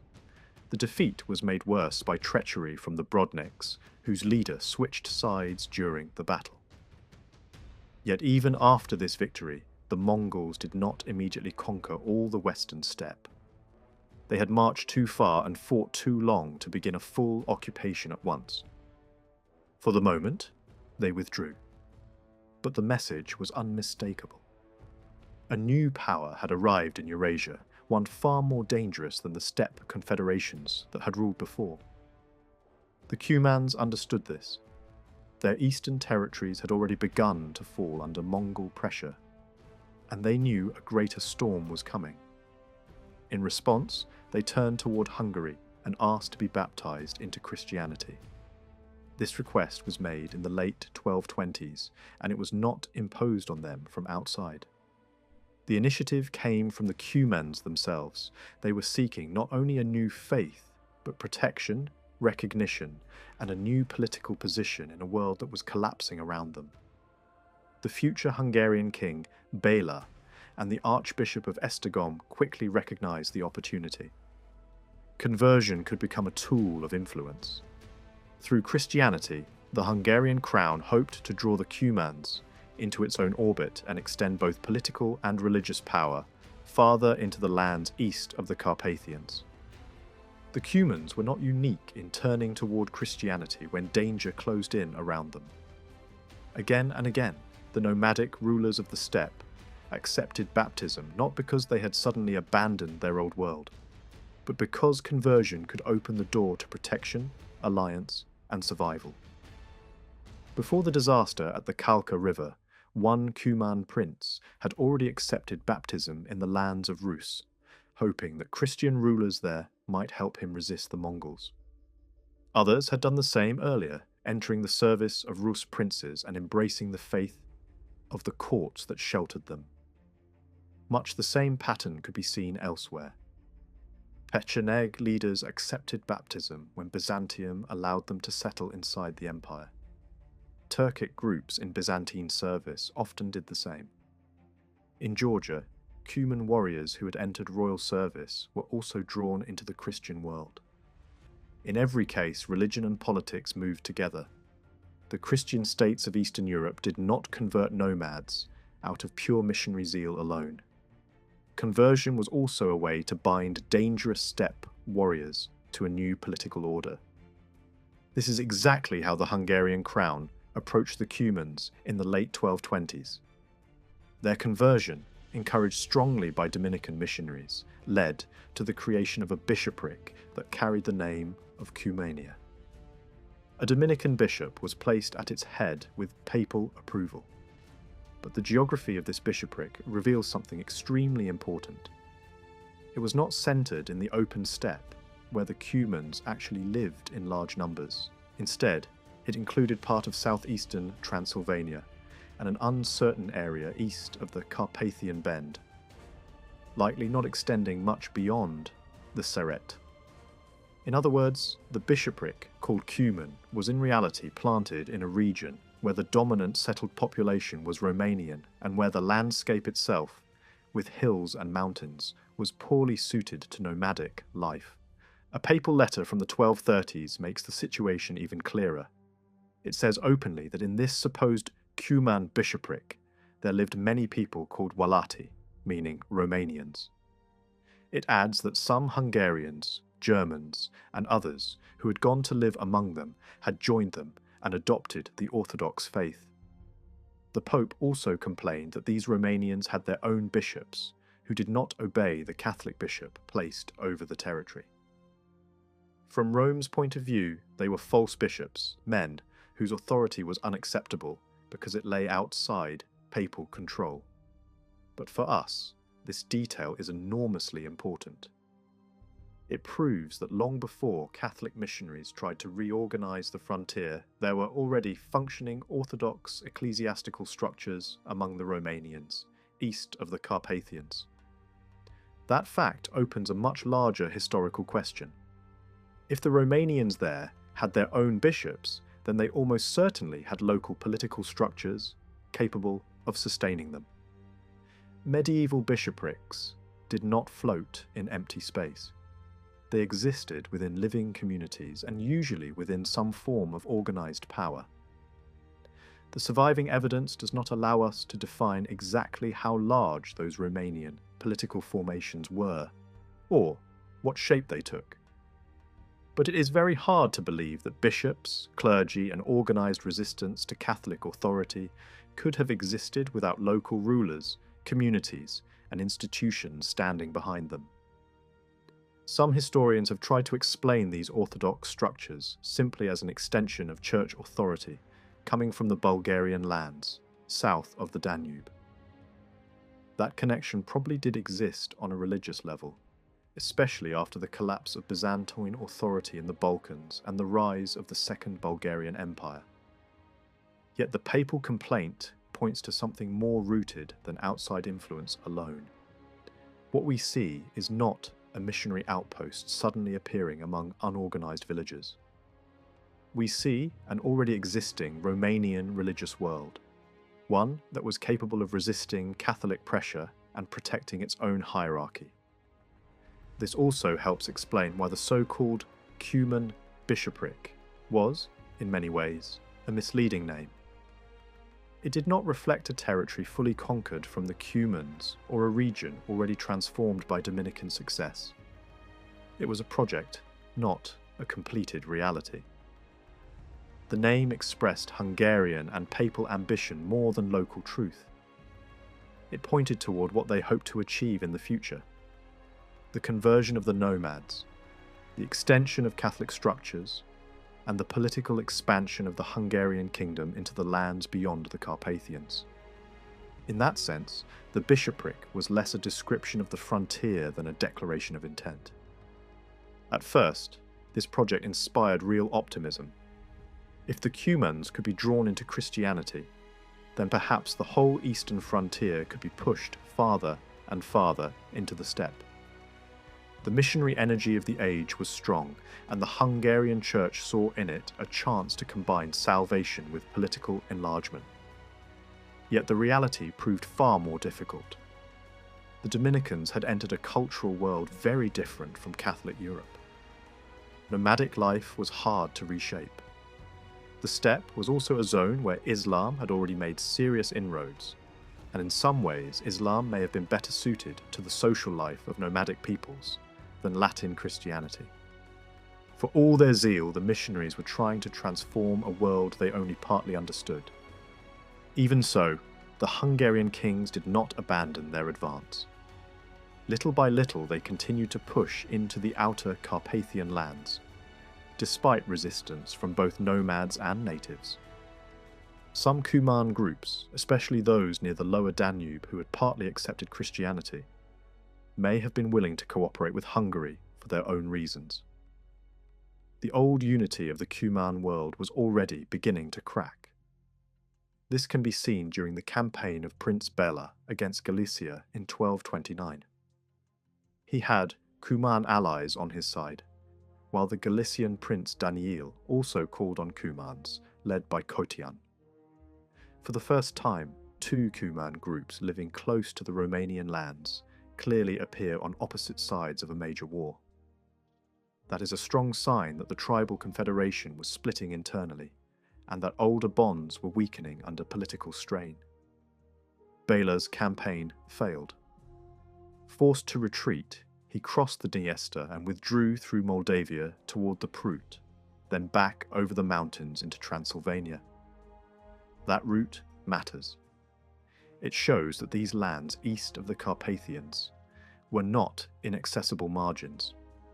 They were active military corridors linking Galicia, Moldavia, and Transylvania. Armies could move through them, retreat through them, and try to control them. A few years later, another displaced prince fleeing conflict in Galicia seems to have used a similar road through Moldavia toward Rodna in Transylvania. Such episodes reveal again how important the outer Carpathian zone had become in the politics of the age. At the same time, the Hungarian kings were turning their ambitions more openly southward. The title King of Cumania, adopted in the early 1230s, was not just ceremonial language. It reflected a concrete attempt to claim authority over lands previously dominated by local Romanian rulers and Cuman chiefs. The establishment of the Severin Banate belongs to the same moment and the same political logic. Hungary was no longer content with holding Transylvania alone. It was looking beyond the mountains, toward Wallachia, toward the Danube, and toward the territories inhabited by Orthodox and partly pagan populations. In these decades, the Hungarian kingdom became the most aggressive and energetic power in the middle and lower Danube region. This expansion also had a religious dimension. Hungary acted with the blessing of the papacy, and the language of crusade, mission, and defence of the faith gave political expansion a sacred tone. To resist Hungarian advance often meant, in practice, to resist Catholic penetration. That is why political and confessional conflict became so closely intertwined in the Romanian lands east of the Carpathians. The weakening of Byzantium and the fragmentation of the Orthodox world after the fall of Constantinople had created an opening. No Eastern Christian centre possessed enough authority to counterbalance the Catholic push with equal force. The Hungarian crown and the church hierarchy understood this very well and moved to take advantage of it. Among the frontier peoples involved in this world were the Brodniks. They appear repeatedly in charters, papal documents, Rus chronicles, and Byzantine histories. They were active in southern Moldavia and nearby regions, and took part in wars involving Rus princes and steppe powers. Some older scholars once tried to identify them with the Romanians, but that idea does not hold up. Contemporary sources consistently use other names for the Romanians, names derived from the word Vlach. It would make little sense for the same writers to use an entirely different ethnic term for the same population. Nor is there convincing evidence that the Brodniks were simply Russians or proto-Cossacks of some sort.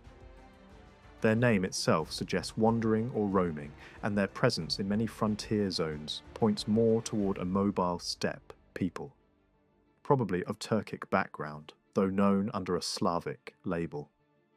A similarly confusing case is that of the Bolokhovans, a population living farther northeast, in the lands connected to Galicia and Volhynia. Because their name resembles forms used for Wallachians, some historians once imagined them as Romanians. But archaeology has shown that their settlements belonged firmly to the Western Rus world. Their culture, their princely ties, and their political activity all placed them inside that environment. They fought long and bitter struggles with the Galician princes and eventually sought support from both Hungarians and Mongols, but they were not a Romanian enclave. Their example is useful precisely because it reminds us how careful we must be with names that look similar but belong to different realities. At the same time, there really were Romanian populations north and northeast of the Carpathians, including in the Galician sphere. Medieval place names and legal traditions show that Romanian-speaking communities had spread into parts of those lands, especially in mountain and frontier zones. Their influence on language survived as well, leaving deep traces in the vocabulary of neighbouring peoples. These enclaves were real, but they should not be confused with every similarly named group in the sources. By the middle of the 13th century, after all these decades of pressure, alliance, migration and war, the political map of the Romanian lands beyond the Carpathians had changed in a major way. The old nomadic domination was weakening. In its place, local Romanian political formations were beginning to emerge more clearly. We know frustratingly little about them before the Mongol invasion, but after that catastrophe, the evidence becomes much more visible. A royal charter from the late 1240s lists several Romanian rulers and principalities in Oltenia and Western Wallachia.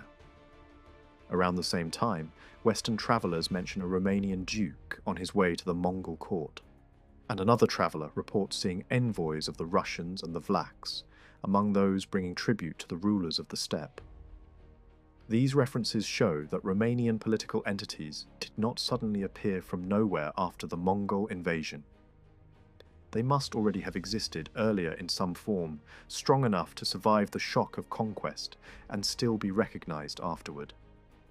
The contacts between the populations on both sides of the Danube also continued. The Second Bulgarian Empire, born from the Great Vlach Bulgarian Uprising, remained deeply connected to the world north of the river. Cuman horsemen still appeared in the service of Bulgarian rulers, and marriage alliances tied the ruling house to steppe elites.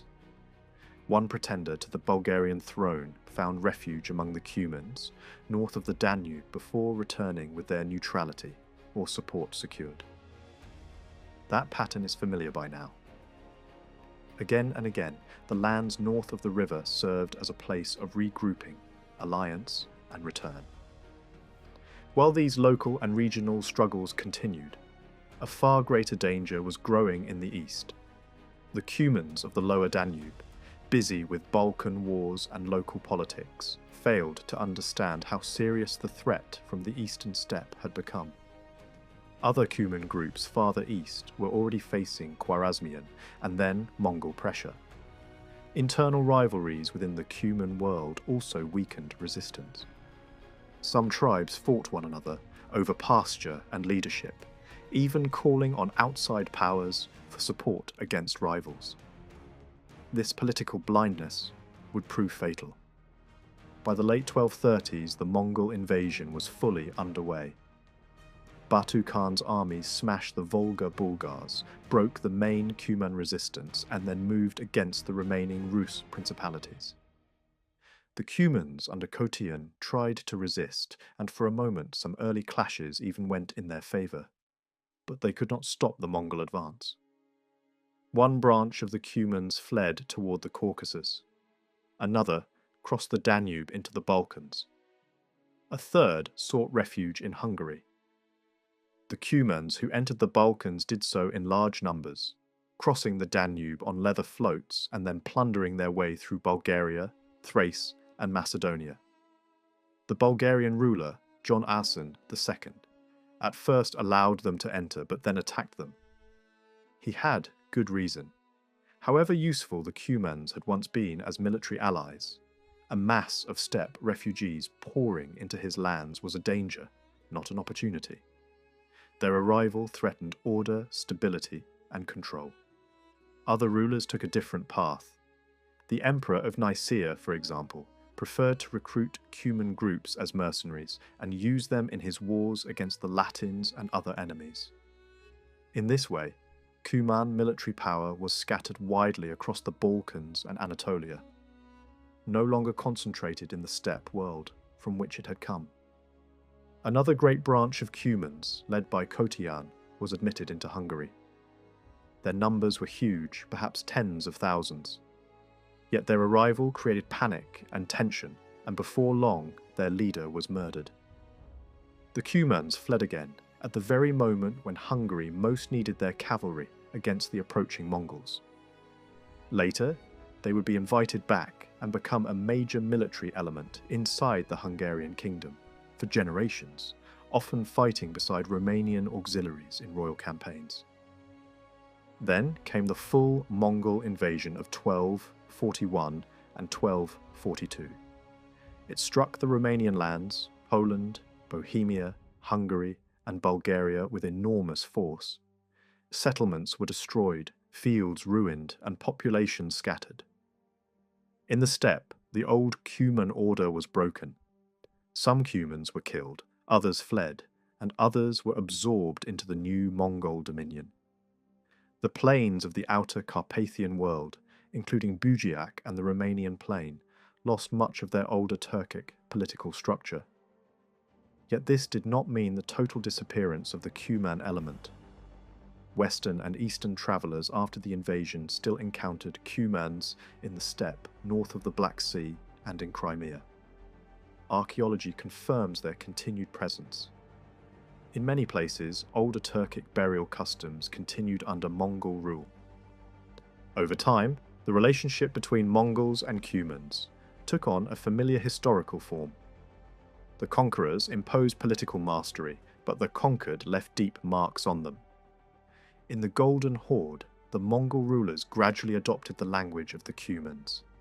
Official documents began to appear in that language, and later sources continued to use the name of the Cuman steppe long after the old political order had fallen. This was not unusual in world history. Again and again, small conquering elites had been absorbed linguistically and culturally by the larger populations they ruled. The same thing happened here. For the Romanians, this mattered greatly. It meant that even after the Mongol conquest, contacts with Turkic steppe groups did not end at once. They continued, but under new conditions. The older pattern of Pecheneg, Uz, and Cuman domination had been broken. In its place came Mongol supremacy. Yet the Romanian lands east of the Carpathians still lay at the meeting point of steppe and settled world, and they still had to navigate relations with the powers ruling beyond the Danube and the Black Sea. Seen as a whole, the period from the 10th to the 13th century was one of the last great ages of migration in Eastern Europe. For centuries, Romanian communities east of the Carpathians lived beside, under, and against successive waves of nomadic peoples. Those encounters slowed their development, exposed them to violence, and at times threatened their very existence. But they did not erase them. The Pechenegs, the Uzes, and the Cumans all came with tremendous force, and none of them was weaker in impact than the Avars or Bulgars who had come before. Yet by the 13th century, the political setting had changed. Around the Romanian lands now stood not only Byzantium, but also Bulgaria, Rus, and Hungary, all capable of decisive action. Their rise altered the balance of the region. So did the decline of Byzantium after the Crusader conquest of Constantinople, the rise of the Second Bulgarian Empire, and the growing ambitions of Hungary beyond the mountains. Then the Mongols shattered that balance. Their invasion ended the old migration age in Eastern Europe. It halted Hungarian expansion across the Carpathians, for a time, swept away the political dominance of the Turkic Nomads, and imposed an entirely new order on the steppe. But the Romanian communities survived even this. In the ruins left behind by invasion, with the older nomadic powers broken and the older imperial structures weakened, the conditions finally appeared for local Romanian political formations to become more visible and more durable. That is the deeper meaning of this whole long era. For centuries, the Romanian lands east of the Carpathians were shaped by the violence and motion of the steppe. Yet out of that long pressure, they endured, adapted, and moved towards state formation of their own. At the turn of the second millennium, the lands beyond the Carpathian Mountains became a meeting ground for very different worlds. On one side stood the settled communities of the Romanians, rooted in agriculture, village life, and continuity. On the other side moved the Turkic Nomads of the steppe, shaped by mobility, warfare, and shifting alliances. Their interaction was not simple or one-dimensional. It was a complex relationship that unfolded over generations, shaped by trade, conflict, adaptation, and coexistence. Because written sources from this period are often unclear or incomplete, understanding this relationship requires looking deeper into how these societies functioned. Archaeology becomes especially important here, offering physical evidence that can refine timelines and even clarify contradictions found in written accounts. By placing these two ways of life side by side, we can better understand how they influenced each other and how their worlds overlapped in this frontier region of medieval Europe. By the time these encounters took place, the Romanian people had already formed a distinct identity. Their origins go back to a long process that unfolded on both sides of the lower Danube. Over time, the local population developed a language that separated from Latin and other Romance languages, shaped strongly by contact with Slavic-speaking groups. This influence gave Romanian its unique sound and structure, setting it apart from its Western relatives. During the early medieval period, this evolving language existed in a largely oral form, gradually stabilizing over centuries. At the same time, outside observers began to identify these people with names like Vlach, a term used broadly for Romance-speaking populations. These labels appeared first in regions closer to major centres of learning and power, such as Constantinople, simply because those areas were better documented. This does not mean that the population originated there only that they were first recorded there. What is particularly striking is that these communities themselves were aware of their Roman roots. Various medieval writers noted that the people we now call Romanians understood their connection to the Roman past, both in language and identity. However, clear written evidence from regions north of the Danube appears later, making this awareness harder to trace in those areas. Over time, the name they used for themselves also began to surface in written sources. In one medieval Italian description of the world, 2 different names were listed for what was actually the same population, showing how little outsiders sometimes understood about the people they described. Misinterpretations like these were common, reflecting the limits of medieval knowledge rather than the reality on the ground. Meanwhile, linguistic diversity existed within the broader Romanian world. Different regional forms developed in the Balkans and surrounding regions, yet north of the Danube there was a remarkable level of unity in language. Despite political divisions and the formation of separate states over time, the core language remained consistent across a wide territory.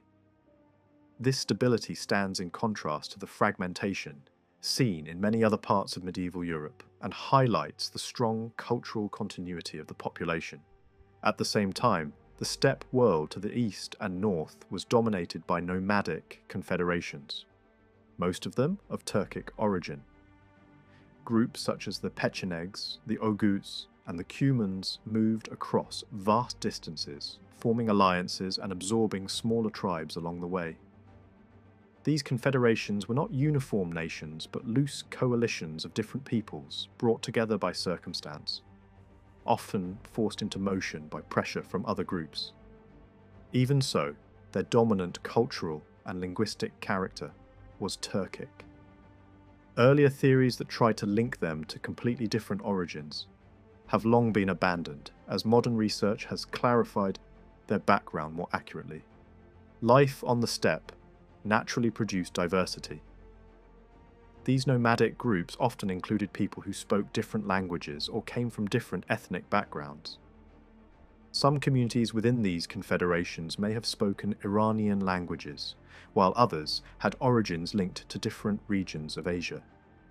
Still, what unified them was a shared way of life built around mobility, horse culture, and adaptation to the open landscapes of the Eurasian steppe.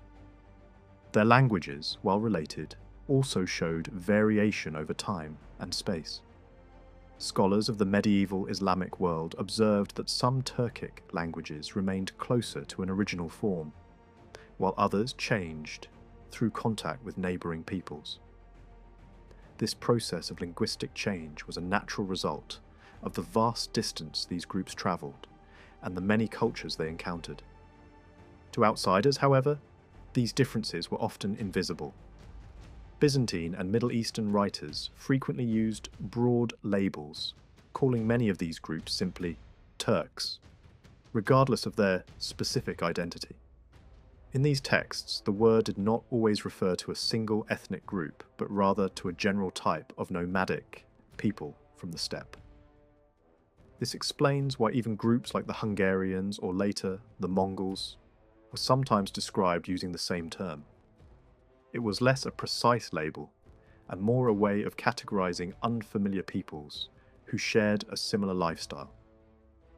Names of leaders and tribes further confirm the Turkic character of these groups, as many of them appear across different regions and cultures with similar forms. There is also evidence of writing systems used by steppe populations, including runic scripts that spread across parts of Eurasia. However, these scripts were not exclusive to a single group and were shared among various peoples, making it difficult to attribute them with certainty.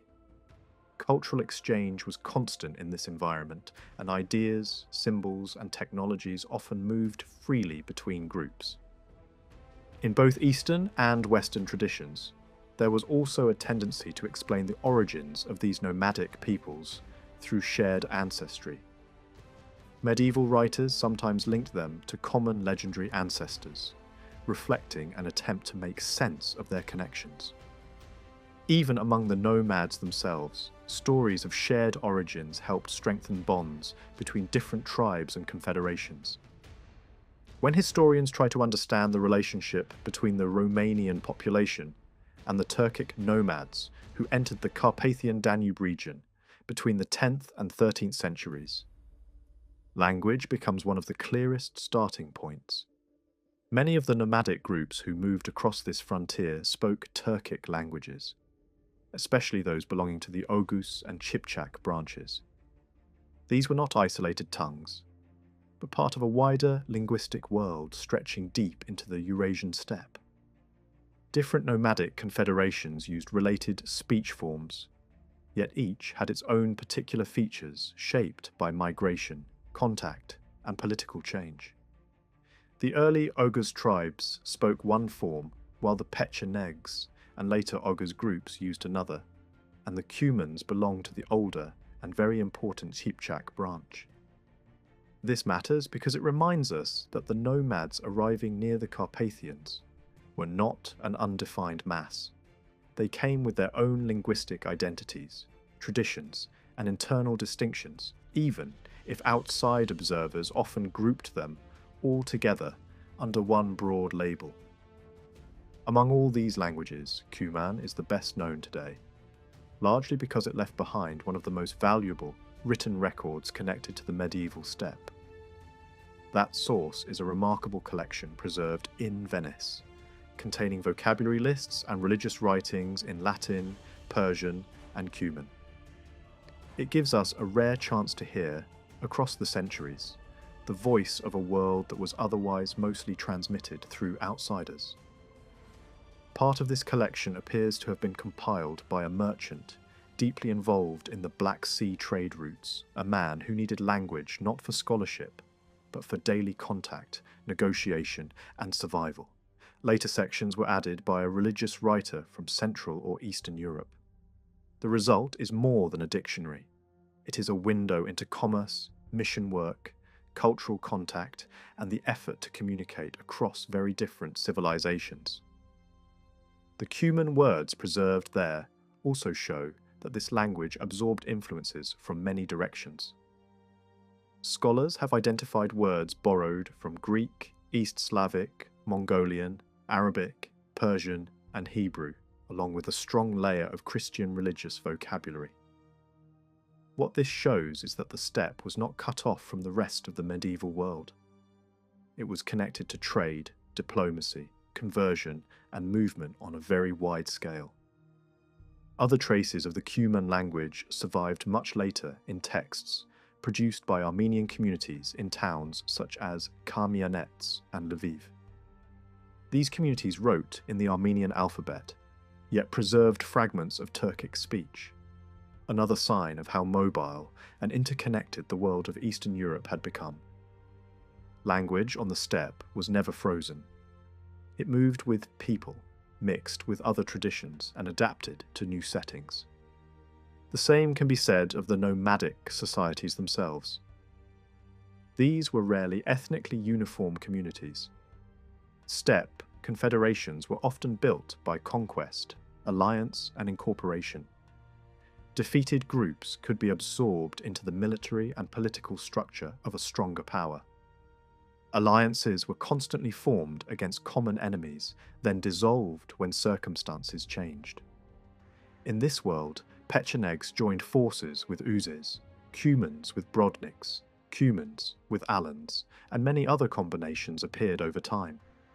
These unions were often temporary, but they shaped the political map of the region again and again.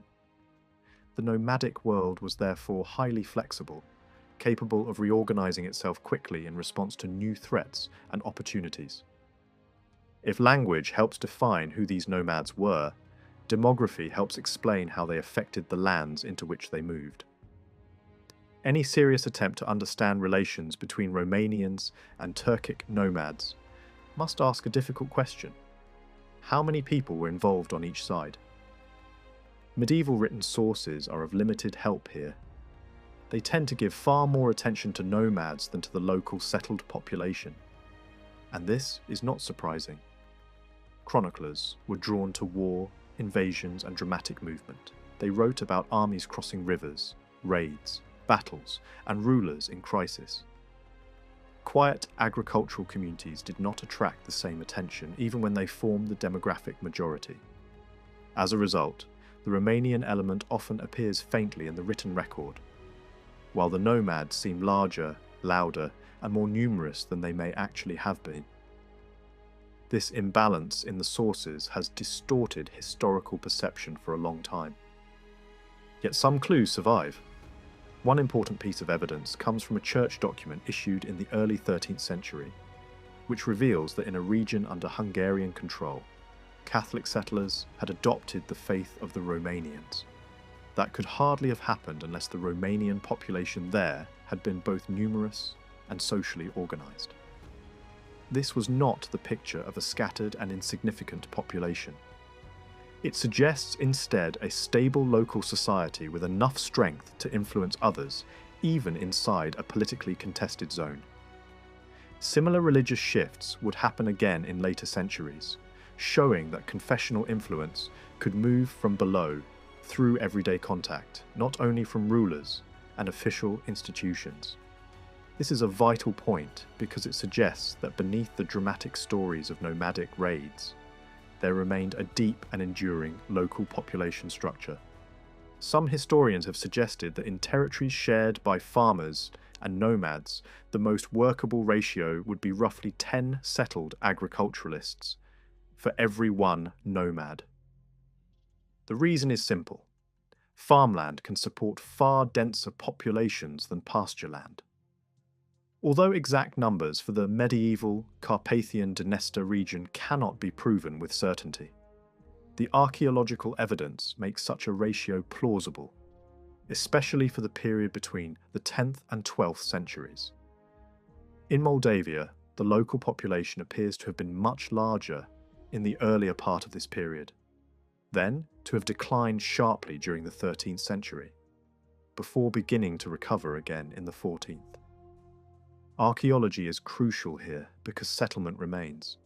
Tell a story that written sources do not. Excavated villages, cemeteries, tools, and traces of long occupation show that the native population was not marginal. It was deeply rooted in the landscape.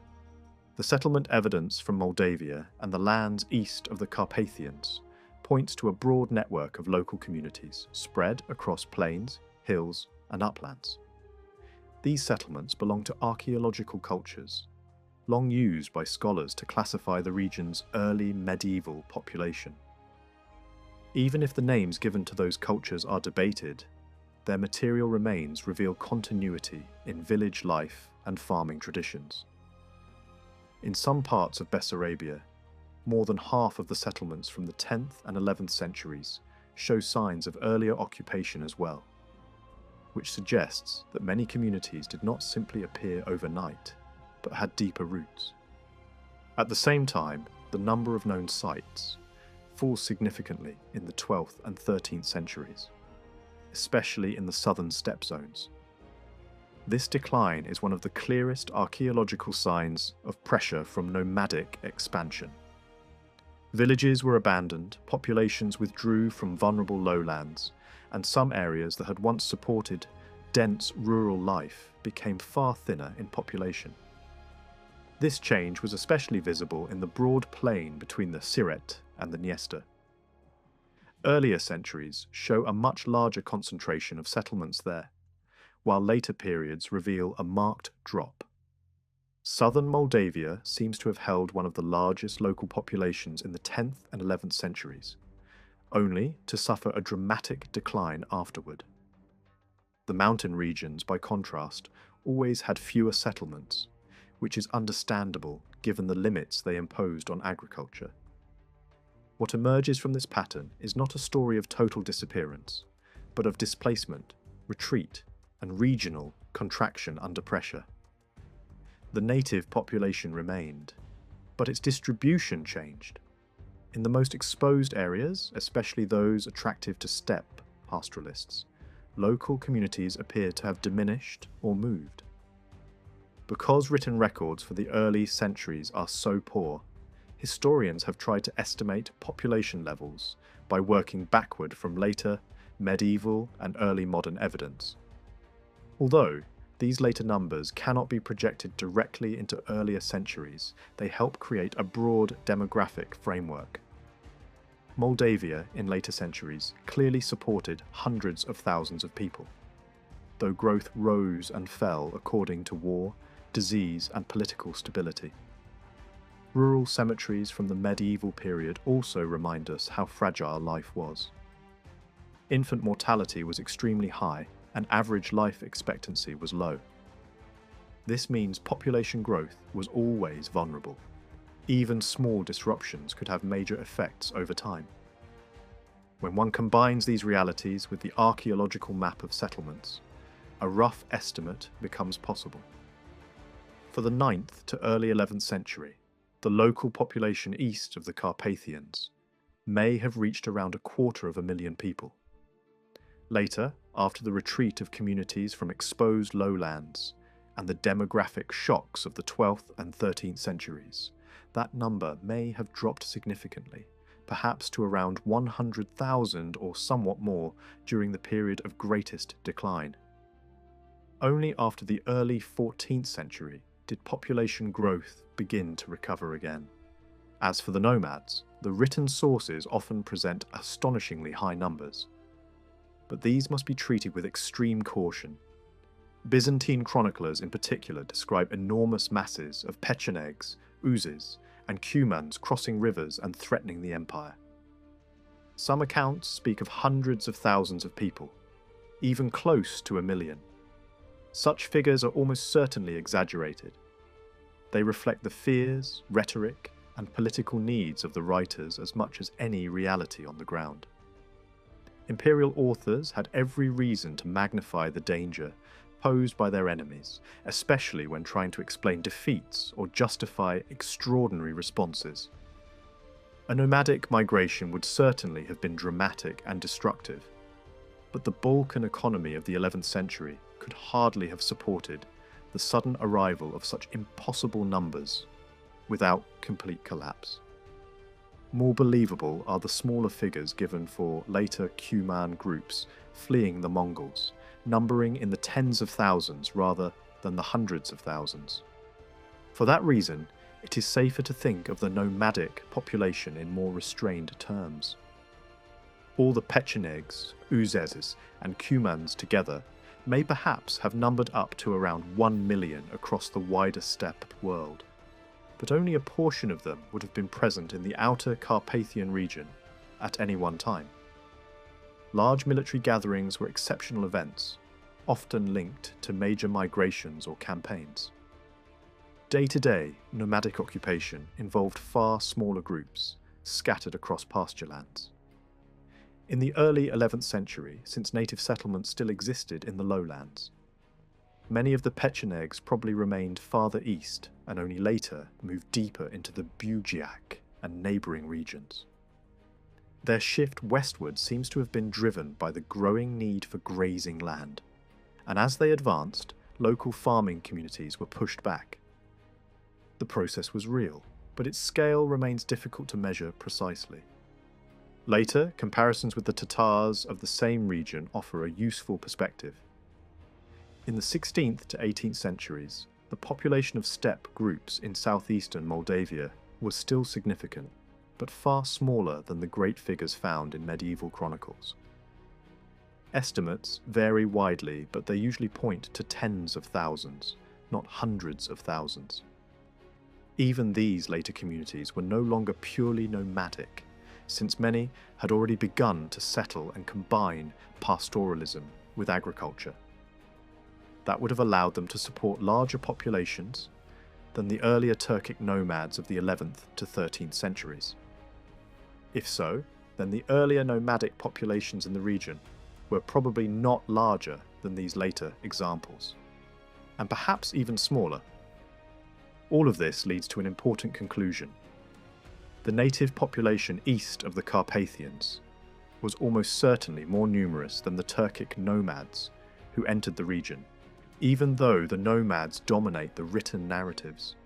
The The drama of raids, invasions, and military alliances made them highly visible to chroniclers. But visibility is not the same as demographic weight. The archaeological record tells a quieter but more revealing story. It shows a broad rural society rooted in settlement and cultivation, a society that suffered disruption and retreat under pressure from steppe migrations, yet did not vanish. The nomads were powerful, mobile, and politically significant, but they did not replace the native population. Instead, they entered a land already inhabited by dense local communities, altered its demographic balance in some regions, and forced major changes in settlement patterns. In the end, the history of the outer Carpathian region was shaped not by the complete triumph of one world over another, but by the difficult coexistence of two very different ways of life, one settled and enduring, the other mobile and forceful, each leaving its mark on the medieval landscape. When we look at the native villages east and south of the Carpathians between the 9th and 13th centuries, one of the first things that stands out is their size and placement. These were not tiny, hidden communities lost in remote wilderness. Many were large rural settlements spread across several hectares, usually built in practical and open locations. They appeared in river meadows, along gentle hillsides, in lowlands and close to sources of water. Some stood directly beside rivers or lakes, showing how strongly village life depended on access to communication routes, fertile land, and daily water supply. What we do not see very often are settlements placed high in the mountains, far from movement and exchange. The people who built these villages clearly chose places that allowed them to farm, graze animals, travel, and stay connected to the wider landscape. Their world was settled, practical, and deeply tied to the rhythms of the land. Another striking feature is that most of these villages were open settlements. Fortified sites existed only rarely. Unlike neighbouring regions where earthworks, ditches, palisades, and hilltop defences became common, the Romanian lands east and south of the Carpathians show a notable absence of such strongholds during this period. This is important because it cannot be explained by technological backwardness or by some inability to build defensive works. Nearby peoples did build them. Communities in Transylvania raised earth and timber defences. In the northern Balkans, Vlach groups are described as having stone fortresses.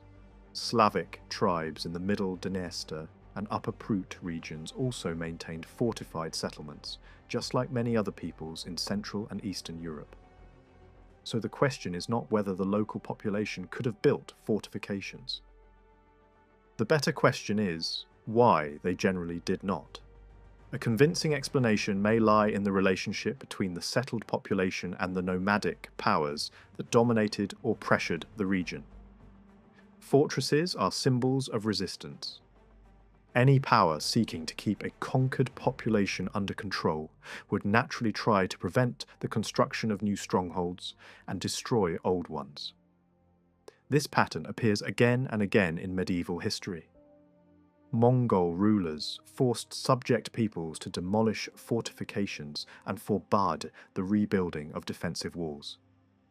Similar policies appeared later under Ottoman rule, when local princes were ordered to tear down fortresses and prevented from constructing new ones. In this light, the scarcity of strongholds in the outer Carpathian region may reflect deliberate suppression.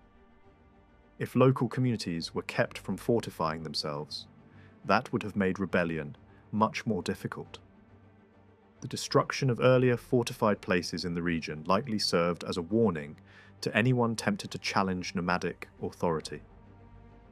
In other words, the open character of these villages may not reflect peace or weakness, but a political reality in which the local population was not allowed to develop fortified centres. These settlements were rural in every sense. Before the great Mongol invasion, no true towns emerged in Moldavia. Urbanization east of the Carpathians came late, and that delay likely reflects the collapse of earlier urban traditions in the wider lower Danube world. The towns of antiquity had disappeared centuries earlier, and with them much of the older urban framework. The Romanian language itself preserves almost no clear trace of the Latin vocabulary of city life from this region, which suggests just how deeply that earlier urban world had vanished. What remained instead was a landscape dominated by villages, pastures, forests, river routes, and local agricultural life. In the hilly and forested parts of Moldavia and the sub-Carpathian zone, villages were often isolated from one another.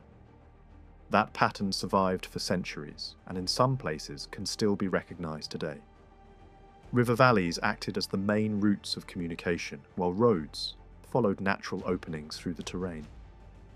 New land for houses, fields, and grazing was created by clearing forests. Those same forests also provided protection in times of danger. A village under threat could withdraw into wooded shelter, a practical survival strategy in a frontier zone exposed to instability and raids. In the Eastern Carpathians, even today, permanent settlements can be found at considerable altitude, while seasonal settlements connected with pastoral movement rise even higher. Although direct archaeological evidence is still limited, it is very likely that medieval Romanian communities also used temporary highland settlements, especially in relation to seasonal herding. This would fit well with the long pastoral traditions of the population. Because no single settlement from this period has been completely excavated, our view of village structure remains incomplete. Even so, the evidence from carefully investigated sites allows some broader conclusions. In the 9th to 11th centuries, villages in the hilly regions of central and southern Moldavia often had houses clustered fairly close together, their placement shaped by the form and stability of the ground. Ethnographic comparisons suggest that villages with tightly grouped houses tend to belong to communities practicing mixed farming, where crop cultivation and stock breeding are combined. Villages with more widely dispersed houses are more often linked to communities focused more heavily on herding. The structure of a settlement was therefore not random. It reflected both the environment and the economic life of the people who lived there. In mountain zones, settlements often stretched along valleys in irregular, branching patterns following the shape of the land itself.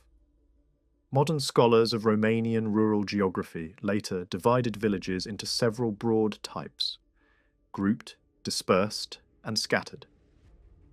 That classification was created for more recent periods, but it likely applies quite well to the medieval world too, because the basic economic forces shaping village form changed only slowly over time.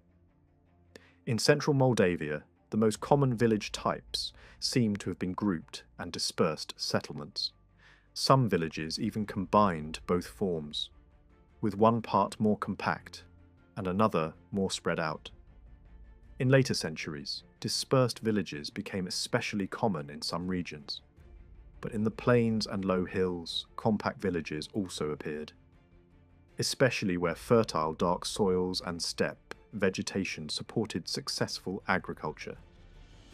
It is worth noting that some of these lowland regions had earlier been emptied or weakened by nomadic expansion, and only after that pressure receded were they more fully repopulated by settled farming communities.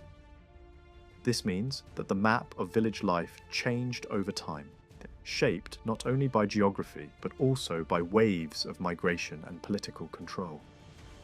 Against this settled rural world stood the Turkic nomads of the steppe. Their society was built around horseback mobility, large herds, and the constant search for pasture. Contemporary writers consistently describe groups such as the Pechenegs, Uzes, and Cumans as nomads, and Byzantine authors often called them Scythians. Not because they were literally the same people as the ancient Scythians, but because they resembled the classic image of mounted steppe peoples. Other medieval sources emphasize the same way of life. These were communities that moved with their animals, sought regions rich in water and grass, and did not depend on permanent towns or agricultural villages in the same way as settled populations. Pastoralism shaped everything in nomadic life. Herds were not just a source of food, they were wealth, transport, status, and survival. A major loss of animals could be disastrous. Hunting, gathering, or occasional farming might help for a short time, but none of these could replace the central importance of livestock. Because of this, Turkic movements were not simply military actions carried out by isolated groups of warriors. Entire families often moved together with the flocks. Even military expeditions were supported by herds of horses, used for riding, for pulling carts, and sometimes for food. This kind of mobile life had deep roots in the history of Eurasia. From antiquity to the early modern age, descriptions of steppe peoples remain surprisingly similar. Ancient Greek and Roman authors, Byzantine chroniclers, Arab geographers, Persian writers, Russ's chroniclers, and later travellers all describe pastoral nomads in much the same terms. Communities without fixed cities, moving through open lands with their animals, ready for war, but also organised around seasonal needs. The ancient Chinese description of the steppe peoples of Inner Asia captures this world vividly. It portrays people whose wealth lay in horses, cattle, and sheep, who moved in search of water and pasture, who had no stable cities and practiced little or no agriculture, and whose children learned to ride and shoot from an early age. Such a description could easily apply to many later Turkic nomads of Eastern Europe. They were warriors, but their warfare grew out of a larger mobile economy. In peace, they wandered with their herds. In danger, they turned quickly to war. Their fighting style, their social hierarchy, even their diet and clothing all reflected this pastoral way of life. This mobility was not random wandering. It followed clear seasonal patterns. No nomadic group could stay too long in one place, because pasture would be exhausted and needed time to recover. So families and herds moved regularly from one grazing zone to another. In summer, when the plains dried out and fresh grass became scarce, animals were driven northward toward river valleys and forest steppe areas, where moisture lasted longer. In winter, the nomads returned south, often toward lakes, coastal zones, and regions influenced by the Black Sea climate, where snow melted more quickly and dry grass remained accessible. These seasonal migrations were one of the defining features of steppe life. They are described for the Pechenegs, the Oghuz, the Cumans, the Khazars, the Bulgars, and later the Mongols as well. Even large political states that emerge from nomadic traditions often preserve this pattern, with rulers and ordinary herders alike moving between summer and winter camps. The routes of these migrations could vary greatly depending on environment. Some steppe groups moved only a few dozen kilometres between seasonal pastures, while others travelled hundreds or even more than 1,000 kilometres. In the East Carpathian region, where winter camps may have been placed near the Danube and coastal lakes, seasonal routes probably stretched several hundred kilometres. Such movement required planning. The old idea that Romanian transhumance followed fixed routes, while steppe nomadism was chaotic, does not hold up. Nomadic movement was highly organised. Pasture lands had to be used in a carefully timed sequence, or herds would starve. Burial sites from different periods often reappear in the same zones, suggesting that traditional migration corridors and seasonal territories remained in use for very long periods. After the Mongols took control of the steppe, they established clear boundaries for each clan's grazing lands. But such organisation almost certainly existed long before. At the same time, these systems were vulnerable to conflict. Competition for pastures created constant tension.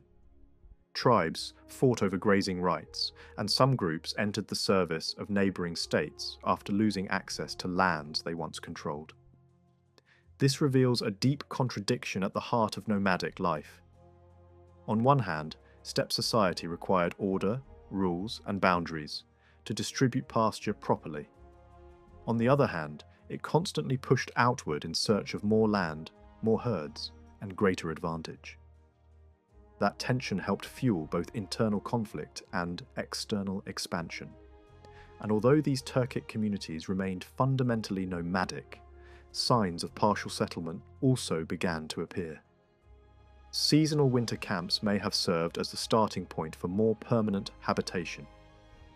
Elderly people, poorer families, or those less able to move may have stayed behind when the main body of the group returned north. Over time, such places could grow into semi-settled communities.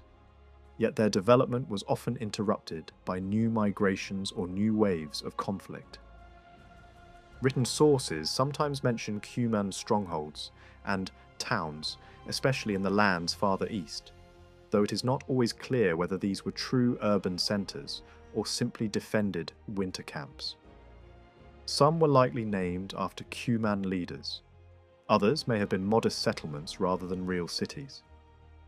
In any case, in the East Carpathian region itself, there is no clear evidence for towns or fortifications built by the Turkic nomads.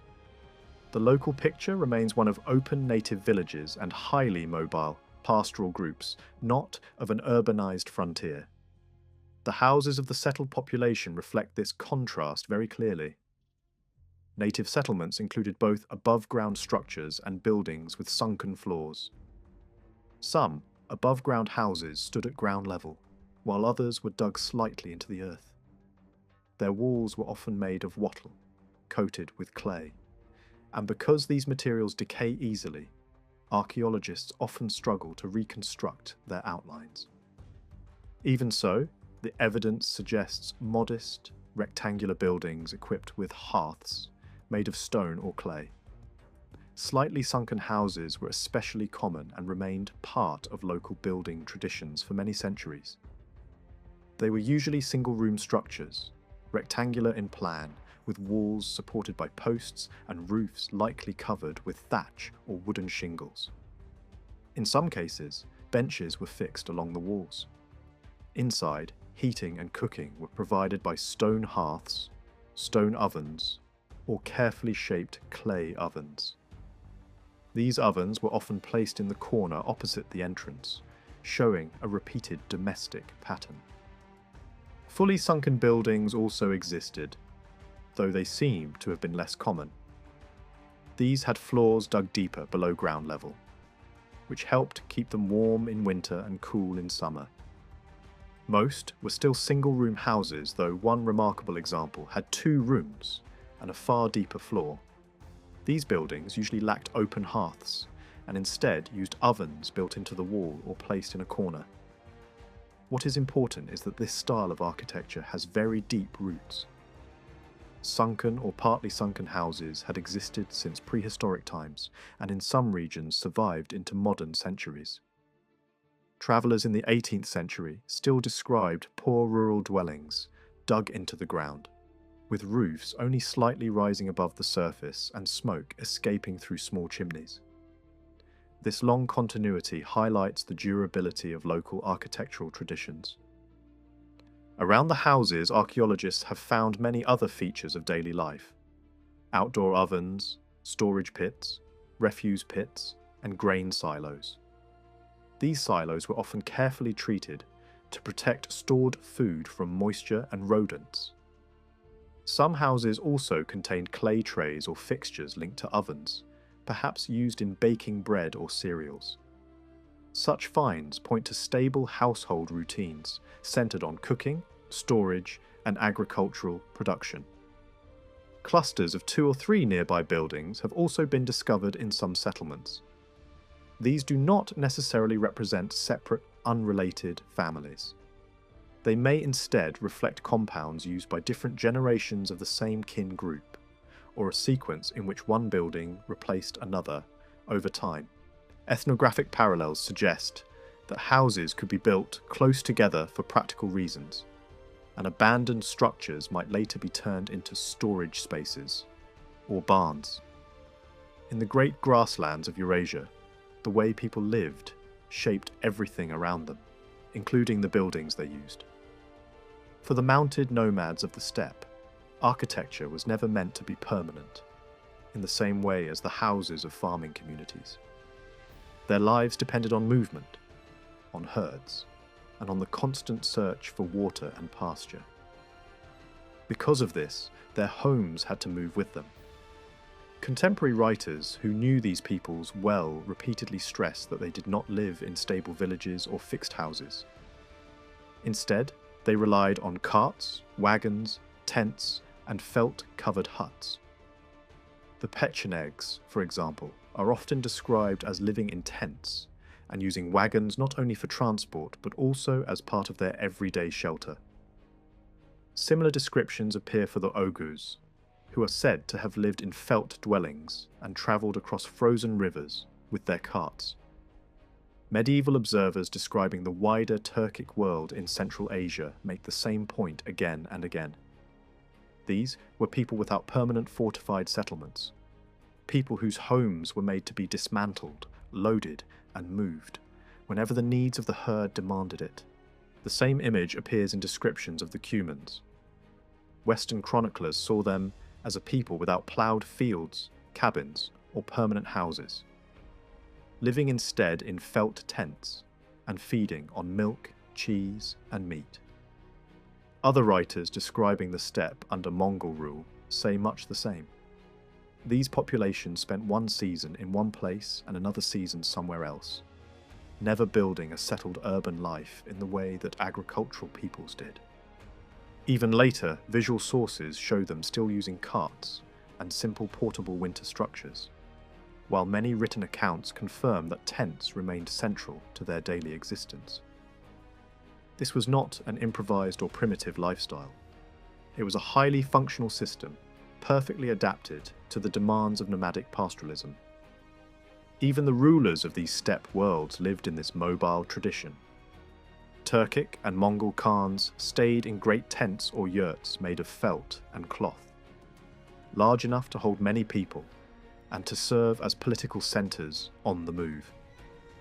Travellers who saw similar dwellings in later centuries described them as round structures, with trellis walls, poles rising toward a central opening, and coverings of thick felt or coarse cloth stretched over the frame. The door was low and narrow, forcing anyone entering to bend down, while an opening at the top allowed smoke to escape and light to enter. Inside, a fireplace stood in the middle, and the whole structure could be assembled, dismantled, or even transported on wagons. The size and quality of such a yurt reflected the wealth and rank of its owner. Simple people had modest dwellings, while powerful leaders could command enormous mobile residences that functioned almost like palaces of felt.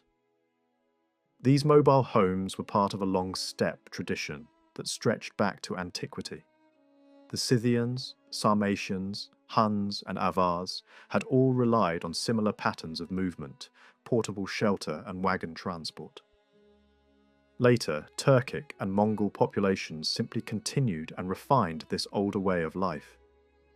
In many cases, wagons themselves became a vital part of the camp. They carried families, goods, felt coverings, and all the movable wealth of the nomadic household. In some cases, people even lived directly in wagons, or used them as the core around which camps were formed.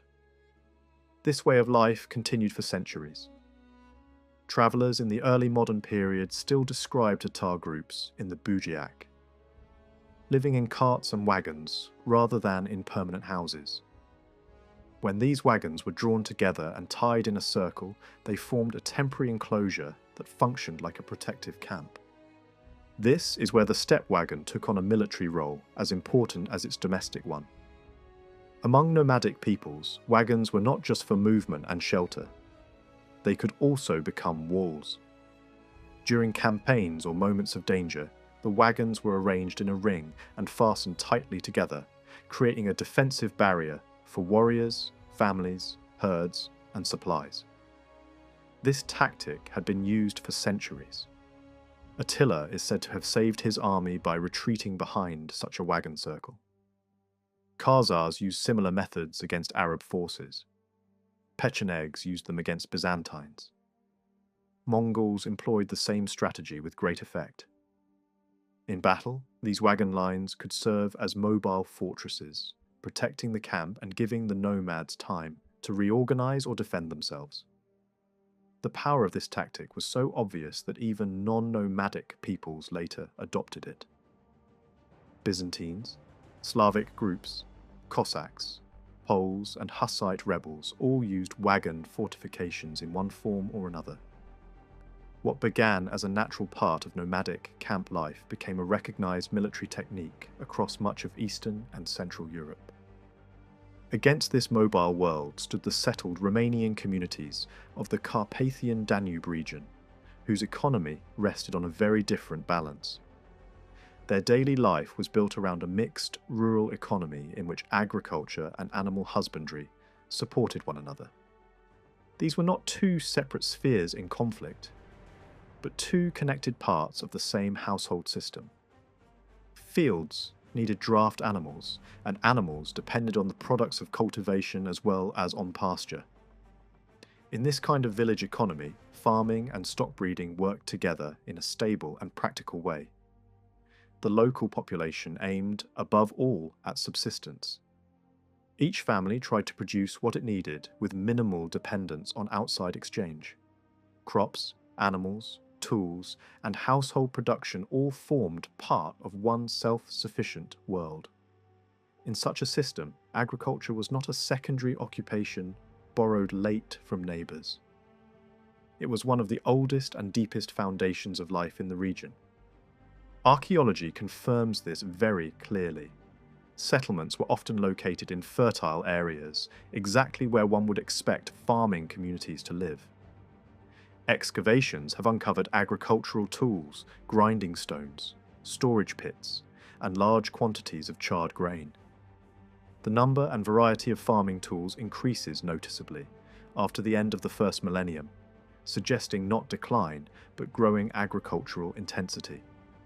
Coulters, sickles, hoes, knives for cutting vegetation, and scraping tools all appear in significant numbers. In some places, even hordes of agricultural tools have been found, a strong sign that cultivation had become central enough for such equipment to be gathered and stored as valuable property. This larger number of tools also points to increased food demand and therefore to major demographic growth. The crops grown by these communities included several kinds of wheat and barley, along with rye, oats, millet, and peas. Many of these were cultivated in the region since prehistoric times, which shows a very long continuity of agricultural practice. Language supports the same conclusion. A remarkable number of Romanian words connected with ploughing, sowing, harvesting, grain, vegetables, and farming tools come directly from Latin. This linguistic survival shows that agriculture was deeply rooted in the society long before the rise of the medieval principalities. There are also many Slavic terms connected with agriculture in Romanian, but the adoption of that vocabulary does not mean that farming was learned from Slavs. On the contrary, such borrowing makes sense only if Romanian-speaking communities were already practicing developed agriculture and were capable of integrating additional technical language into an existing rural system. Ritual life also reveals the importance of cultivation. Across Romanian rural traditions, some of the strongest and oldest customs are tied to agriculture. Many of them revolve around fertility, rain, protection against hail, the safety of cattle, and the renewal of crops. These customs are especially revealing because they center on older grains, such as wheat, rather than later imports like maize. That suggests a very old continuity in both farming practice and agricultural belief. All of this makes it difficult to accept older claims that medieval Romanians were mainly shepherds who only later adopted farming. Such ideas may reflect the situation of some Vlach groups in the Balkans, where transhumant pastoralism played a much larger role. But they do not fit the evidence from the lands north of the lower Danube. There, the environment and social conditions were different, and the economic balance was clearly more mixed. Still, this balance was not identical across all regions. Near the mountains, in areas with harsher weather and poorer soils, crop cultivation was less profitable, and communities relied more heavily on sheep and goats. In the fertile lowlands, by contrast, agriculture was much more important. This regional variation was entirely natural. Medieval peasant life was always shaped by land quality, climate, and access to pasture. Even so, the overall pattern remained one of combination rather than specialization. The typical household did not choose between farming and herding. It relied on both. The Turkic nomads, on the other hand, had a very different relationship to agriculture. Their economy was centered on livestock, and most medieval authors describe them as people who did not till the soil. Writers speaking of Pechenegs and Cumans near Hungary emphasize that they lived without agriculture. Other chroniclers say the same in different words, portraying them as peoples of milk, meat, and movement rather than of fields and villages. Yet the picture is not entirely absolute. Some sources mention millet among the foods of steppe peoples, and there is evidence from Central Asia that certain Turkic groups did cultivate limited crops. Archaeology has also shown that earlier nomadic empires such as the Huns, Avars, and Bulgars practiced at least some agriculture. The same was likely true, to a limited degree, for later Turkic groups. Even so, agriculture was clearly secondary in the nomadic economy.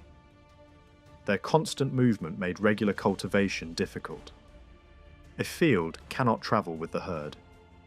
Crops require time, protection, and seasonal attention, all of which conflict with a life built around mobility. If nomadic peoples did sow millet or other grains, it was probably on a modest scale, often in semi-settled winter camps, or under conditions of necessity. Ethnographic parallels suggest that pastoralists usually turned to agriculture only when poverty, political pressure, or loss of herds forced them to do so. This becomes especially important in the period after the Mongol conquest, when some Cuman groups likely lost part of their herds and may have been pushed toward more settled labour. But for the period between the 10th and 13th centuries, agriculture remained secondary among the Pechenegs, Uzes, and Cumans. Their world was still overwhelmingly pastoral. For the settled Romanian communities, animal husbandry was the second great pillar of economic life. Like agriculture, it also had deep local roots. Even the vocabulary of herding preserves many ancient words, including terms for shepherds, corrals, cheese, dung, goats, colts, and sheepfolds. The spread of some Romanian pastoral terms into neighbouring Slavic languages shows how strong and influential these traditions became over time. Archaeological evidence confirms the diversity of local herds. Animal bones from settlements reveal the breeding of cattle, sheep, goats, pigs, and horses, though the exact proportions varied from place to place. Some animals were used mainly for traction and transport, others for meat or dairy.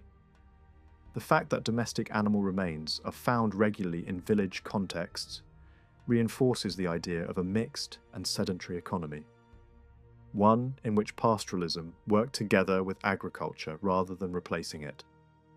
In regions near the mountains, some seasonal movement of herds certainly did occur. Sheep could be driven to higher summer pastures by hired shepherds, who stayed for a season in temporary sheepfolds, making dairy products and shearing the flocks before returning in autumn. This was a form of transhumance, but it was not nomadism. The shepherds moved, not the whole community. Their families remained at home, and the village remained the true social and economic centre. In winter, the animals were brought back near the settlements.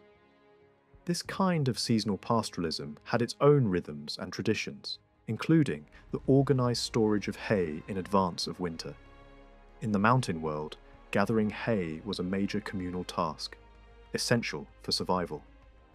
This annual labour had such importance that it became almost a migration of its own, with entire communities temporarily relocating to mow, gather, and store fodder. Farther north and east, another older and more extensive pattern also existed in forested hills, river marshes, and places such as the Danube Delta, where cattle, pigs, and horses could roam more freely for long periods. This was a rough and archaic system, and not always efficient, since animals could fall prey to predators or become difficult to recover. Yet it shows once again how flexible local animal husbandry could be. The Romanian countryside supported many forms of herding, from controlled village stock breeding to seasonal movement and open grazing, all depending on region and environmental conditions.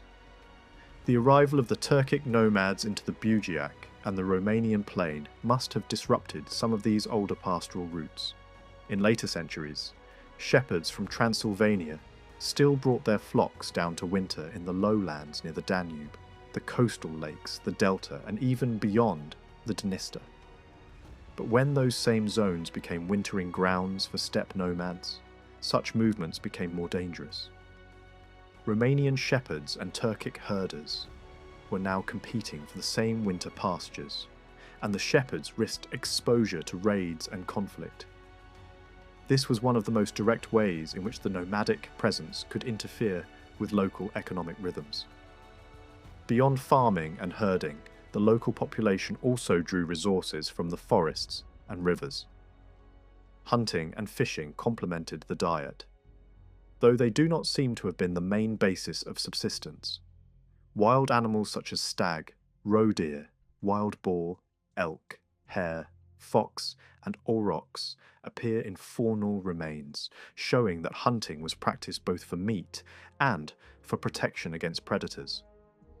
Some arrowheads found on sites may have been used specifically for hunting rather than war. Fishing is harder to trace archaeologically, since tools survive less well.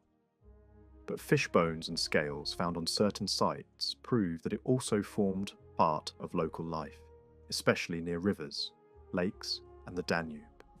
Even so, fish and game were supplementary. The main weight of the local diet rested on crops, meat, and dairy products produced within the village economy. Before and after the Mongol invasion, the Turkic communities of the southern lands of Eastern Europe remained above all pastoral peoples. Their world was built around herds, movement, and open grazing. Because crop cultivation played only a limited role in their lives, their food came mainly from meat, milk, and dairy products. Their animals gave them far more than food. Herds also provided hides for clothing, leather for saddles and equipment, and valuable goods for exchange. To sustain this kind of life, they needed very large numbers of animals, and once herds reached such scale, simple local grazing was no longer enough. That is one of the key reasons why nomadic movement became essential. The steppe did not just allow this way of life, it demanded it. Medieval writers repeatedly speak of the extraordinary wealth of these nomadic peoples in livestock. The Pechenegs are described as owning large numbers of cattle and sheep, and in some accounts horses as well. They were known not only for breeding these animals, but also for trading them. The same is true for the Oghuz, who possessed horses, cattle, and sheep in abundance. When the Seljuks emerged from the wider Oghuz world, they too are described as moving with great numbers of horses, camels, oxen, and sheep. Some accounts go even further, claiming that wealthy Oghuz leaders could own many thousands of horses and enormous flocks of sheep. Whether those exact figures are exaggerated or not, the message is clear. Wealth in the steppe was counted in animals, and power rested on the ability to maintain and move them across vast grazing lands. Descriptions of the wider Turkic world reinforce this image. Some sources describe the Western steppe peoples as people who lived in felt dwellings and wandered with their herds across meadows, water sources, and seasonal pasture lands, living on milk in summer and preserved meat in winter. Other writers add that such peoples had no villages or real houses, only grazing grounds, water, and animals. In some regions, camels were common, while in others, climate made them less useful. But sheep, horses, and cattle appear again and again as the true foundation of steppe life. Salt itself could become a luxury to be obtained through trade, which shows how strongly their existence was organized around livestock, rather than agriculture or settled production. The Cumans fit this same pattern. Whenever Rus's armies attacked their camps or settlements, the booty almost always included horses, sheep, oxen, and camels. This detail appears so often that it becomes impossible to ignore. Raiding the Cumans meant seizing herds, because herds were their wealth, their transport, and their survival. Even when Cuman leaders came to seek help from neighbouring rulers, their gifts reflected this pastoral economy. They offered horses, camels, buffaloes, and human captives. Later, when Cuman groups fled westward under the pressure of the Mongols, they did not move alone. They moved with their animals, because without those herds they would have lost the material basis of their society. After the rise of the Golden Horde, foreign travellers continued to be struck by the abundance of animals in the steppe. Some observed that the Mongols seemed to possess more horses than all other peoples combined. They also had many camels, sheep, goats, and oxen. One detail appears with special force in several accounts: the absence or rarity of pigs. That should not surprise us. Pigs do not fit easily into a nomadic lifestyle. They are not suited to long-distance movement across open grasslands in the same way as horses, sheep, cattle, or camels. This detail highlights how deeply the economy of the steppe was adapted to mobility. The animal world of the nomads was not random. It was shaped by climate, terrain, and the demands of constant movement.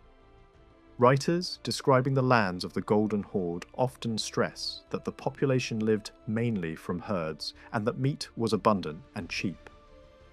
Horseflesh appears frequently in such accounts, and dairy was equally central. Millet and other grains did enter the diet, but they did not define it. In this world, a ruler's pleasure was not found in fields, walls, or permanent palaces, but in leading people and livestock to the best pastures, finding the right place for the camp, and gathering everyone together in a great feast. That statement captures the mentality of pastoral power. The idea was not rootedness, but movement with abundance. The animals themselves were adapted to the harsh climate of the Eurasian steppe. Travellers often noted that steppe horses could scrape away snow with their hooves to reach the grass beneath. Sheep could survive under similarly difficult conditions. Camels and cattle in later Tatar communities of the Bujiak were also known for enduring severe winters. This resilience was essential in a region where fodder reserves were limited, and winter could be long and bitter. Animals had to survive with relatively little assistance, and steppe breeds were shaped by centuries of selection under those very conditions. The pastoral economy also produced a rich dairy culture. Among the most famous products was fermented mare's milk, the drink known across the steppe world and still associated with Central Asia today. This was not simply an everyday beverage for common herders. It also appeared in ceremonies and diplomacy, offered in important gatherings and political rituals. Such details remind us that milk and dairy were not marginal foods. They stood at the centre of both daily existence and elite culture in the pastoral world. Hunting also contributed to nomadic diet, especially in regions not yet fully transformed by agriculture. In the great open lands of Deshti Kipchak, venison and other game helped supplement food supplies. Since these peoples were skilled archers, hunting posed little difficulty. Fishing, on the other hand, seems to have played a smaller role among Turkic and Mongol populations than it did among sedentary peoples. Some observers even claim that steppe nomads barely knew how to fish. Whether that is entirely true or somewhat exaggerated, it reflects an important reality. Fishing was not central to the nomadic economy in the way that herding was. While the nomads relied on livestock, the settled Romanian communities of the region built a more balanced rural economy. Their households rested not on a single occupation, but on a combination of farming, herding, and small-scale craft production. Agriculture and animal husbandry worked together, and so did the domestic industries that supported them. In these local communities, most production was aimed first at household use. Food, clothing, tools, and everyday objects were often made within the family itself.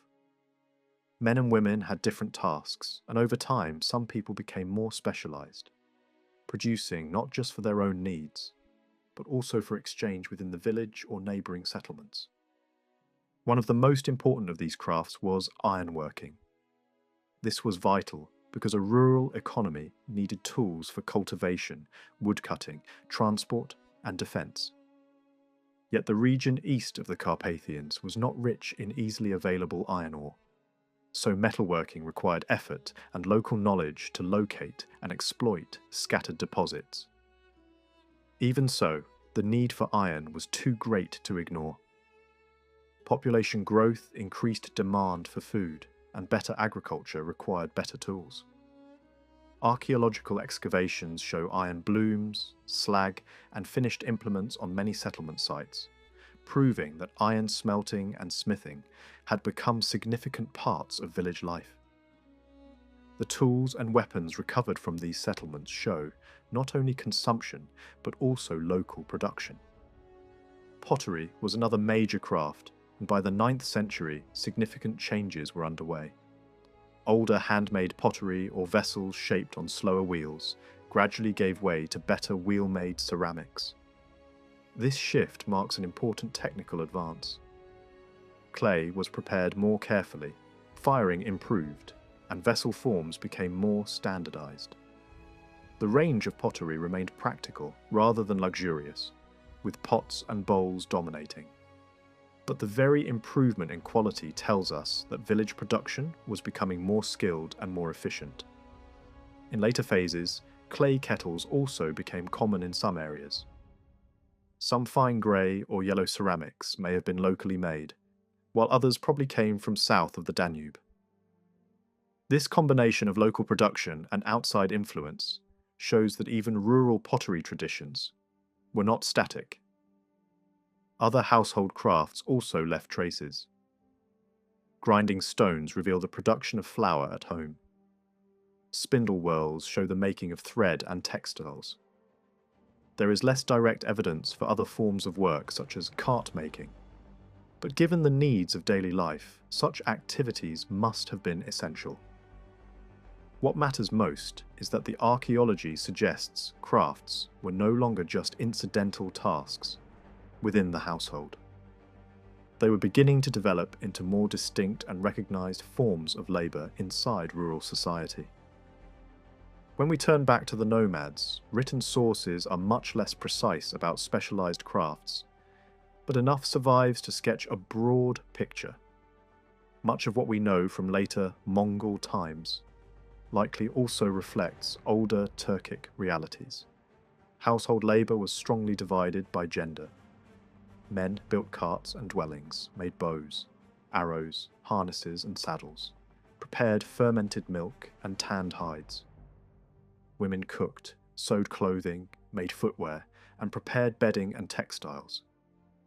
This was a world in which domestic production remained central, but it was not crude or undeveloped. The Pechenegs and oghuz are described as having many weapons, metal vessels, belts, standards, and battle horns. Such objects did not appear by magic. They had to be made, repaired, and maintained by skilled craftsmen, including smiths, working within nomadic communities. Archaeology confirms the high level of technical ability among these steppe peoples.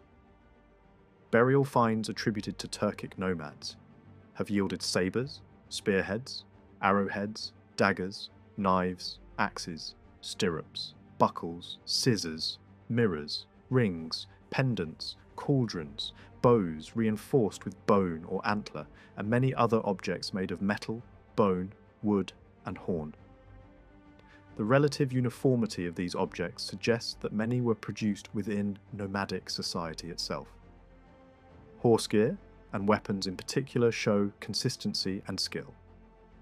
Their quality is often fully comparable to similar finds from farther east across the steppe. This raises a difficult question. Where did the metal come from in lands without rich local iron deposits? We do not have a full answer, but it is clear that steppe craftsmen were not simply passive users of imported objects. They were active makers. One detail is especially revealing. Unlike settled populations, Turkic nomads do not seem to have used the potter's wheel in any meaningful way. Most pottery associated with them is handmade, except for imported wares. This fits the logic of mobile life. Fine wheel-made pottery belongs more naturally to stable workshops and fixed settlements than to camps that move with the seasons. Even when ceramic forms in the wider region may have Eastern roots, that does not mean the nomads themselves produced them. Their domestic crafts were mostly practical, local, and household-based, designed to provide what their own communities needed. Trade, however, connected both worlds. Even though Romanian rural communities were largely self-sufficient, they were never completely isolated. No subsistence society lives entirely cut off from others unless geography imposes extraordinary barriers. The villages of southern and central Moldavia were tied together by shared building methods, pottery styles, tools, and ornaments, and such similarities point to ongoing communication. Those contacts extended beyond local networks into neighbouring Romanian and non-Romanian regions. Though direct evidence is limited for the earliest periods, later medieval patterns strongly suggest that these communities exchanged cattle, horses, sheep, cheese, fish, honey, wax, hides, furs, cereals, and especially salt. Animals were particularly convenient for trade because they could move on their own and did not require complex transport. Commercial relations linked the East Carpathian region to the northern Balkans and the East Slavic world. As Byzantine influence returned to the lower Danube and city, life revived in the region. Exchange intensified. Imported ceramic and metal objects found in the archaeological record prove that goods moved through these networks. Some Christian items came from Byzantium, others from Rus, showing that the region stood at the meeting point of several cultural and economic spheres. Coins provide an especially useful measure of these contacts. Islamic silver coins found in the region show that the Carpathian Dynasty lands were touched by vast exchange systems connecting Scandinavia, the Baltic, the steppe, and the Muslim markets to the south and east. These coins were not local curiosities. They were part of long-distance trade routes operated by Vikings, Khazars, Volga Bulgars, Slavs, and many others. Several Islamic coins have been found on settlement sites, and some hoards contain numerous examples struck by different rulers across the Islamic world. Their presence reveals how far-reaching those commercial webs had become. Later, Byzantine coinage also played an important role. After a period of decline caused by earlier disruptions in the Balkans, Byzantine coin circulation revived from the late 10th century onward, especially when imperial power pushed northward again. In southern Moldavia, many bronze Byzantine coins have been found, suggesting real monetary use rather than mere hoarding for their metal value. These coins indicate that the region became more monetized during the early 11th century. Later, Byzantine coin finds become rarer, especially after the great political upheavals caused by revolts, the rise of new Balkan powers, and the capture of Constantinople by the Crusaders. From that point onward, gold Byzantine coins began to appear more sporadically, often linked to higher-level trade through Black Sea routes and merchant activity. For the Turkic nomads, long-distance trade was different. They did not create stable, overland commercial networks in the same way as the Khazars before them, because their political world was less centralized, and the steppe itself was marked by warfare, migration, and insecurity. These conditions made crossing the steppes more dangerous. Yet trade did not disappear. The great rivers of Eastern Europe continued to function as commercial arteries. The Volga, Don, Dnieper, and Danube still carried goods through the lands controlled by nomadic tribes. The nomads themselves did not become river traders in the strict sense, but they had every interest in protecting and taxing traffic that passed through their territory. The Pechenegs traded livestock, furs, wax, and other products to the Rus and to Byzantine centres, such as Cherson. In return, they received fine textiles, spices, luxury goods, and Eastern furs. They also traded in captives. This grim commerce in prisoners was not unique to them. Earlier, Hungarians and Khazars had done much the same, raiding neighbouring peoples and selling captives into larger markets. Under later Tatar rule, this traffic remained important. The same logic appears among the Cumans, who exchanged slaves, furs, and other goods in places such as Sudak. The Oghuz of Central Asia traded wool and other products with merchants from neighbouring settled lands, and their camps were visited by traders seeking exactly the kinds of goods that pastoral economies could provide. What the nomads wanted in return is just as revealing as what they sold. They sought fine cloth, imported objects, precious ornaments, and other luxury goods. This shows that steppe society was not socially flat. A tribal elite existed, and that elite used exotic goods to display wealth and status. Rich burial assemblages found in steppe graves confirm this. Some contain imported helmets, precious vessels, decorated belts, and ornaments of clear foreign origin. Such items could have been acquired through trade, tribute, or plunder, but all of them point to the same fact. The steppe elites were deeply connected to a wider world of prestige goods. Even so, barter probably remained more important than coin in pre-Mongol Turkic society. Coins appear more frequently in later burial contexts, especially from the late 13th and early 14th centuries, which suggests a growing but still limited monetization under Mongol rule. Even then, monetary use seems to have remained concentrated among the elite rather than spreading evenly through all levels of society. Most of the coins found in such graves are silver rather than bronze, again pointing to restricted and selective use rather than everyday market exchange. At the heart of local society in the Carpathian Dniester region stood the village community. This was the basic cell of life, the structure that organized work, land, justice, leadership, and survival. Its roots stretched far back into prehistory, and its strength was so remarkable that many of its essential features survived almost into modern times. These communities were territorial, but they had likely grown out of older kin-based groups. In some villages, the inhabitants may indeed have shared common ancestry. In others, that was probably not the case. There was no single model for how every village began. What matters is that, in the centuries before the rise of Moldavia as a state, the world east of the Carpathians was almost entirely rural. There were no towns shaping social life, no urban institutions influencing local customs. Everything rested on the village. Because written evidence for this early period is so scarce, reconstructing social life remains difficult. Historians can compare later medieval documents and more recent ethnographic realities. But for the centuries before state formation, archaeology remains the clearest guide. What it suggests is a society with relatively limited, visible differences in wealth. Burials from the 10th to 13th centuries show a striking degree of material similarity, and there is little clear evidence of strong social inequality within local communities.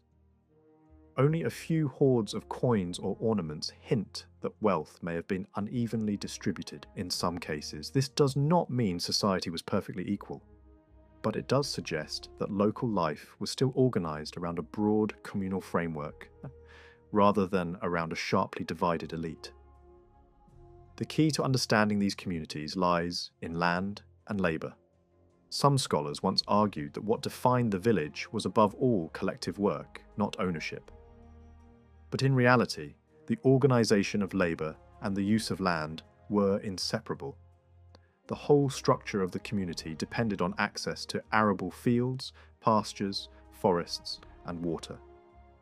These resources were used communally, and cultivated land was not necessarily fixed forever in private hands. Instead, it was often redistributed among families. The right to use land mattered more than an abstract idea of permanent possession. This older way of life survived for a very long time. Even centuries later, travellers through Moldavia still described communities, where land was periodically divided, according to the size of each household. Families received shares based on the number of people they contained, and there was often more land than could be cultivated at once. One part might be sown for a time, while another was left for later use. This reveals a society in which land was abundant in many regions, but its use was regulated by custom and community. The village community was far more than a farming unit. It was an independent social and political body, with economic, administrative, judicial, and fiscal responsibilities. Meetings were not held on a rigid schedule, but whenever needed. The community as a whole could intervene in matters that today might seem private, including disputes within families. It was taxed collectively by outside powers, whether nomadic rulers or later medieval states.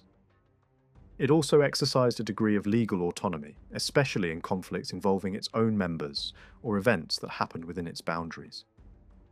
In many ways, the village acted as both a local society and a local government. It protected its interests, enforced duties, and regulated access to resources. Within this framework, the household heads and respected elders played an especially important role. Over time, councils of experienced and influential men emerged, often described as good and old people. These were not simply elderly villagers. They were men whose standing came from experience, authority, and often property or prestige. At first, they served as mediators and guides within the community. But as social differences slowly began to grow, their role became more powerful. They increasingly acted as intermediaries between village communities and external rulers, collecting tribute, organising labour obligations, and speaking on behalf of the village. In this way, authority gradually concentrated in the hands of a local rural elite. This did not happen overnight, but it marked an important shift. The village was still communal, yet within it, some men now stood above others. This structure has certain similarities to what existed in the Byzantine countryside. There too, communal and individual property coexisted, and villages were often led by councils of elders, or respected men. Similar bodies are also mentioned later in Moldavian towns and villages, which suggests a long continuity of local custom. These elders were consulted on matters affecting the whole community, and their role likely went back to centuries before formal towns or states emerged in the region. The fact that such institutions appear again and again across time suggests that they were deeply embedded in local society. Every village community also had a clearly marked territory. Boundaries were not vague ideas, but real and meaningful lines in the landscape, often marked with stones or other signs. These limits enclosed not only the houses of the village, but also its fields, forests, pastures, and waters. The success of communal life depended on maintaining these boundaries, because only within them could the cycle of redistribution and shared use function properly. Without clear borders, the rights of the community would collapse. The village, then, was not just a cluster of homes, it was a bounded social territory with its own internal order. As social stratification developed more clearly, another institution emerged, the local lord known as the knez. This figure appears in many Romanian lands as well as in Slavic regions, though his exact functions could vary. In Moldavia, kneses and judges become visible in written records during the 15th century, but the institution itself must have older roots. A village normally had one knez, and the office appears to have been hereditary from an early stage. This matters because it shows the slow transformation of local leadership from communal authority into more stable and family-based power. In some regions organised under Romanian customary law, villagers even owed labour services to the estates of their kneses. That reveals a society already moving away from strict communal equality and toward a more layered, rural hierarchy. Even so, the community did not lose all control. It still had the right to approve the acceptance of outsiders and to regulate the levies placed upon it. Foreigners could sometimes be allowed to live within a village, but they did not automatically enjoy all the rights of full members. In at least some cases, archaeology suggests that groups of newcomers were absorbed into local communities over time. Certain cemeteries show individuals with physical traits pointing to Eastern origins, buried among local people, rather than in separate zones. This suggests that outsiders could be integrated fairly quickly into the village body. The community was not closed beyond all change, but it remained protective of its privileges and identity. Daily life within the village also involved many communal duties. Members had to clear forests, maintain pastures, fence plots, and take part in shared work necessary for the community's survival. Refusing such obligations could lead to penalties, especially loss of access to communal lands. This shows again how deeply rights and labour were tied together. A person did not simply own land in an individual sense. One belonged to a community and, through fulfilling duties, retained access to its resources. Even priests do not seem to have stood above this system in the earlier centuries. The village clergy often had to cultivate their own land and perform ordinary labour like everyone else. This suggests two things. First, liturgical work alone did not provide enough support for survival. Second, priests did not yet enjoy the broad privileges that clergy would later acquire in more developed states. In some places, their social standing may even have been quite modest. This is strikingly similar to parts of Byzantium, where some clergy remained economically dependent and socially humble. In the Romanian lands, many priests were of peasant origin, had little formal education, and struggled to master the ecclesiastical language used in worship. Their role in the community was important, but it was not yet one of great material privilege. Only later, after the formation of Moldavia as a state, did members of the clergy begin to benefit more regularly from land grants, tax exemptions, and broader judicial authority. This older world of village autonomy also helps explain a later misunderstanding that some regions of Moldavia had once existed as little republics before the rise of the state. In reality, such claims are unreliable when examined closely. Regions like Câmpulung Moldovenesc, Vrancea, and Tegesi did preserve certain traditions of self-government and local privilege. But those privileges were tied mostly to military service, frontier duties, and special regional roles, not to the survival of fully independent pre-state republics. Some older descriptions of these regions are full of inaccuracies and contradictions. They reflect later political agendas more than historical reality. Yet behind the exaggeration lies something important. These regions did preserve stronger local traditions because they were borderlands with strategic importance. Their inhabitants defended roads, mountain passes, or frontier zones against foreign threats, and for that reason they enjoyed greater autonomy than some others. Rejecting the legend of peasant republics does not mean denying the existence of local political structures before the rise of Moldavia. On the contrary, there are strong reasons to believe that, before a centralized state emerged, the lands east of the Carpathians were organized through confederations of village communities.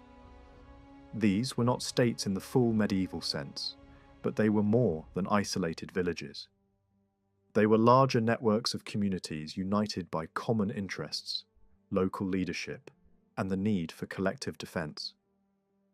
Such confederations likely arose from the internal evolution of rural society itself, but also from outside pressure. The local population had to protect itself not only from Turkic nomads moving through the steppe, but also from neighbouring medieval states seeking influence or control.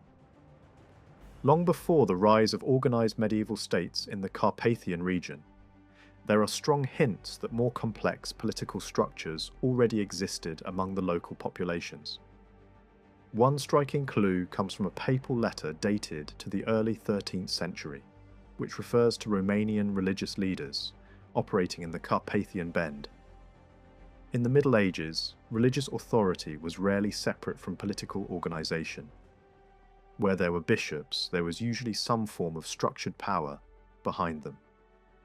This suggests that local Romanian communities were not just loose villages, but part of a broader political framework capable of supporting ecclesiastical authority. Literary sources also offer intriguing glimpses into this early world. A German epic mentions a ruler associated with the land of the Vlachs, implying that by around the year 1200, a recognizable political entity already existed somewhere in the Carpathian area. Other references link these people with neighbouring groups such as the Rus, Greeks, Poles, and steppe nomads, placing them firmly within the political and military landscape of Eastern Europe. There are also accounts describing Romanians taking part in conflicts between rival princes in the lands to the north.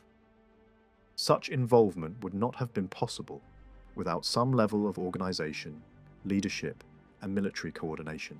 Archaeological discoveries reinforce this picture, revealing a growing number of weapons and improved military equipment, suggesting that local societies were becoming more capable of defending themselves and projecting power. While sedentary communities were slowly developing their own structures, the nomadic world of the steppe followed a very different path. At its foundation stood the clan, a group of families connected by shared ancestry and bound together by strong traditions. These clans formed the core of nomadic life. They followed strict social rules, including marriage outside the clan, obligations of revenge, and customs regulating inheritance and family structure. Yet even within these tightly bound groups, inequality existed.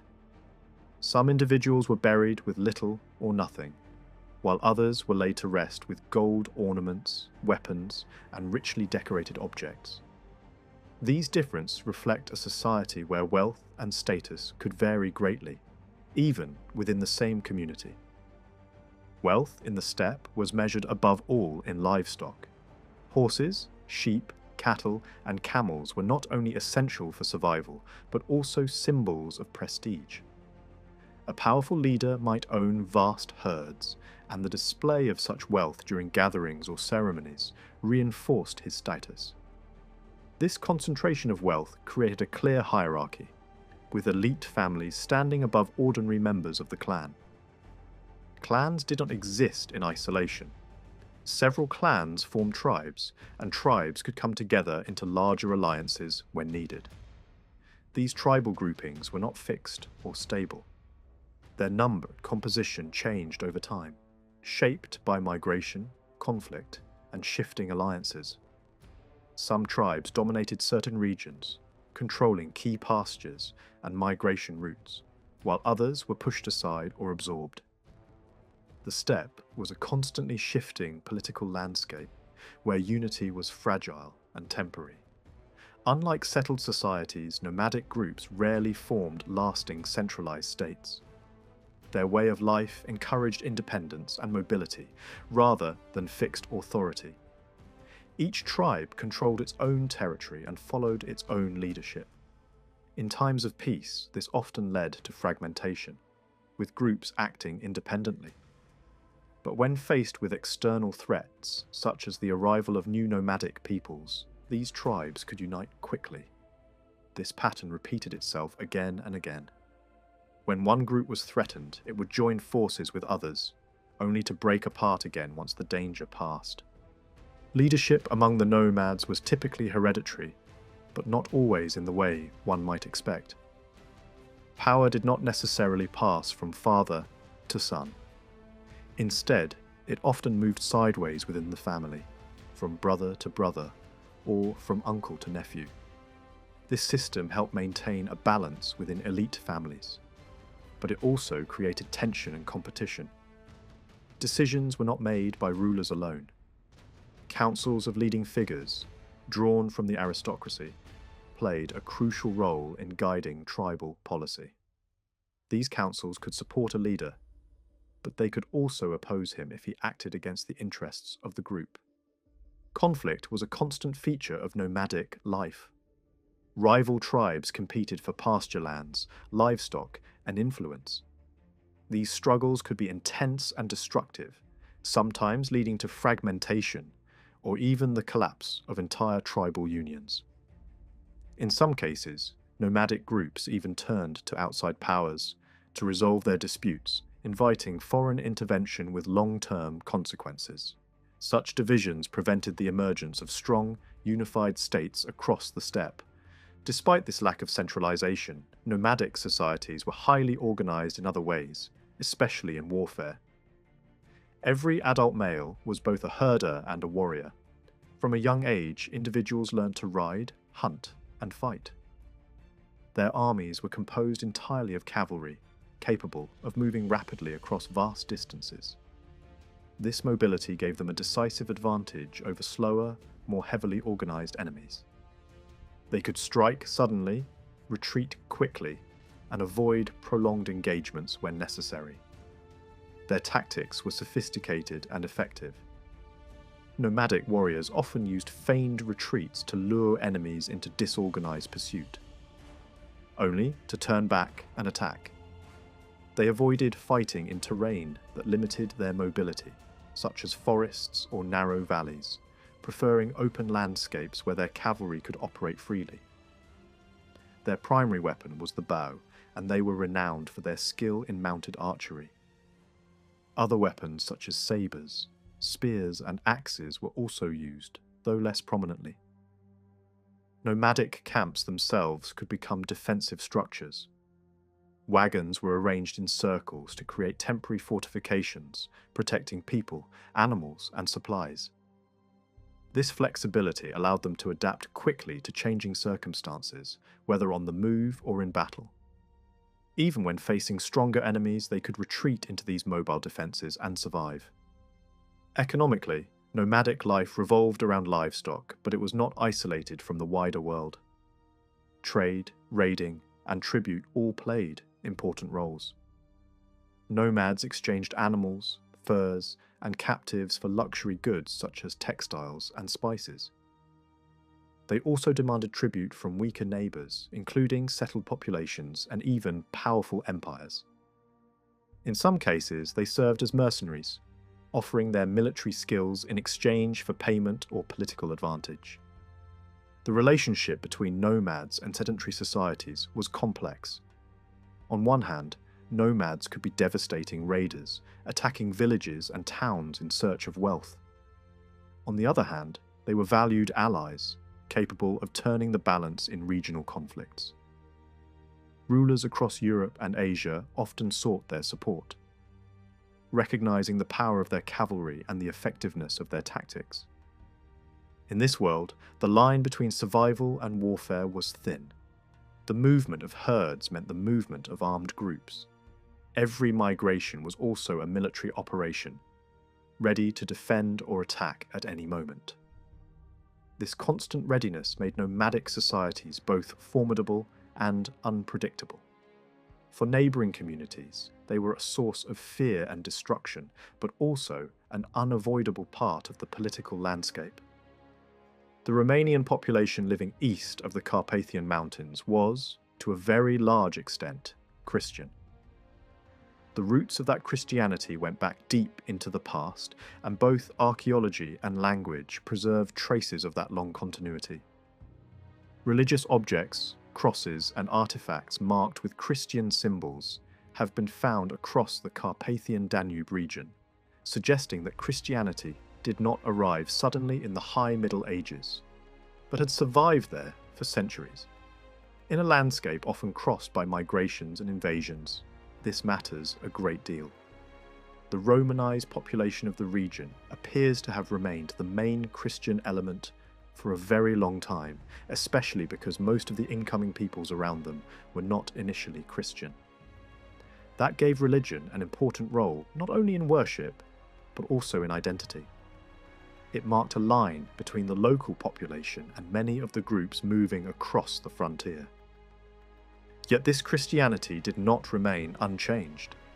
The collapse of older Roman and early church structures in the Balkans, followed by Slavic and Bulgar settlement, deeply affected the religious world north of the Danube as well. Many older terms connected with formal church organization disappeared from everyday use, while the most basic words for worship and sacred objects survived. Later, as the Slavic liturgy spread, and the religious influence of the Bulgarian church grew stronger, the Romanian language absorbed a large number of South Slavic church terms. These words entered not only religious vocabulary in a narrow sense, but also the language of prayer, fasting, repentance, saints, liturgy, funerals, and monastic life. Some of them had originally come from Greek into Slavic, and from there into Romanian. Others had followed even more complicated paths, changing meaning as they moved between peoples and centuries. What this shows is that Romanian Christianity was ancient but also adaptive. It preserved deep roots while absorbing the liturgical and cultural influences of the Orthodox Slavic world. This process seems to have unfolded gradually. It was not completed in a single century, nor was it the result of a single political event. Christianity in the lands north of the Danube had to survive through periods of instability, weak ecclesiastical organization, and shifting political control. That explains why local church structures developed slowly. The population seems to have remained Christian, but formal hierarchy, episcopal control, and institutional stability lagged behind. The region was too exposed to invasions, too politically fragmented, and too often caught between stronger neighbouring powers for church organisation to develop smoothly. Burial customs provide one of the clearest windows into this complicated story.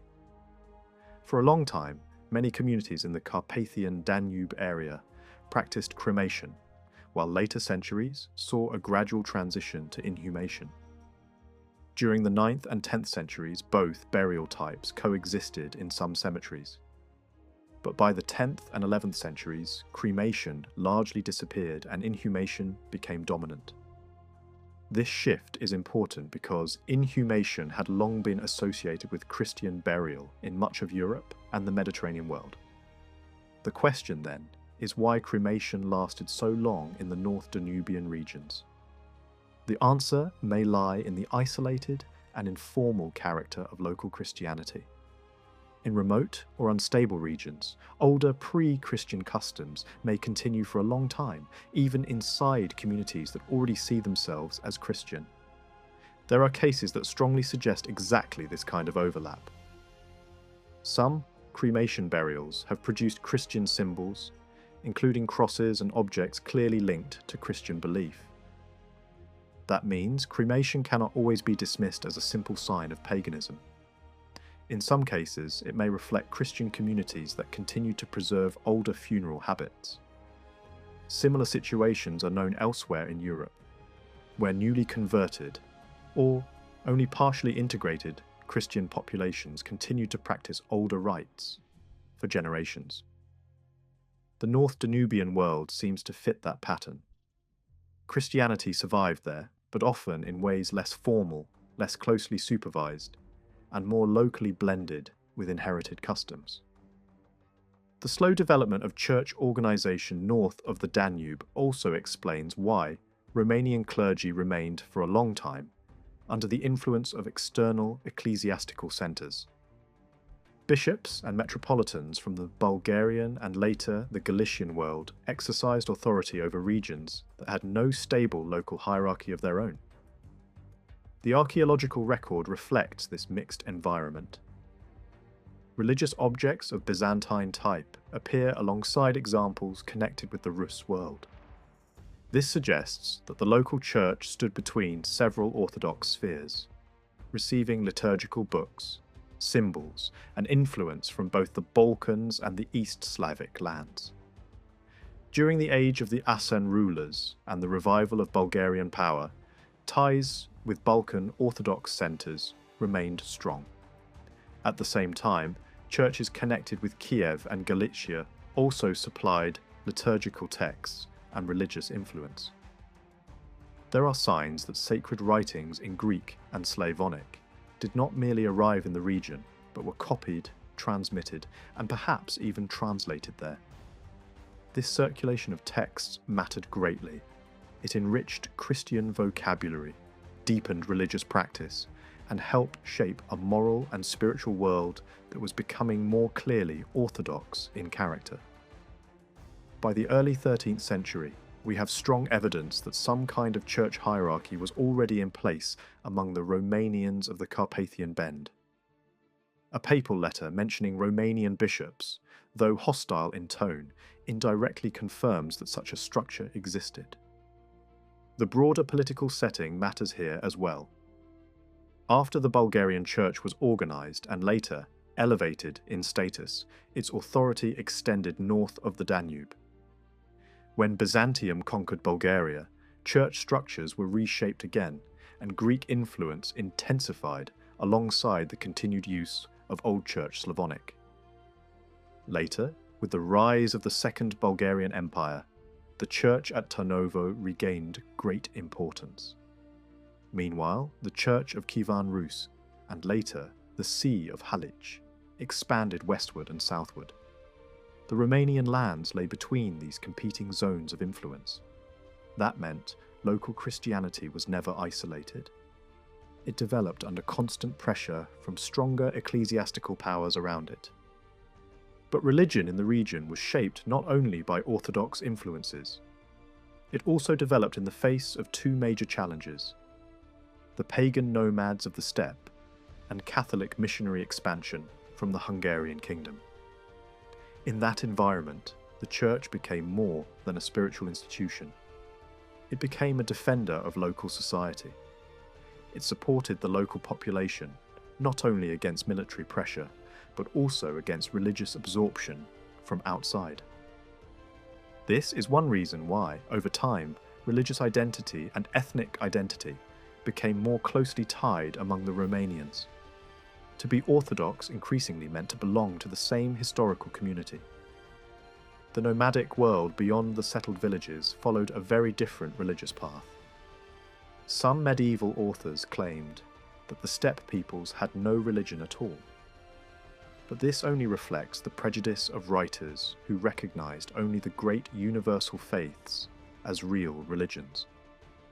In truth, the Turkic nomads had rich and complex belief systems of their own. They revered the sky, the earth, waters, and natural forces. Above all stood the great heavenly deity often understood as the ruler of cosmic order. Around this central figure existed a world full of spirits, sacred places, and ritual specialists. Shamanic practices played an important role, especially in healing, protection, divination, and maintaining the balance between the living world and the unseen one. The shaman was not only a ritual figure, but also healer, mediator, and spiritual guide. Some Byzantine writers misunderstood this world and assumed that the nomads saw death as the final end of existence. Yet their burial customs prove otherwise. The dead were often buried with objects, horses, and offerings, all of which point clearly to a belief in the afterlife. Their funerary rituals were elaborate and meaningful, centered on the idea that the dead continued to exist in another realm. In this, the steppe peoples were no less religious than their Christian neighbours. Their beliefs were simply organised in different ways. During the first centuries of the second millennium, Christianity and Islam both pushed into the steppe world. The struggle between those two great religions was not confined to the Near East or the Iberian Peninsula. It also extended into the lands north of the Black and Caspian Seas. Christian missions came from Rus, Byzantium, Hungary, and Georgia. Islam reached the steppes through trade routes and the influence of the Islamic world to the east and south. Some writers claim that entire nomadic peoples had adopted Islam, but such reports are usually exaggerated. In reality, the nomads of the steppe seem to have remained resistant to outside religions for a long time. Their old customs and burial practices persisted well into later centuries. Conversions did happen, but usually under special conditions.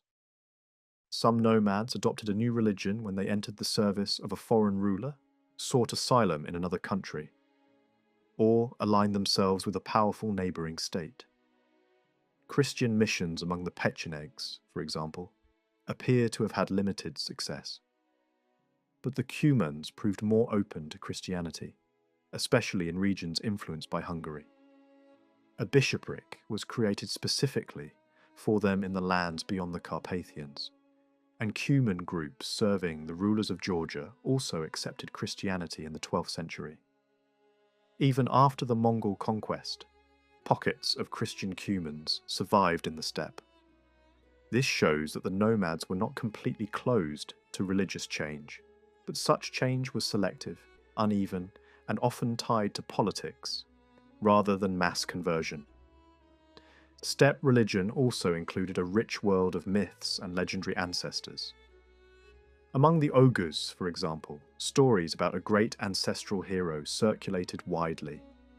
In some traditions, he and his followers were guided by a miraculous wolf, an animal of divine importance leading the people toward conquest or destiny. Variations of this type of myth appear among many peoples across Eurasia. Such stories were not simple entertainment.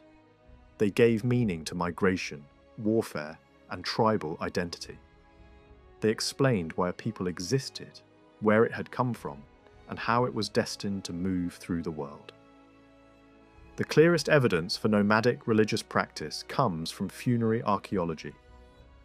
Turkic burials often took place in older barrows or under newly raised mounds. The construction of a new mound seems to have been reserved mainly for elite burials. Written descriptions of the funerals of major steppe leaders speak of horses slaughtered in great numbers, warriors sacrificed or buried with the dead, and large earth mounds raised over the grave. These accounts sound dramatic, but they are supported in many ways by archaeology. Such burials reveal a world in which status, loyalty, and afterlife were closely linked. A ruler did not go alone into death. His horse, weapons, and sometimes even human attendants followed him. The burial of horses was especially important.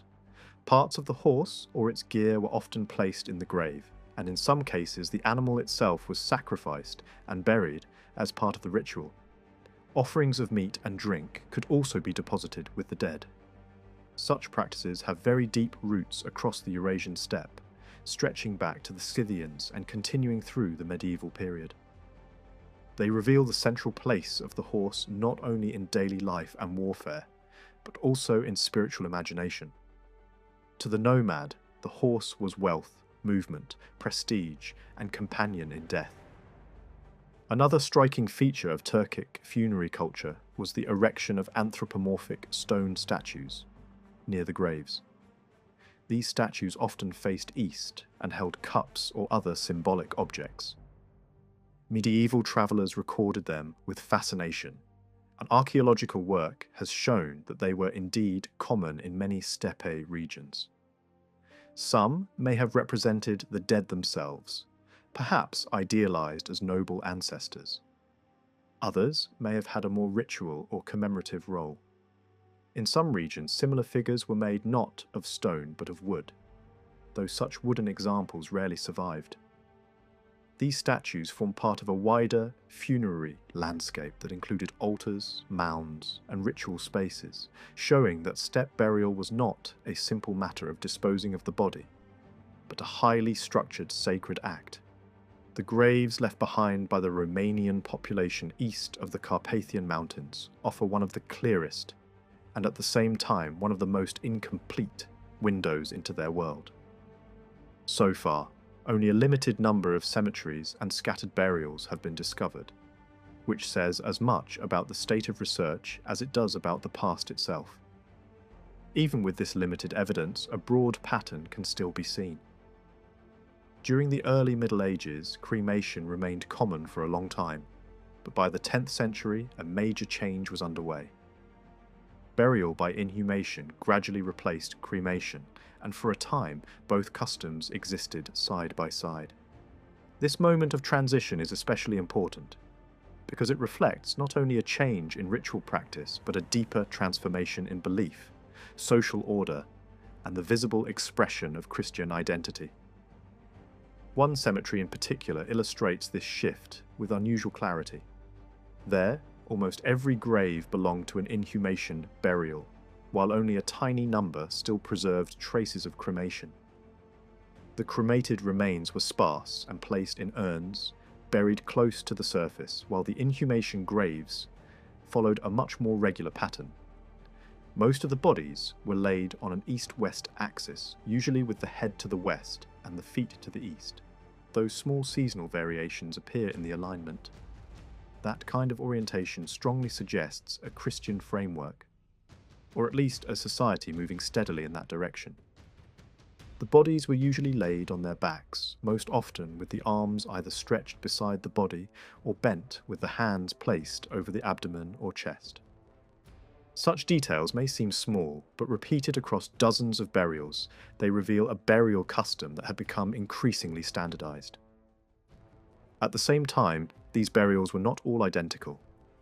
Some bodies were found in crouched positions, rather than fully extended, and in several cases the condition of the graves made it impossible to reconstruct the original placement of the limbs.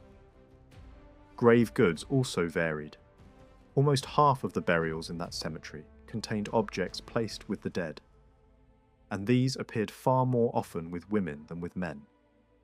Female graves yielded ornaments, beads, rings, earrings, spindle whorls, and decorative items, while male graves more often included knives or pottery. This contrast suggests that dress and adornment played an important role in how women were represented in death, while tools and vessels mattered more in male burials. Yet even with these differences, the overall picture remains one of a relatively cohesive burial tradition, rather than sharply divided social classes. For a long time, some scholars tried to assign cemeteries of this kind to Slavic populations simply on the basis of physical anthropology or older assumptions about the region. But that explanation is too narrow. Many of the objects found in these graves have close parallels in clearly Romanian contexts, and the biological features noted in the skeletons are not exclusive to any one ethnic group. In other words, these burial grounds cannot be pushed automatically into a foreign category simply because they belong to a frontier zone. On the contrary, they fit well within a broader local Christian population that was itself diverse, fluid, and shaped by long contact with neighbouring peoples. Other cemeteries from the same world reveal even more complexity. In some burial grounds, most graves follow the expected east-west alignment and Christian supine position, but a small number differ sharply. There are graves with bodies crouched in unusual ways, graves with different orientations, and even pits that contain no human remains at all, but animal bones instead. In one cemetery, such unusual burials clustered in a particular part of the site, suggesting that a minority group within the community may have preserved different customs. That minority may have been ethnically distinct, religiously different, or perhaps simply attached to older funeral traditions. Yet the fact that they were still buried in the same cemetery as everyone else is very important. It suggests not separation, but coexistence. Even if some members of the village had different origins or customs, they were still treated as part of the same local community. Another cemetery makes this even more striking. There, most graves again follow the east-west Christian pattern, but a smaller number run north-south or south-north, something much less typical for the local Christian burial world. In a few of these graves, the skeletal features point toward Eastern or steppe-related origins. Some even show marks of trepanation, a practice rarely associated with the settled Romanian countryside, but better known from broader Eurasian traditions. These graves also contain a somewhat different selection of objects, including horse gear and other items that do not fit comfortably into the standard village burial pattern. Yet once again, these foreign burials were not set apart in a completely separate cemetery. They were scattered among the others. That tells us something essential about life in these frontier societies. Foreigners did not always remain strangers. They could be absorbed into local communities, live beside them, marry into them, and eventually be buried in the same ground. Smaller clusters of graves found across Moldavia reinforce this picture. Some include only burials aligned in the Christian East-West manner, while others show more variety in orientation and ritual.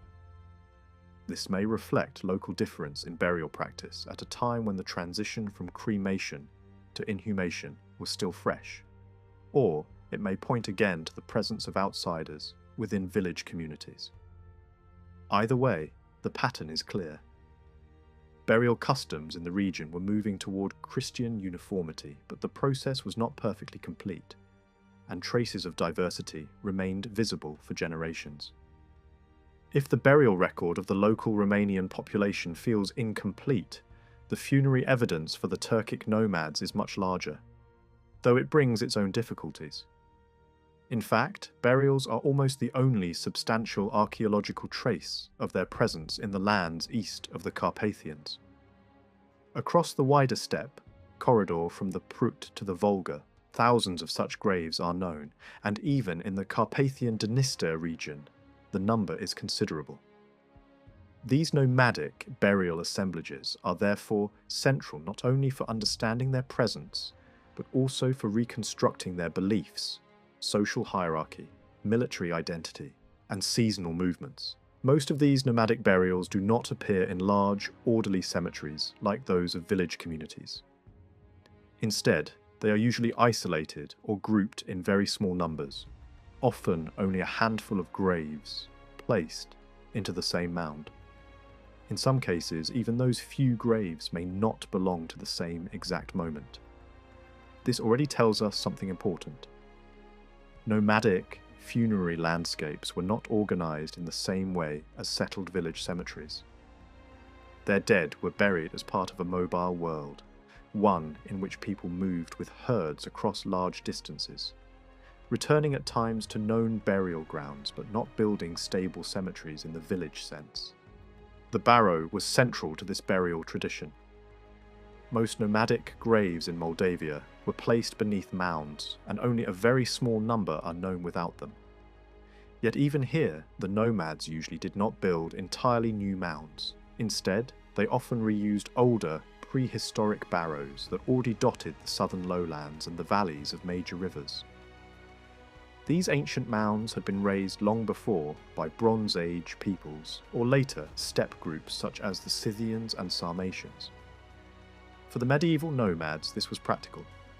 There was no need to raise a fresh mound every time when the landscape already offered so many prominent markers.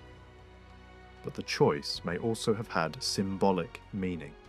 By burying their dead in these old barrows, the nomads inserted themselves into a much older, steppe tradition, whether consciously or not. This reuse of ancient mounds also explains why the distribution of medieval nomadic burials overlaps so closely with much older burial landscapes. The same steppe ecology that had favoured earlier nomads favoured the Pechenegs, Uzes, and Cumans as well. Burial mounds cluster in the lowlands, especially in the Bugiak and along the lower Dniester, and follow the courses of major rivers. They appear far less often in densely forested uplands or beyond the great rivers into the hilly interior. This distribution is no accident. It mirrors the economic needs of the nomads themselves. These were pastoral peoples who needed open grasslands, water access, and routes for seasonal movement. Their dead were buried where their living communities moved and camped. The placement of these graves reveals a remarkably clear environmental pattern. Most of them stand close to rivers, lakes, or marshy water sources. That is exactly what we would expect from steppe pastoralists, so whose movements depended on grazing and access to water. The clustering of graves in southern Moldavia, especially in the Bugiak and along the lower Dniester, suggests that this was the main centre of nomadic occupation. From there, the herding groups likely shifted seasonally. In winter, they moved toward the lower Danube and the lakes near the Black Sea, where the climate was milder. In summer, when the Bugiak dried under the heat, they drove their herds northward along the Dniester, the Prut, the Barlad, and their tributaries. The distribution of burial assemblages reflects exactly this rhythm of life. In terms of grave form, most of the nomadic burials contain adult individuals, and surprisingly, few children are known. That raises important questions. Not everyone in nomadic society may have been entitled to burial under a mound, or perhaps children were buried in ways less visible archaeologically. Most bodies were laid on their backs, and most graves follow a west-east orientation, though other directions also appear. North-south burials exist, but they are much less common. The body position is usually simple, with the arms stretched beside the body or slightly bent. Double burials are rare. There is one case of a face-down burial, but such examples are exceptional. What stands out, instead, is a general consistency in the basic body placement, even as grave goods and mound use varied. Those grave goods are crucial for understanding nomadic life. Some were worn by the dead, such as jewellery or dress fittings. Others were placed in the grave as ritual deposits. Weapons, horse gear, knives, coins, bows reinforced with bone or antler, sabres, stirrups, buckles, kettles, pottery, and even the fittings of wooden containers appear among them. Such objects tell us that these graves often belonged to mounted warriors. They also reveal rank and occupation. A grave with stirrups, a sabre, and horse equipment does not belong to the same world as a simple village burial with a spindle whorl or a modest earring. Even where material wealth differs, the military identity of nomadic male burials is especially prominent. When the burial evidence from Moldavia is compared with that from Wallachia and Dobruja, a much fuller picture emerges. Across the whole region outside the Carpathians, the same basic pattern repeats itself. The nomads favoured lowland steppe zones and river valleys. They rarely penetrated into the forested highlands west of the Siret or into the sub-Carpathian hills. Even when they moved up the major river corridors, they did not settle deeply into the wooded interior. That avoidance is highly significant. It shows that the steppe nomads remained faithful to the ecological logic of their pastoral world. They could approach the edges of the hills, but they did not truly belong there. Their presence remained strongest where grassland, mobility, and water made mounted pastoral life possible. This is one of the clearest differences between the settled Romanian communities and the Turkic nomads. The village cemeteries of the local population are rooted in stable settlement, communal memory, and gradually standardized Christian burial. The nomadic graves are tied instead to movement, mounds, horses, military equipment, and the rhythms of transhuman life. One burial world belongs to villages, family continuity, and a religious system moving toward uniformity. The other belongs to the open steppe, older barrows, warrior display, and a mobile society that left few settlements behind, but many graves across the lowland landscape. At the same time, the two worlds were not fully separate. Just as foreigners appear in local cemeteries, elements of cultural contact can also be detected in the nomadic burial record. Certain graves are difficult to classify neatly. Some contain mixed features. Others may belong to periods when older Pecheneg, Uzes, Cuman, and later Tatar traditions overlapped. This warns us against overly rigid ethnic labelling. The frontier east of the Carpathians was not a fixed border between pure cultures. It was a zone of constant interaction, absorption, and adaptation. Still, the overall picture remains powerful. The Romanian burial record speaks of continuity, Christianity, village identity, and a gradual ritual stabilization. The nomadic burial record speaks of movement, lowland routes, reused barrows, warrior culture, and seasonal occupation of the steppe. Through their dead, both societies reveal how differently they lived. And in the contrast between their cemeteries and mounds, we can see one of the deepest truths about the medieval outer Carpathian world. It was shaped by the meeting of two very different ways of inhabiting the land, one rooted and communal, the other mobile and pastoral, each leaving behind a distinct geography of memory. Another revealing aspect of the Turkic burial record in the Carpathian Dniester region is how small the burial groups usually are. The same pattern appears in the Romanian plain as well. Most sites contain only a few graves, not large cemeteries. That suggests two things. First, the nomadic groups who passed through or settled in the lower Danube region were probably not very numerous in any one place. Second, they did not remain there for long stretches of time. Their world was one of movement, not permanence. Their dead were left behind in scattered clusters, but their living communities continued to move with the rhythm of pasture, season, and military necessity. If we turn from burial grounds to artistic life, the contrast between the settled Romanian communities and the nomadic steppe peoples becomes just as striking. In southern Moldavia, the number of surviving objects that can clearly be called works of art is not large. But that does not mean the local population lacked imagination, skill, or a sense of beauty. Their world was constrained by hard realities. Life was shaped by tribute demands, the danger of raids, the late development of towns and states, and the long weakening of direct ties with Byzantium, the great artistic centre of southeastern Europe.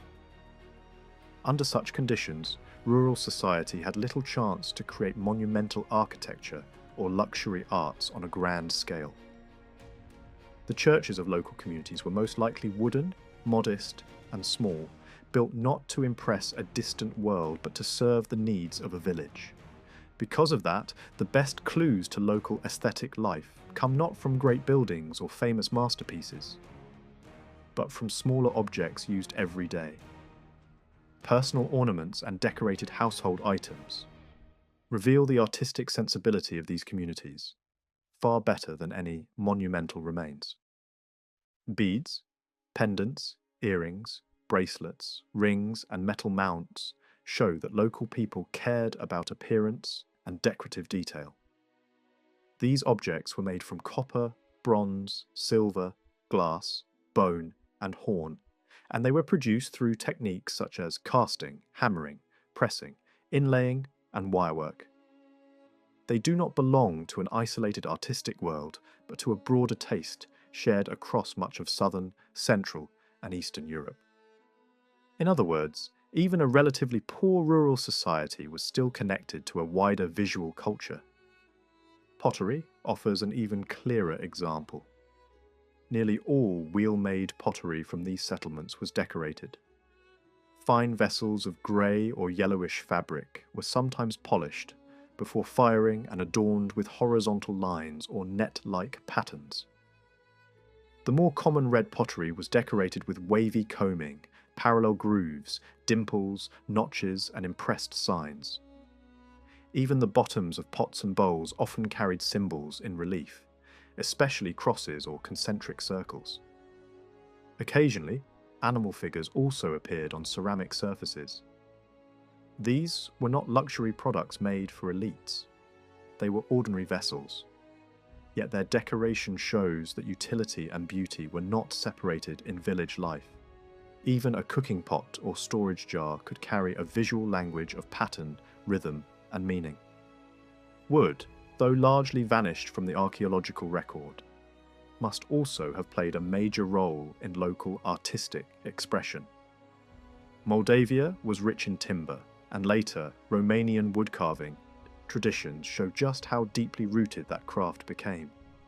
Gates, houses, fences, household tools, and personal belongings were all later decorated with carved motifs that combined beauty and usefulness. It is very likely that medieval communities already worked in a similar spirit, even if the objects themselves have not survived.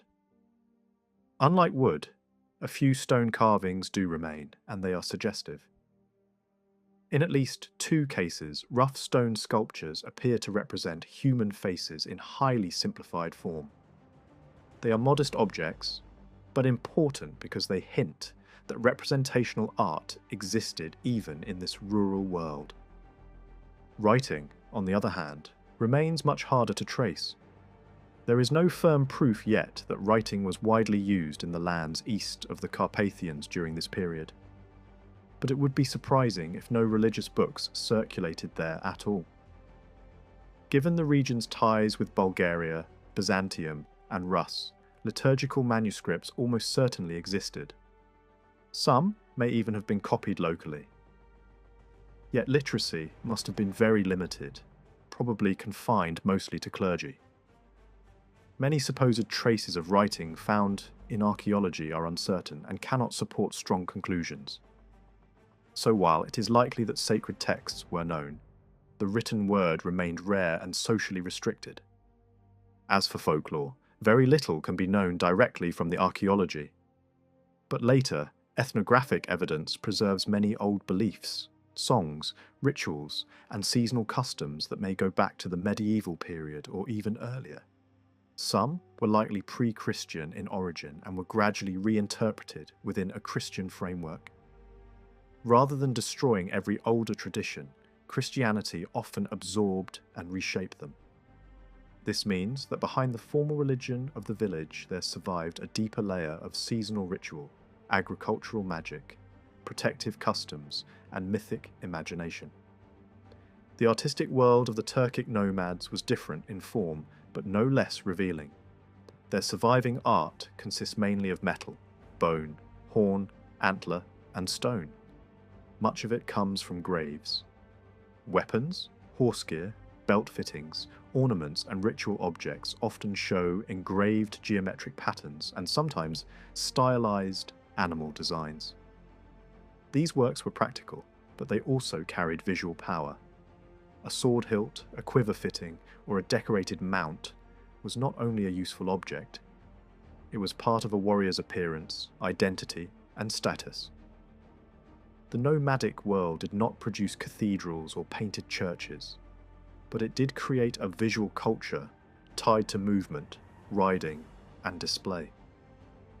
The most famous artistic legacy of the nomads is the stone statue.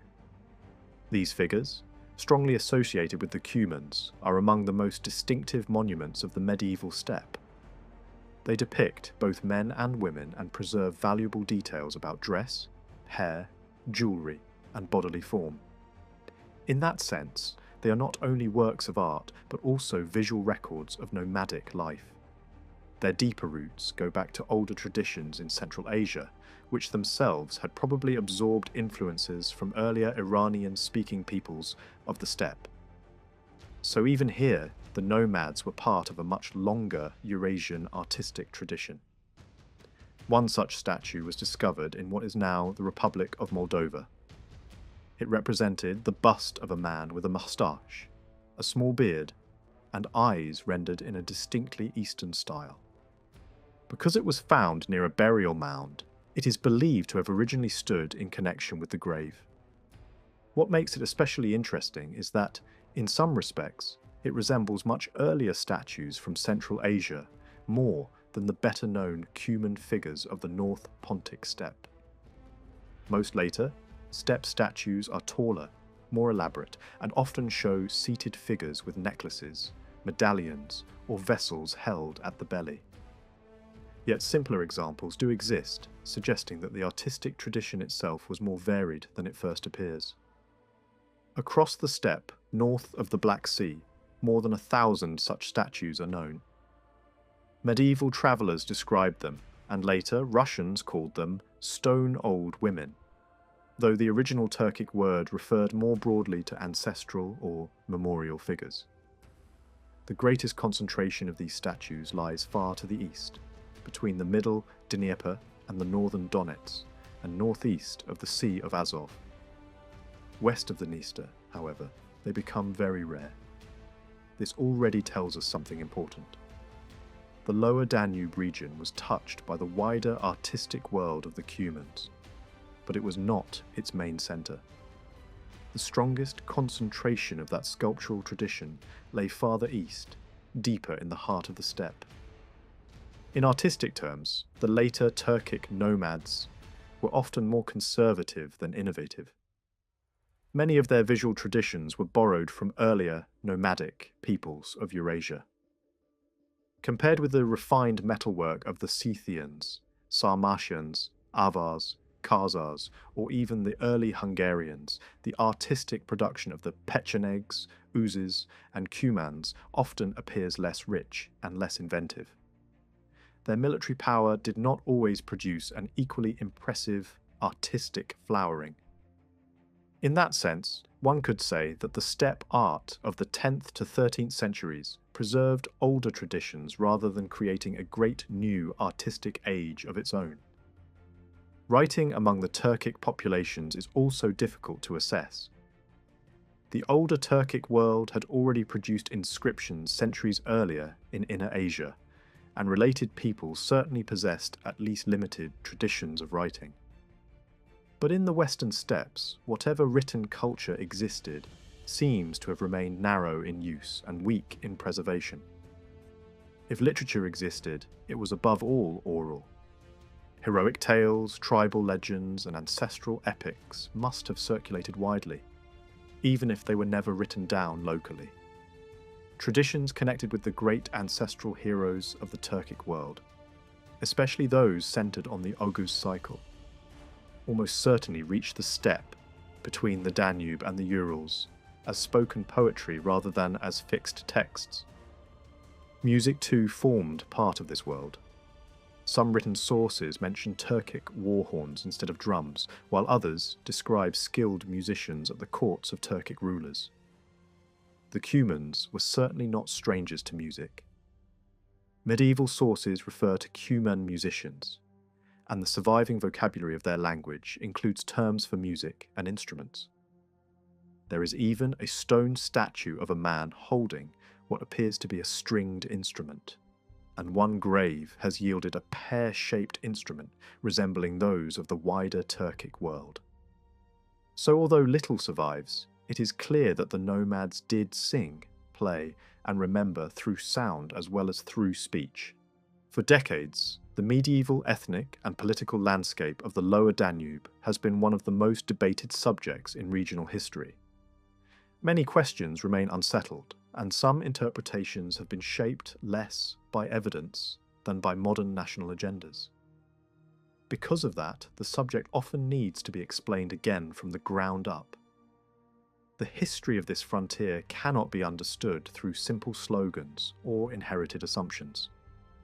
It was a zone of long contact, shifting power and overlapping peoples, and any serious attempt to explain it must return to the evidence itself. Once the pastoral tribes of the Eurasian steppe took control of the lands north of the Danube delta, the local Romanian population entered into direct and lasting contact with Turkic nomads. This was not a short episode. It lasted for centuries.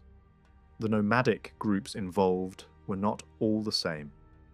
The strongest role seems to have been played by the Pechenegs and later the Cumans, but the Uzis, the Brodniks, and probably the Berendei must also be taken into account. The balance between these groups changed over time, and so did their political situation. What remained constant was the fact that they ruled the lowlands and came into continuous contact with the settled communities living to the north and west. The first major Pecheneg intervention known from written sources took place at the end of the 9th century, when they drove the Hungarians out of the lands known as Etelköz. Their move into the Bugiak and the Baragan did not happen all at once. It was gradual. Later came the Uzis, then the Cumans, and with them, the wider reorganization of the steppe world. Everything changed again with the Mongol invasion in the 13th century.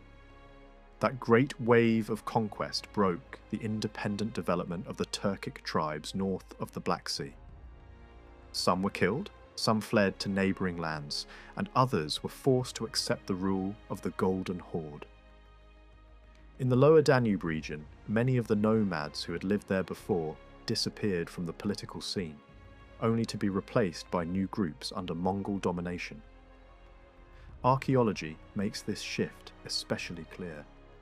After the Mongol takeover, burial evidence across the lands between the Volga and the Dniester becomes more numerous, suggesting new population movements and new arrangements of power. Some of these later groups may have included migrants from the Rozes region, including communities known in the Russes world as the Black Caps. In a few cases, burials found in the Bugiak seem to have close parallels there, which points to movement organised or permitted by the rulers of the Golden Horde. It is even possible that some Cumans who fled from Hungary in the late 13th century passed back into the steppe and settled for a time in lands north of the Danube. By then, the old independent tribal world of the Pechenegs and Cumans was gone. In its place, a new Turkic-Mongol frontier society was beginning to form. This is important because it means the political position of the nomads changed over time. The Turkic communities living in southern Moldavia around the year 900 were not in the same situation as those living there around 1300. Their degree of independence, their relationship with larger powers, and even their ethnic composition shifted.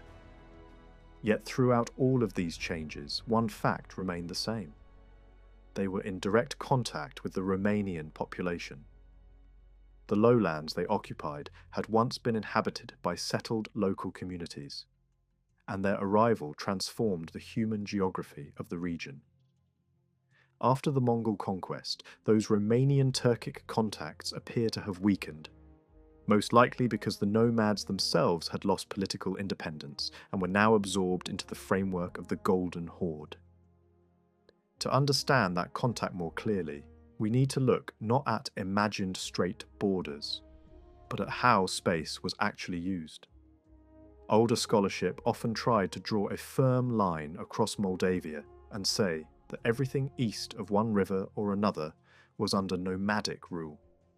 Some scholars push that boundary as far west as the mountain approaches, suggesting that the nomads took their herds deep into the Carpathian zone during the summer. But the archaeological evidence tells a different story. Burials associated with Turkic nomads cluster very clearly in the southern lowlands. When they move northward into central or northern Moldavia, they do so mainly along the major rivers and their tributaries. These rivers acted as seasonal corridors. The nomads did not spread evenly across the land. They followed water and pasture. This difference matters. The nomads preferred the lowlands, the wetlands, and the valleys rich in grass. The Romanian settlements, by contrast, appear across almost the whole landscape of Moldavia, except for the highest mountaintops. The old idea that Romanians were primarily a mountain people does not fit the evidence for the lands east of the Carpathians. That image may reflect the Balkan Vlachs or certain ancient descriptions of Dacians, but it does not describe medieval Moldavia. Archaeology shows a population living in plains, hills, valleys, and forest margins, not one confined to mountain refuge. In fact, the mountains and densely forested highlands were not ideal for steppe horsemen at all. Their way of life depended on open ground, broad pasture, and easy movement. That is why they remained mainly in the lowlands and along the great river routes. Even so, the zone of contact between the settled population and the nomads did not remain fixed over the centuries. In the earlier phase of Pecheneg presence, the number of nomads in the lower Danube region seems to have been relatively limited, and native settlements still survived in the lowlands.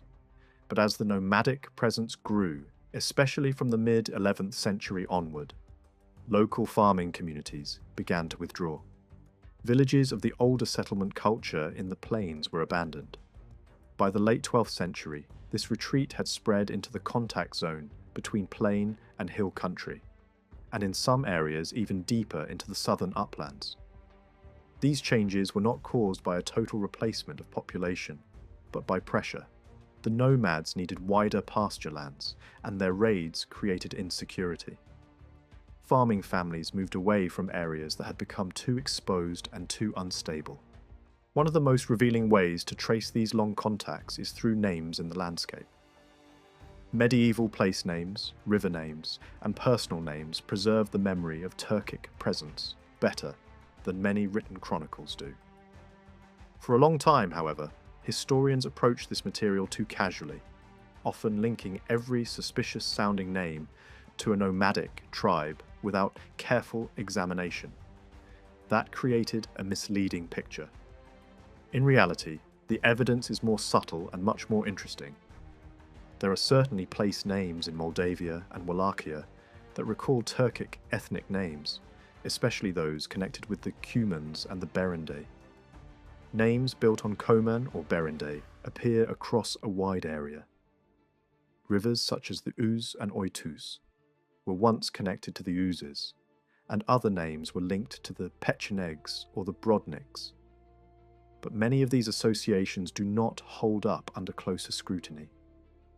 Some river names, once thought to preserve tribal identities, may have nothing to do with them at all. In other cases, the connection is possible, but uncertain. The result is that the older habit of scattering Pechenegs and Uzis everywhere across the map simply because of later place names has to be treated with great caution. A better approach is to separate genuine Turkic place names from those that only look ethnic but actually derive from personal names. Some villages called Comana or Comanești, for example, do not preserve the memory of a Cuman tribe at all. They derive from men named Coman, founders or landholders, whose personal names had long since entered Romanian society. The same is true for Berende and similar names. By the late Middle Ages and later, these were common personal names in Romanian lands. Villages were often named after such men, not after the tribes from which the names may once have originated. This is a crucial distinction. A place called Comanești does not prove that Cumans once lived there. It may simply prove that a man named Coman owned or founded the settlement centuries later. This becomes even clearer when we compare the distribution of these place names with the archaeological evidence. Many village names derived from Coman, Berende, or similar forms appear in upland regions where no trace of nomadic burial assemblages has been found. In Moldavia, a striking number of them lie west of the Siret, precisely in areas where the archaeological record does not support a strong nomadic presence. The same mismatch appears elsewhere. Place names linked to the Pechenegs are found in parts of Ukraine and Russia where no Pecheneg settlement ever existed. That alone is enough to show that the spread of such names cannot be used as a simple map of ethnic occupation. River names are a different matter. Because the nomads moved seasonally and relied heavily on orientation through river valleys and watercourses, they were more likely to leave a lasting mark on hydronyms than on village names. In the Carpathian Dniester region, river names ending in forms such as ui or lu a cluster, especially in southern Moldavia. This is exactly the zone where burial evidence shows the greatest concentration of nomadic movement. The same pattern appears in the Romanian plain, where such names are common in the lowlands. This overlap is highly significant. Unlike villages, rivers do not move, and their names are often older than the later settlements around them. For mobile herders crossing the same valleys year after year, naming rivers would have been essential, so these hydronyms probably preserve a more authentic trace of nomadic presence than many village names do. When we bring all of this together, a clearer picture emerges. The nomads did not dominate all of Moldavia equally, nor did they flood into the mountain regions every summer. Their power was strongest in the southern lowlands, especially the Bujiac and the river corridors leading northward. They moved seasonally along the major valleys, but avoided the densely forested highlands. The settled Romanian population, by contrast, occupied a much broader range of landscapes, and withdrew gradually only as pressure from the nomads increased. Their relationship was not one of simple separation, but one of shifting overlap, especially along the frontier between open steppe and wooded upland. The evidence of names confirms this, but only when handled carefully. Later, place names built on Turkic forms do not always point to ethnic settlement.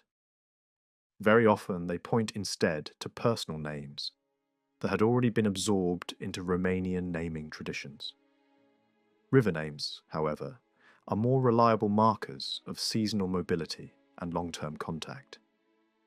They show that the southern lowlands and the major river valleys were the true zone of deepest interaction between Romanians and the Turkic steppe world. When we look closely at village names in Moldavia and Wallachia that seem to come from Turkic peoples, an important pattern appears. Many of these names end in forms typical of Romanian placemaking, which strongly suggests that the people who actually gave those names were Romanians, not nomadic Turks themselves. In other words, even when a village name sounds Cuman or Berendei in origin, the form it takes often shows that it passed through a Romanian-speaking environment before becoming fixed on the map. This changes the whole perspective.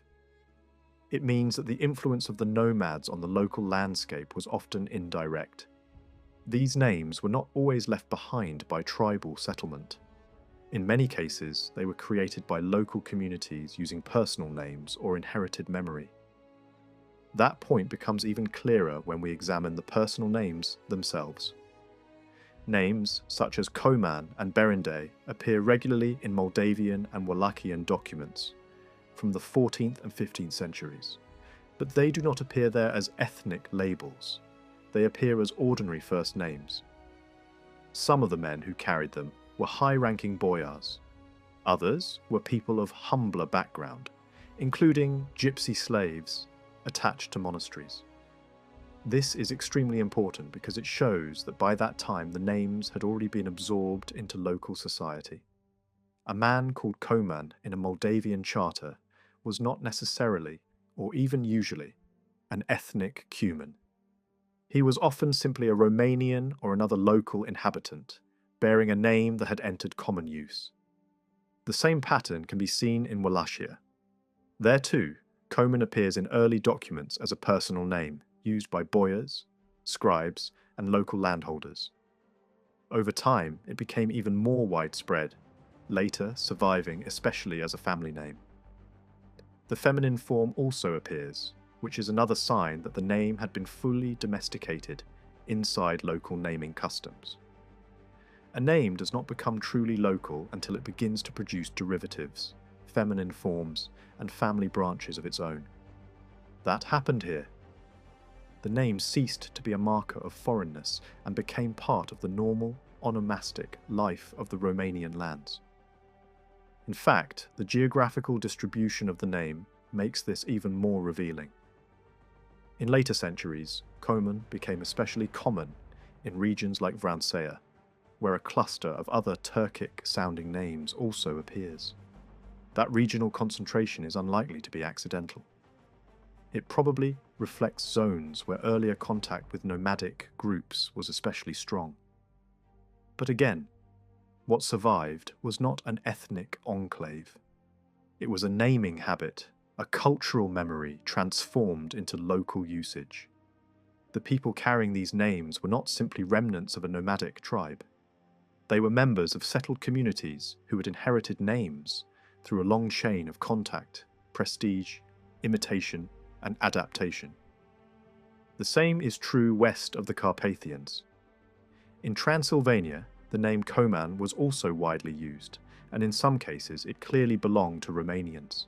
Priests, kneses, serfs, and other villagers all appear in documents with this name. By the early modern period, it had become extremely common in regions with strong Romanian populations, especially in southern Transylvania. Variants and derivatives also developed. This suggests that some of the people who later carried names like Cuman into Moldavia may have come from Transylvania or Maramuresh, where those names were already well established among Romanians. So the spread of the name was not simply a direct result of Cuman settlement in the east. It was also shaped by movements of Romanian populations within the wider Carpathian world. The broader Balkan picture confirms this even more strongly. Names derived from Cuman identity appear in Serbia, Dalmatia, Albania, Macedonia, the Greek world, and even on islands in the Aegean. In some places they belong to priests, peasants, merchants, or dependent villagers. In others they appear as nicknames, patronymics, or inherited family names. The crucial fact is that many of these regions never experienced large-scale, permanent Cuman settlement. That means the names cannot be read as direct proof of ethnic presence. Instead, they reflect fame, contact, memory, and social labelling. A person called Cuman or Cumanos might have had a distant ancestor of Cuman origin, or might simply have inherited a nickname that had long since lost its original ethnic meaning. This is why the history of these names must be handled carefully. At first, such a name may indeed have been a nickname given to someone of foreign background. A Cuman living among Romanians, Greeks, or Slavs could easily be called the Cuman by his neighbours. Over time, however, that label could become hereditary. Then, in a later stage, it could pass even to people with no real Cuman ancestry at all, simply because it had become a normal personal name. Once that happened, the name entered the local naming system, just like any other. The same process is known for many ethnic names in medieval and early modern Europe. Romanian naming practice offers many parallels. People were often called by names that originally referred to neighbouring peoples: Armenian, Bulgarian, Frank, Greek, Saxon, Serb, Tatar, Turk, Hungarian, and others. In most cases, these began as nicknames, and later became family names. The name Cuman differs only in that it became more widely used as a first name rather than remaining mainly a surname. But the logic is the same. These names do not prove direct ethnic identity. They show how deeply neighbouring peoples entered local imagination and social language. This is why it would be wrong to treat every Cuman in a medieval document as a Cuman by blood. The evidence simply does not support that. Already in the earliest documents from Moldavia, Wallachia, and Transylvania, the name is functioning as a normal personal name, not as an ethnic description. The same applies to Berende. Their survival says less about isolated pockets of Turkic tribes and more about the long afterlife of Turkic influence within Romanian society. These names became part of local culture even after the nomads themselves had disappeared as an independent force. In the end, this leads to a more nuanced conclusion. The Turkic impact on Romanian vocabulary and naming was real, but often indirect. It wasn't always the result of massive settlement or direct ethnic continuity. More often, it came through prestige, contact, imitation, and the slow incorporation of foreign names into local usage. Some names may have reached Moldavia through Transylvania, where Romanian communities had already adopted them. Others may have entered through broader Balkan and Hungarian naming habits. Hungary is especially important here because it absorbed many Turkic groups and preserved a remarkable number of Turkic-derived names, perhaps more than any neighbouring region. From there, too, influences could spread outward. In the Bulgarian lands, personal names of Turkic origin were also remarkably widespread.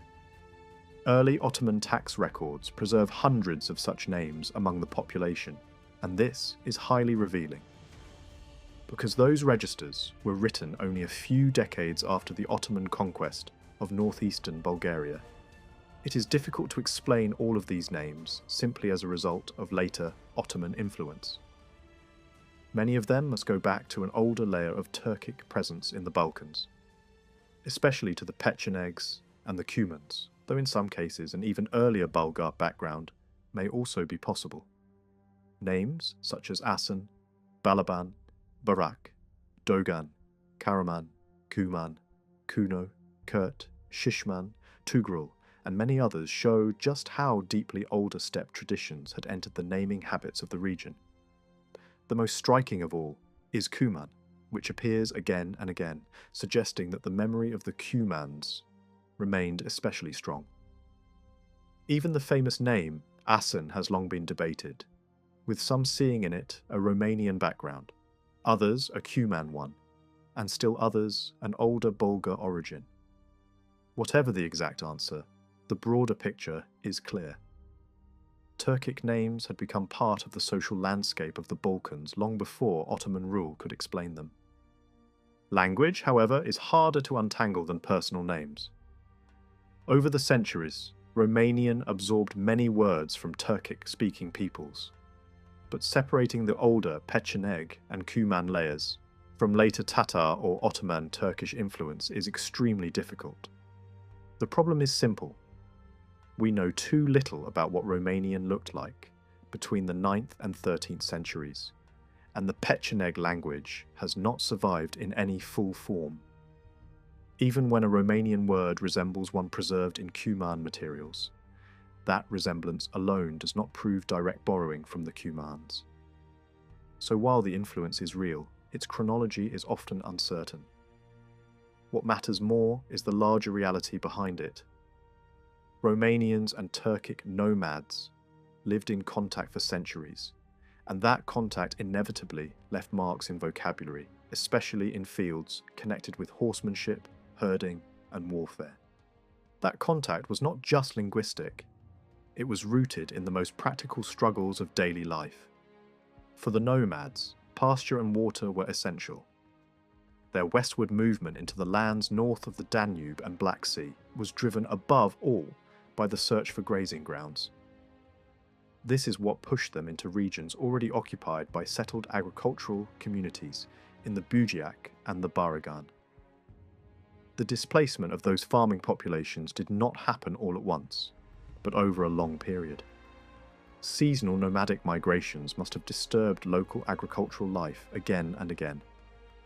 Even when the nomads did not occupy an area in overwhelming numbers, their repeated movements and raids disrupted the rhythms of planting, harvesting, herding, and trade.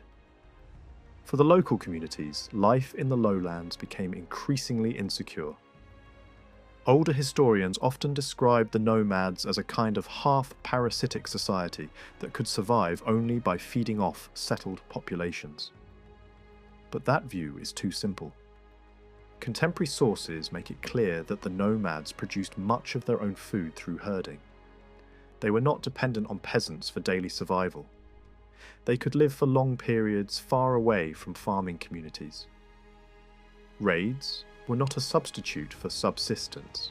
They were a way of securing extra wealth, goods, captives, and prestige. Tribute, too, played a role. The nomads often imposed payments on weaker settled groups, and violence was one of the tools they used to make that system work. Yet even here, the relationship was not one of total economic dependence. The nomads did not need peasant food in order to exist. What they wanted from the settled world was surplus. Archaeology helps reveal how this process unfolded on the ground.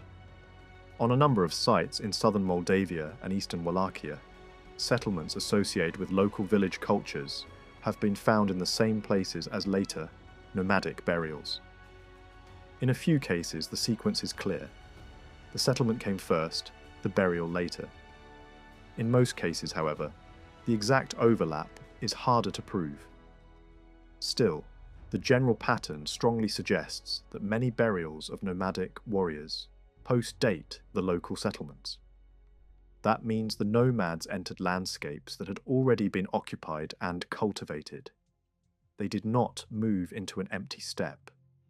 They took control of regions where local people had already lived. The most serious consequence of this presence was political. The nomads had a deeply negative effect on the development of local society, especially by delaying the formation of stable political structures. Wherever settled communities began to strengthen, they faced the military superiority of mounted steppe warriors.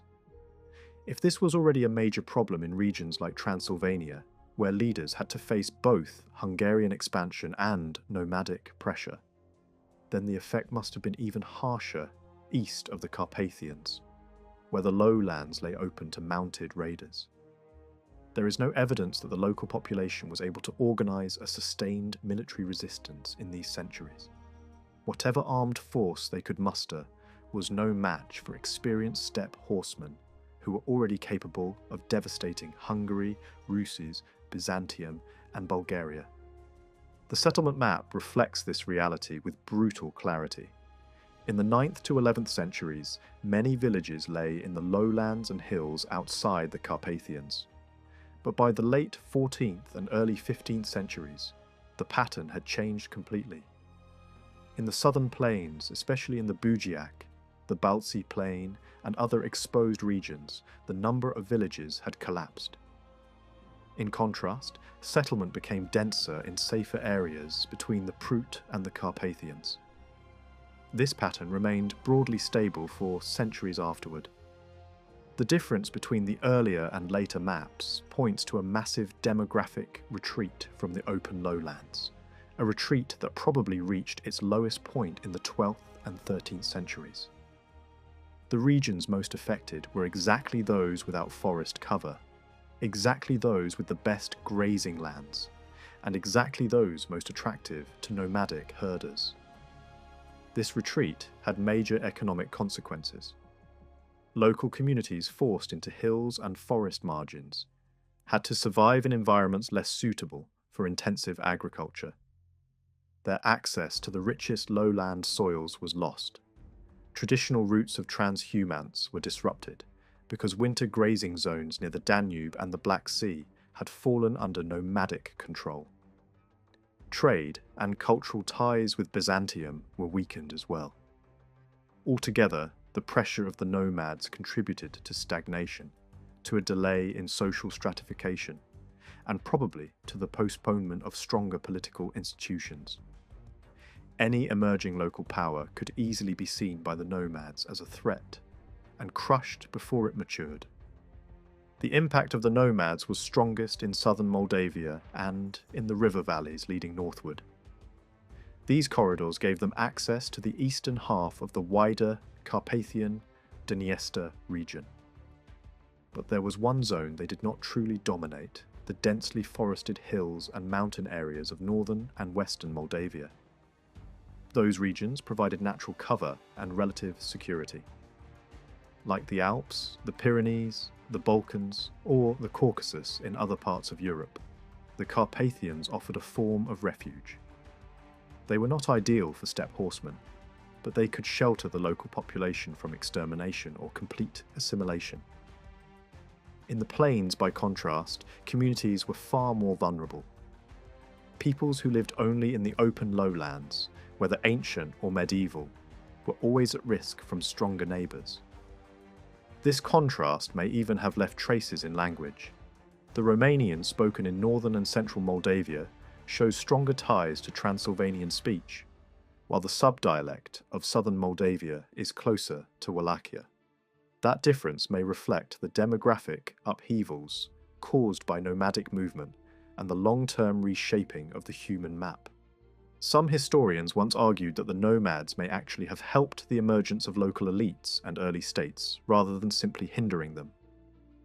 That idea was influenced by examples from the Balkans, where Cumans played a visible role in the rise of the Second Bulgarian Empire and later became closely linked with ruling dynasties. Similar arguments were made for Wallachia, especially because the name Basarab appears to be of Turkic origin.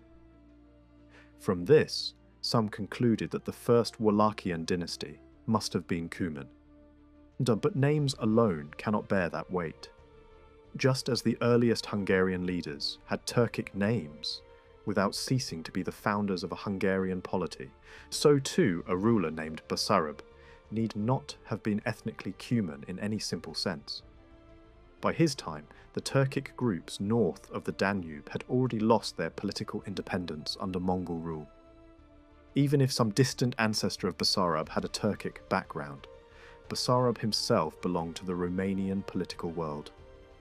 In fact, the evidence for a strong Turkic contribution to the ruling class of Moldavia, or Wallachia, is very thin. Boyars with names of Turkic origin do appear, but only occasionally, and such names are also found far below the elite, even among slaves. That makes it difficult to argue that Turkic elements shaped the rise of the Romanian states in any major way. In places like Rus, Bulgaria, Hungary, and Georgia, dynastic marriages and direct alliances with Cuman elites were common and politically useful. In those lands, Cumans could become integrated into aristocratic power. But the Romanian lands east of the Carpathians present a different picture. Before the Mongol invasion, no strong Romanian polity existed that could form equal alliances with nomadic powers. After the Mongol conquest, the Turkic groups themselves were politically subordinate. Under such conditions, large-scale political cooperation would have brought little advantage to either side. That does not mean the relationship was only violent. Trade and peaceful exchange certainly existed. If both Romanians and nomads traded with neighbouring states, it is natural that they traded with each other as well. Still, the archaeological evidence for this is surprisingly limited. Very few objects clearly made by nomads have been found on local Romanian settlement sites, and those that do appear are isolated pieces such as horse gear or pendants. This is enough to prove contact, but not enough to suggest deep or permanent economic integration. The rarity of such finds fits what we would expect in a frontier zone where raids and tribute extraction often overshadowed peaceful exchange. There is also a persistent assumption in some historiography that sedentary societies were automatically more advanced than nomadic ones. That may make some sense when comparing Byzantium or Kievan Ruses with the steppe. But the Romanian communities east of the Carpathians were not Byzantium. They were rural, politically fragmented, and themselves underdeveloped in many ways because of constant pressure. On the other hand, the nomadic groups west of the Dnieper were not always as rich or as culturally developed as their counterparts farther east. Their archaeological record shows fewer gold and silver items, fewer monumental markers, and less artistic richness. So, neither side in this frontier can be reduced to a simple opposition between civilized and primitive. both were limited in different ways, and both were shaped by the difficult environment in which they met. One more question remains. Did any of the nomads settle down and merge into the local Romanian population? In principle, yes, but probably only on a small scale. Nomads did not abandon their way of life willingly. Again and again in Eurasian history, forced settlement happened only under powerful external pressure.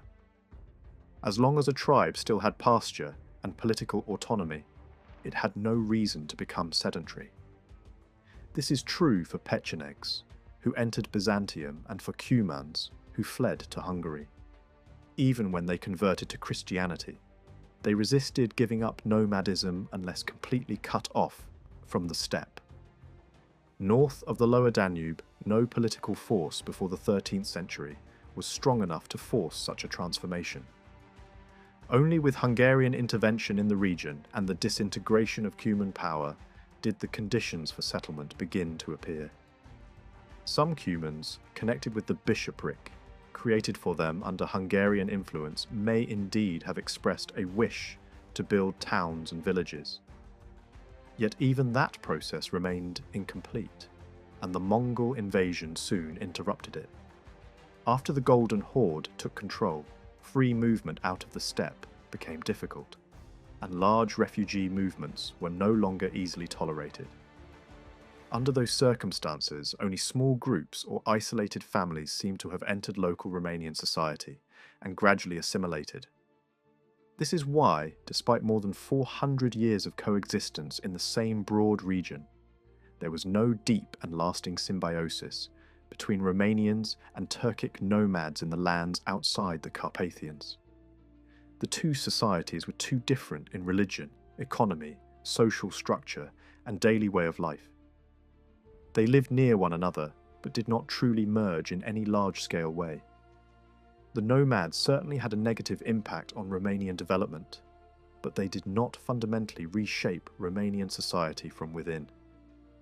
Their strongest influence came in more practical fields: horsemanship, pastoral habits, and especially warfare, where light cavalry tactics left a mark. Even there, the later Mongol presence probably reinforced what earlier Turkic groups had begun. The nomads, for their part, were mostly content to plunder, exact tribute, and leave local structures intact as long as dues continued to flow. They did not try to remake Romanian society in their own image, nor did they seem deeply interested in altering the religion or internal social organization of the communities under their control. In return, they may sometimes have offered a measure of military protection, but only within the logic of domination. Romanian influence on the nomads was even more limited. Nomadic conservatism, combined with the fact that each successive group was eventually displaced by stronger newcomers, meant that little time existed for deep integration. To the local population, the Pechenegs, Uzis, and Cumans must often have seemed like variations of the same steppe world, all sharing the same mobile way of life. In the end, the real symbiosis between nomads and settled peoples tended to happen not in the lands outside the Carpathians, but in places like the Balkans or the Pannonian Plain, where defeated nomadic groups could settle more permanently and be absorbed. North of the lower Danube, by contrast, the steppe was too unstable. One horde replaced another, the lowlands were abandoned again and again, and the local population lived in constant uncertainty. Such conditions did not favour deep fusion. They favoured survival, retreat, and endurance.